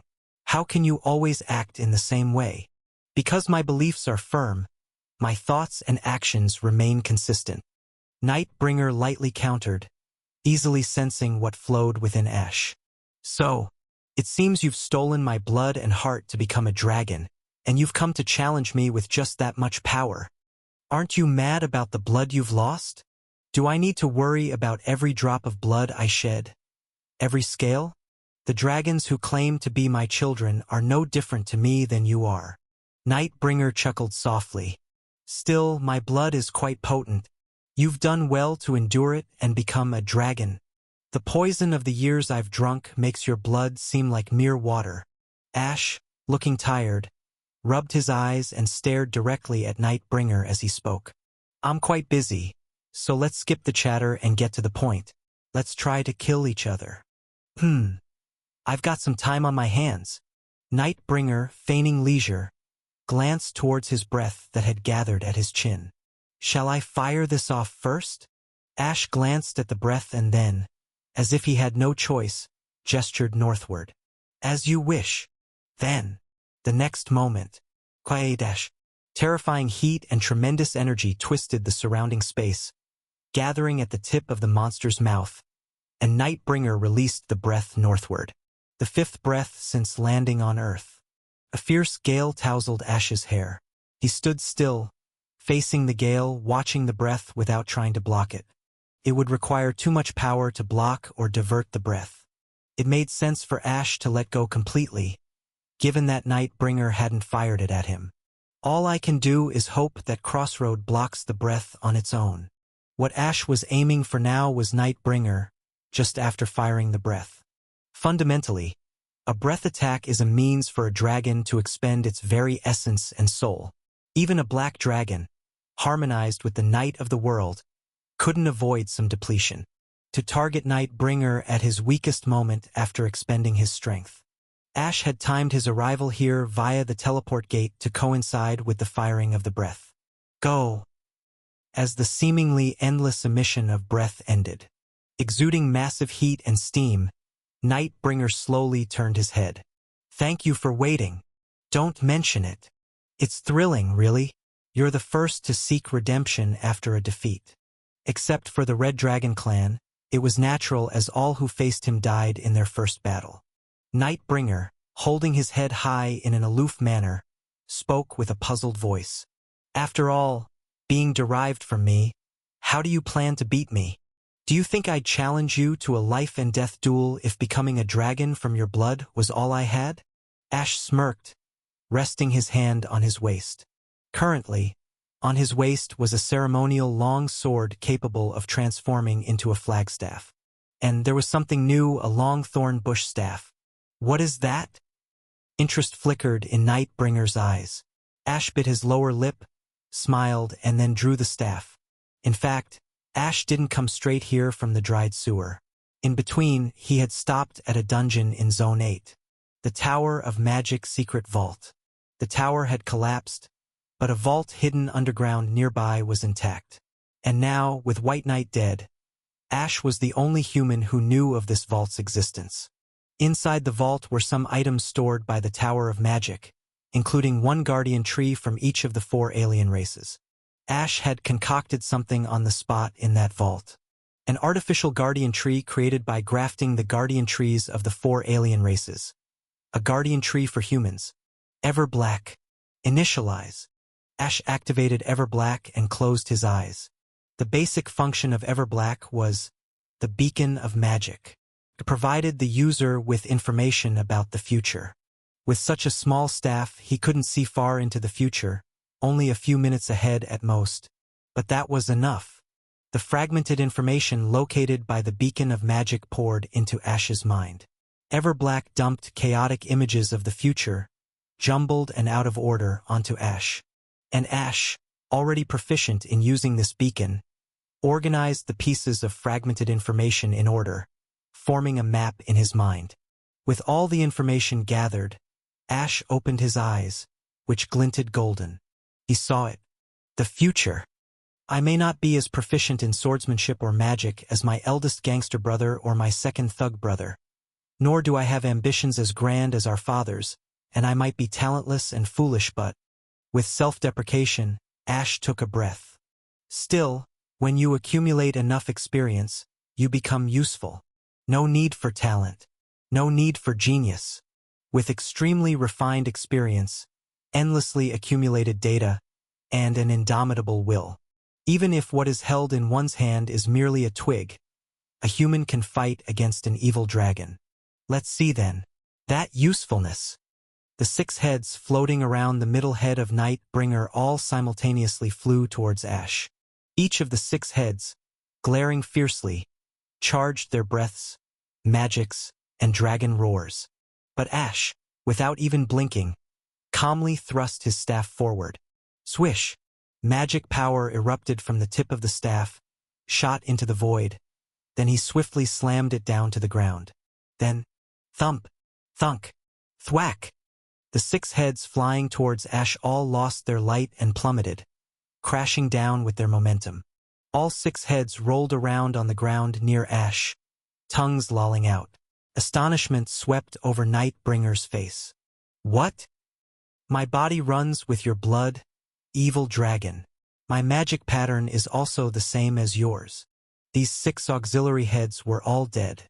Nightbringer merely moved them with his magic.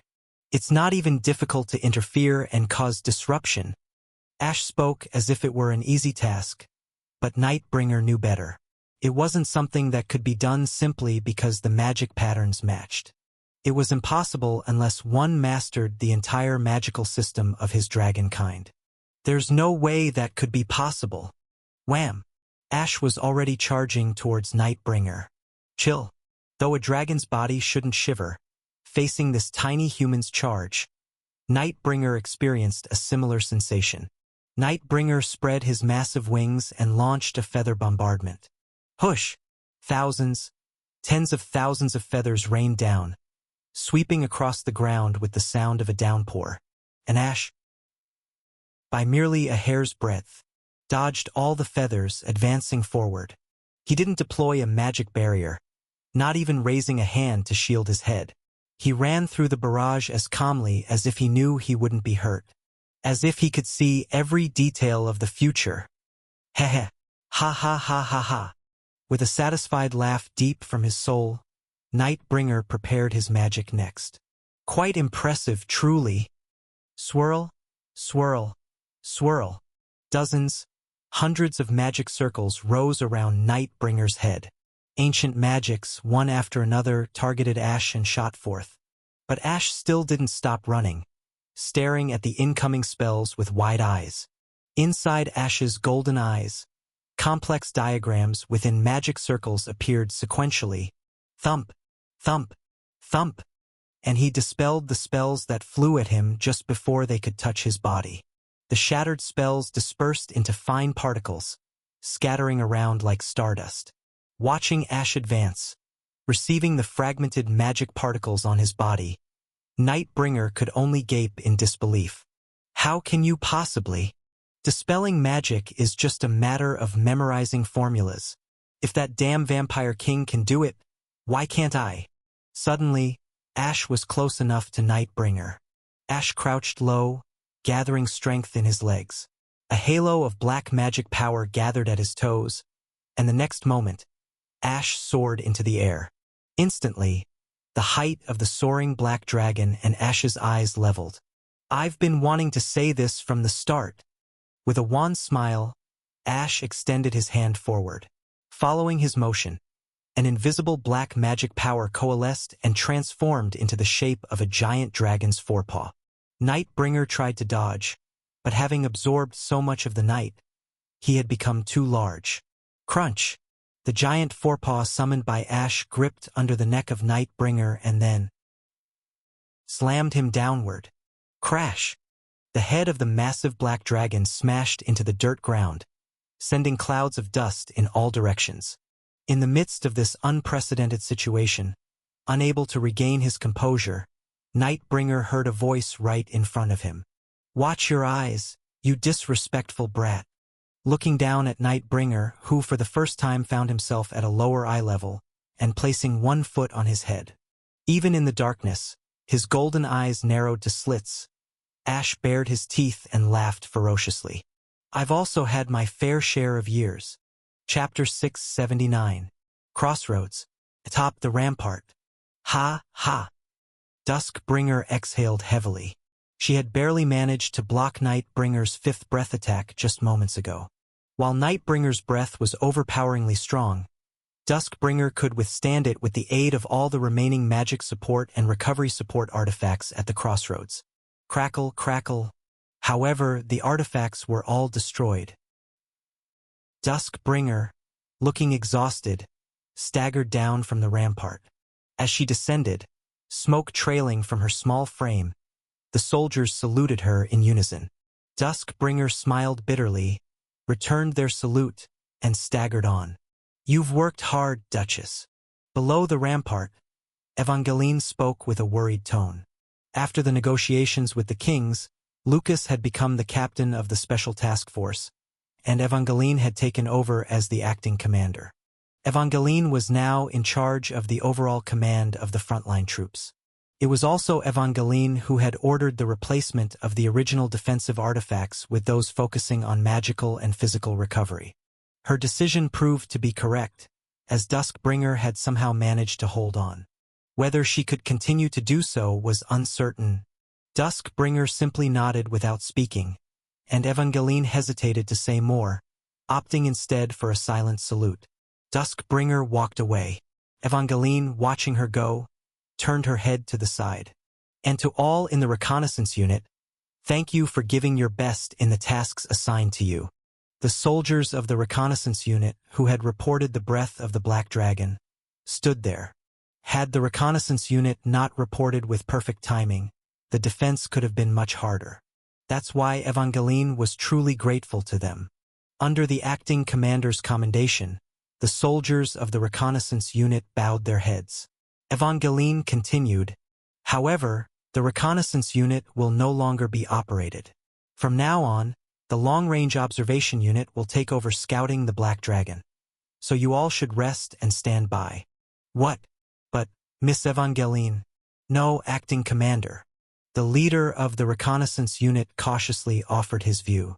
The darkness is too thick for the long-range observation unit to see properly.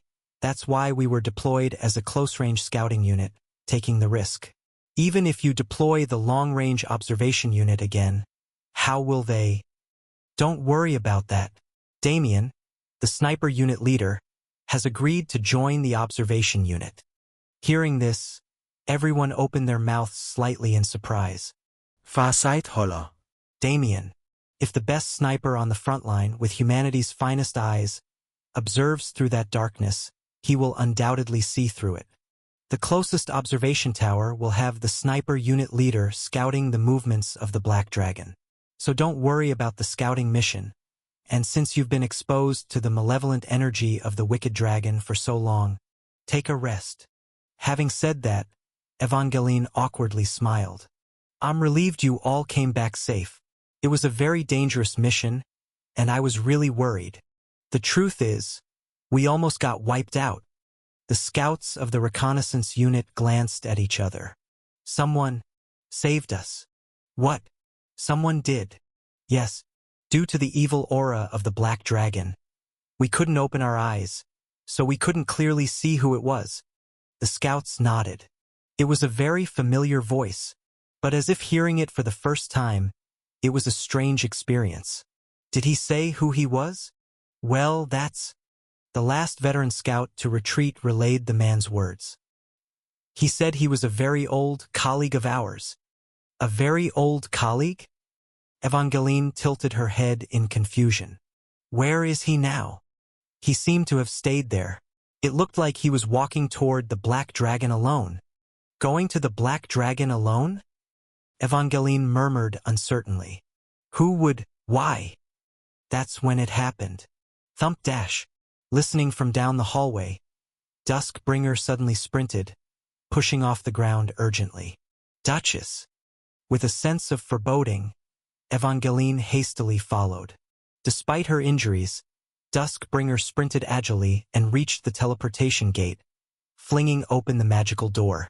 Whoosh dash! From beyond the completed magical portal, a surging black malice poured in. Evangeline instantly realized where Duskbringer was heading. Duskbringer was determined to go to the spot mentioned by the scouts. Stop, Duchess. That teleport gate is already corroding from the evil aura of Nightbringer. There's a Black Dragon beyond that gate. The gate itself will soon break. If you go now, you won't be able to return dash. But without hesitation, Duskbringer. Flash dash. Threw herself into the teleport gate. Evangeline screamed, trying to grab Duskbringer. But as she vanished beyond the gate with a burst of light, boom dash, a thick darkness spewed from the other side of the gate, and the passage forcibly closed. Standing with her hands stretched out toward the collapsed magical door, Evangeline merely blinked blankly. Bang! Thud! Rumble! In the forest, a duel between two dragons was unfolding. Ash, with unbelievably precise movements, dodged and countered every attack from Nightbringer, never allowing a single hit. And with every means at his disposal, he pummeled Nightbringer. As Ash swung his fist, a massive dragon's fist made of magical power materialized and smashed down on Nightbringer's jaw, and as he spun back, a giant tail of magical power appeared and whipped over Nightbringer's body like a lash. When Nightbringer moved its massive body to counterattack, Ash generated dragon wings of magical power on his back and lightly left the area. Who? Gathering his breath, then, whoosh dash, he expelled a breath attack. Right in front of his mouth, a sphere of magical power condensed, and from there, a sharp, black beam shot out like a laser with a piercing sound. Despite the relentless onslaught, Ash's expression was not satisfied. Really, he's disgustingly tough. Though it seemed like he was just pounding on him one-sidedly, the problem was Nightbringer's overwhelming stamina and regenerative ability. Nightbringer barely took damage from any attack, and even if it did, it almost immediately regenerated. Ash clicked his tongue as he saw his breath scatter off Nightbringer's scales, and the scorched scales recover as if new a moment later. Although Ash had become a dragon, by stealing the blood of the black dragon, elevating his being and multiplying his magical output many times, he was still incomparably weaker than Nightbringer, the original owner of that blood. If only I had a little more talent. If his eldest brother Lark had become a dragon, he would have faced the evil dragon with legendary martial prowess, and if his second brother Fernandez had become a dragon, he would have combated the evil dragon with all kinds of ingenious magic and strategies. But Ash had few options. Essentially, he lacked the talent and ability as a combatant. However, experience. The overwhelming depth of karma only a returnee who has gone through countless regressions and never given up the fight possesses. This alone was Ash's weapon, something no one else had. I never expected that a conventional attack could take it down. Biting his lower lip, Ash smiled. What means did he have left to kill the evil dragon? There was no need to think hard. From the beginning, Ash had prepared just one thing.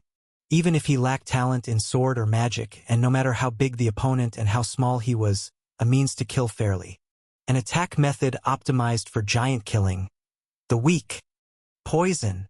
Ash was a returnee who had experienced countless iterations. And there had been a similar iteration before. Then too, Ash had become a dragon, and Lark and Fernandez were not by his side, and the black dragon was before him. At that time, Ash, improvising, had infused the essence of proliferation and self-destruction into his blood and administered it into the black dragon.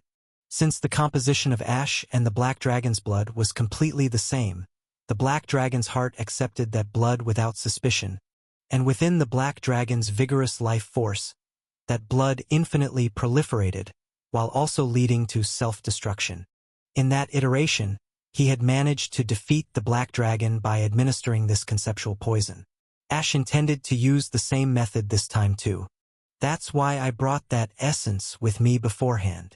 In Ash's hand was the Everblack, a guardian wand of humanity in the form of a staff. The instinct of humanity itself is both proliferation and self-destruction. A paradoxical race that wishes to spread its kind widely, yet simultaneously desires to kill its own. From this branch, which had already fulfilled its role as a magical lighthouse, Ash extracted only the nature of the human race as an essence and mixed it with the blood droplet formed at his fingertips. It was a conceptually difficult and nonsensical magical exercise that would make any magician at the crossroads flustered if they saw it. However, Ash executed it as naturally as breathing. I'm not good at casting large-scale magic, but I'm pretty good at this kind of small and delicate work. The loading of the poison was complete. Ash sported his characteristically perilous smile. He still bleeds. Then this poison will take effect. When the black dragon transcends its physical form and fully merges into the night, becoming mythical, its body will circulate darkness instead of blood. Then this blood-mediated poisoning will not work. That's why Ash had sought to confront the black dragon before it completed its assimilation with the night, and fortunately, the state was still precariously susceptible to the poison. While blood still flows in his body, I inject the poison. Flapped Ash. With dragon wings made of magical power unfurled behind him, Ash soared into the sky. From the high sky, paused in midair, Ash taunted. Keek keek. Ha ha ha dash. Good. Struggle more. Flail about more dash. Nightbringer unleashed a torrent of laughter as it deployed every means of attack. Feathers shot out wildly along with magic, sound waves, magical energy, and manifested darkness tangled complexly like a spider web filling the sky. Without hesitation, Ash plunged into that web-like barrage. Whoosh dash! Falling from a dizzying height, Ash emitted black flames from every possible part of his body. Fingertips, toes, elbows, shoulders, like the flames from a spaceship's thrusters. Using the recoil of those flames to minutely twist and adjust his trajectory, he swam through the air, smoothly descending. Ash narrowly avoided every attack unleashed by Nightbringer. As he performed acrobatics, Ash dropped right above Nightbringer's head. Seeing Nightbringer genuinely admiring him, Ash cheekily winked. I was known as a great dancer in the social circles of the imperial court. Then Ash took the posture of drawing a bow, aimed at Nightbringer's face. Magical energy condensed in mid-air, transforming into the shape of a bow, string, and arrow. The arrowhead was loaded with the blood droplet and conceptual poison he had extracted earlier. He aimed at the eye. It was much less defended than other parts and closer to the brain.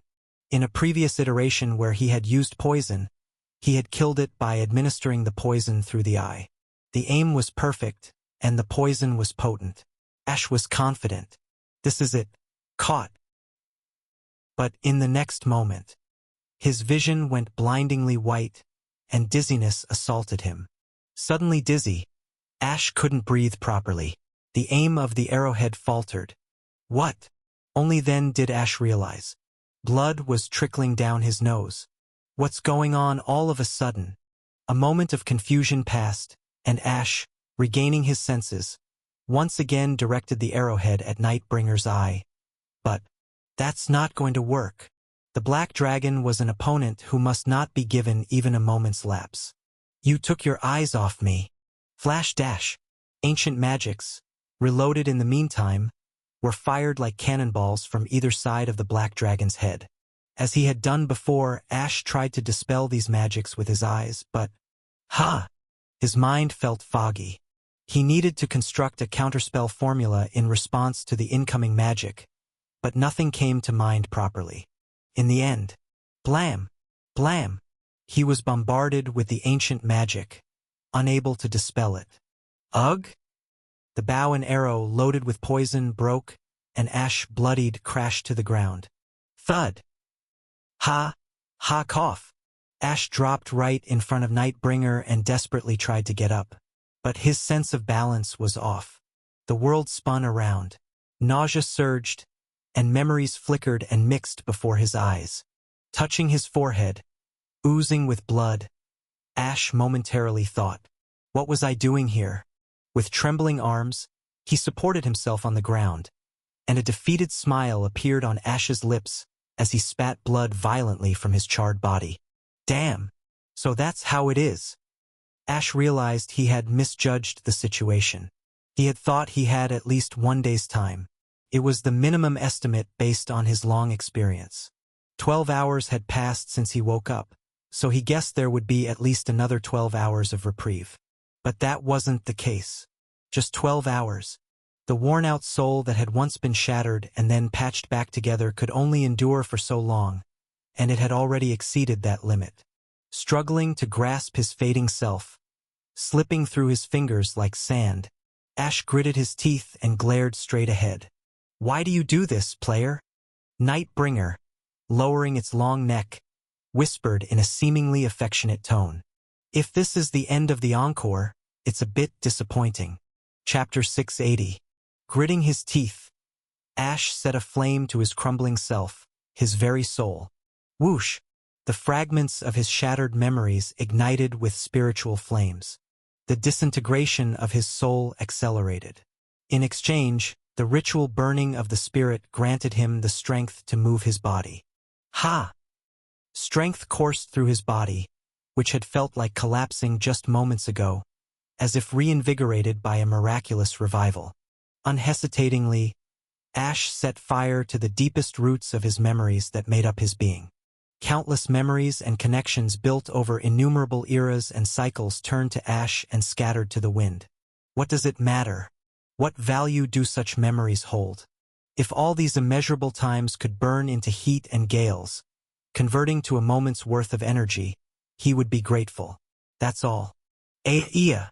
With a bestial roar, Ash charged once again at the dire dragon. His mission remained unchanged.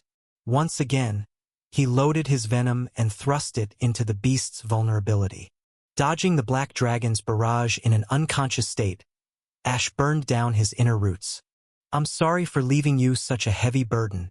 In a distant past, faces of his bloodied father and brothers clutching his shoulders flashed through his mind. Do not forget that we walked the same path as you. Burn it down. The days of the joint front with his father and brothers intertwined in flames and disappeared.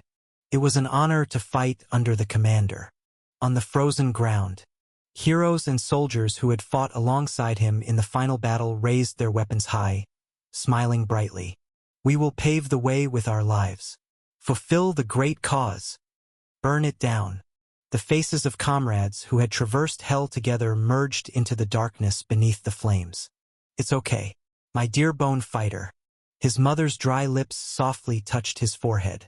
Mom will always be by your side. Memories of his mother from his childhood, who had hugged him with a gentle smile. Burn it down. Iya. Flames streamed down Ash's cheeks like fiery tears. Burn it down.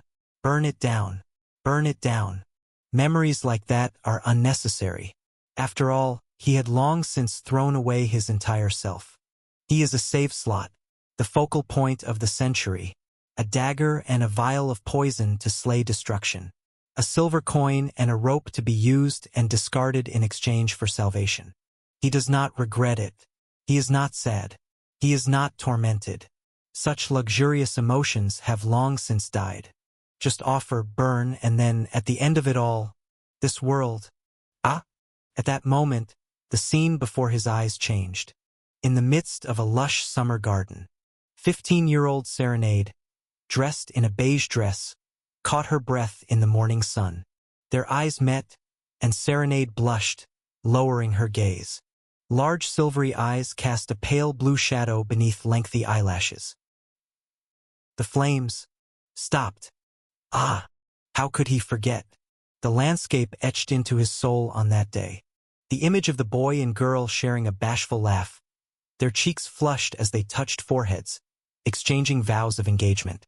At that moment, tears welled up in the corners of Ash's eyes, dried out by the heat of the black monster's breath. Without realizing it, Ash raised his arm, reaching out towards the memory of that day, now beyond his reach. Whoosh! Flames poured down over that memory. Nightbringer unleashed its breath, ruthlessly engulfing Ash. Suddenly revived, the other heads of Nightbringer attacked Ash from all sides, and although he dodged all of them, he couldn't escape the central head's breath. Ash was engulfed in flames, and the last of his loaded poison turned cleanly to ash. As the brief breath ended and Nightbringer drew in its breath, Ash lay in a pitiful heap. Having stolen the blood of the black dragon, he was resistant to the black flame and its breath. But a direct hit was another matter. Ash could no longer fight, nor did it seem he would live much longer. In his melted and disconnected reasoning, Ash thought slowly. This is the end. There is no longer a way to continue this battle. Is this the end of the entertainment you can provide me? Nightbringer whispered softly. It was fun, but from the standpoint of ending it, an encore performance is rather boring. Let's end it here, player. This time for sure. Before it could finish, Nightbringer suddenly looked up. From beyond the forest's edge, shrouded in darkness, someone was rushing this way. Tot! The sound of bare feet lightly tapping the ground rang out, and then a small girl with a lithe frame leapt into the air. Her long black hair billowing. She wore chainmail armor over her bandaged body, her eyes the color of amber. Half-dragon. It was Duskbringer. Nightbringer was about to mock her, but Duskbringer had no time for conversation. She roared mightily in midair. Iya! The Duskbringer too set all her blood and soul ablaze. The sunset-colored magical power she emitted proliferated wildly, eventually merging into a single form. Horns sprouted and soared upward with a massive head, and endlessly expanding wings stirred up gales as they spread to either side. A thick tail, towering like a spire, whipped the ground like a lash. As her limbs, now gigantic, touched the ground, large scales made of magical power finally covered the figure. Dragon Blood Rampage, the ultimate stage. Myth reenactment. Materializing magic to temporarily transform herself into the form of her dragon ancestors. Her most powerful self-destruction technique. Iya, in the form of her great ancestor, whose name she bore. As the colossal red dragon, Duskbringer finished her descent and charged at the black dragon. scattering flames from her entire body. That power is too much for you to handle, half-dragon. Nightbringer, now almost tearing at the seams with a wide grin, took on her attack. Kuang dash. A sound that could have been mountains colliding echoed across the ground. The clash of the two gigantic dragons was truly earth-shattering. The ground cracked, creating a rift down to the valleys, and thousands of trees forming the forest fell in a line. Hot winds swirled through the atmosphere, and clouds beyond the curtain rippled. Though Duskbringer had grown incredibly in size, Nightbringer, having absorbed the night as it moved northward, was much larger. Ignoring the size difference, Duskbringer desperately lunged at the black dragon. Brilliant flames followed every movement, bursting out in all directions like fireworks. Bang! Bang! Kaboom! For a brief moment, Duskbringer dominated Nightbringer. But Nightbringer had long since spotted Duskbringer's weakness. There's a smell of blood, half-dragon. The scent of the great blood passed down from your ancestor leaking out. Suddenly, 6 of Nightbringer's auxiliary heads had circled behind Duskbringer. The Duskbringer tried to counter with a roar. You should have healed your back before charging in. The wound was too great. All 6 heads breathed out in unison, striking down on Duskbringer's back at once. The scales made of magic power were peeled away layer by layer and soon were penetrated. From behind the red dragon's back to the front of her belly, the combined breaths of the 6 heads struck down like a long spear. Ka'ak! Barely enduring the pain, Duskbringer tried to continue her attack, throwing her fists with all her might. Twung dash! But in the next moment, Nightbringer's massive front paw intercepted one of the swinging fists and gripped it tightly. Nightbringer sneered into Duskbringer's ear, shocked. The power is too much for you to wield, half-dragon. And just like that, quad dash, Nightbringer ripped off one of Duskbringer's arms in the opposite direction. From the torn shoulder, instead of blood, brilliant sunset-colored magical power burst forth, and Duskbringer, gritting her teeth, spun in place, attempting to whip her tail like a lash. Kung dash! However, Nightbringer, having already risen, lightly stomped on the tail to stop it. Ugh dash! And for a moment, as Duskbringer's movements halted, Nightbringer gazed at her with 14 pairs of eyes of dark magic. 14 pupils simultaneously emitted darkness. Nightbringer's most powerful attack, Forged Night. Forging the night from ancient accumulated hatred and grudges, Nightbringer butchered the descendant of her old rival. Quajik, Quaduk, Poof! Intangible darkness, sharp as a blade, flew in and shredded Duskbringer's entire body. Ea! Ea! Torn and tattered, Duskbringer screamed in agony. From her shattered body, sunset-colored magical power spurted out like blood in all directions. Nightbringer's 7 heads rushed towards the battered Duskbringer. The 7 heads of the evil dragon savagely bit and swallowed her body made of magical power. No longer able to maintain the form of a dragon, Duskbringer, now just a skeletal and grotesque figure, staggered and slowly fell toward Nightbringer. Thud! The lifeless body of Duskbringer touched Nightbringer. Confident that he had finished her off, Nightbringer leisurely watched her end. And then, flash! A light returned to the lifeless eyes of Duskbringer. No longer a dragon, but something torn to shreds.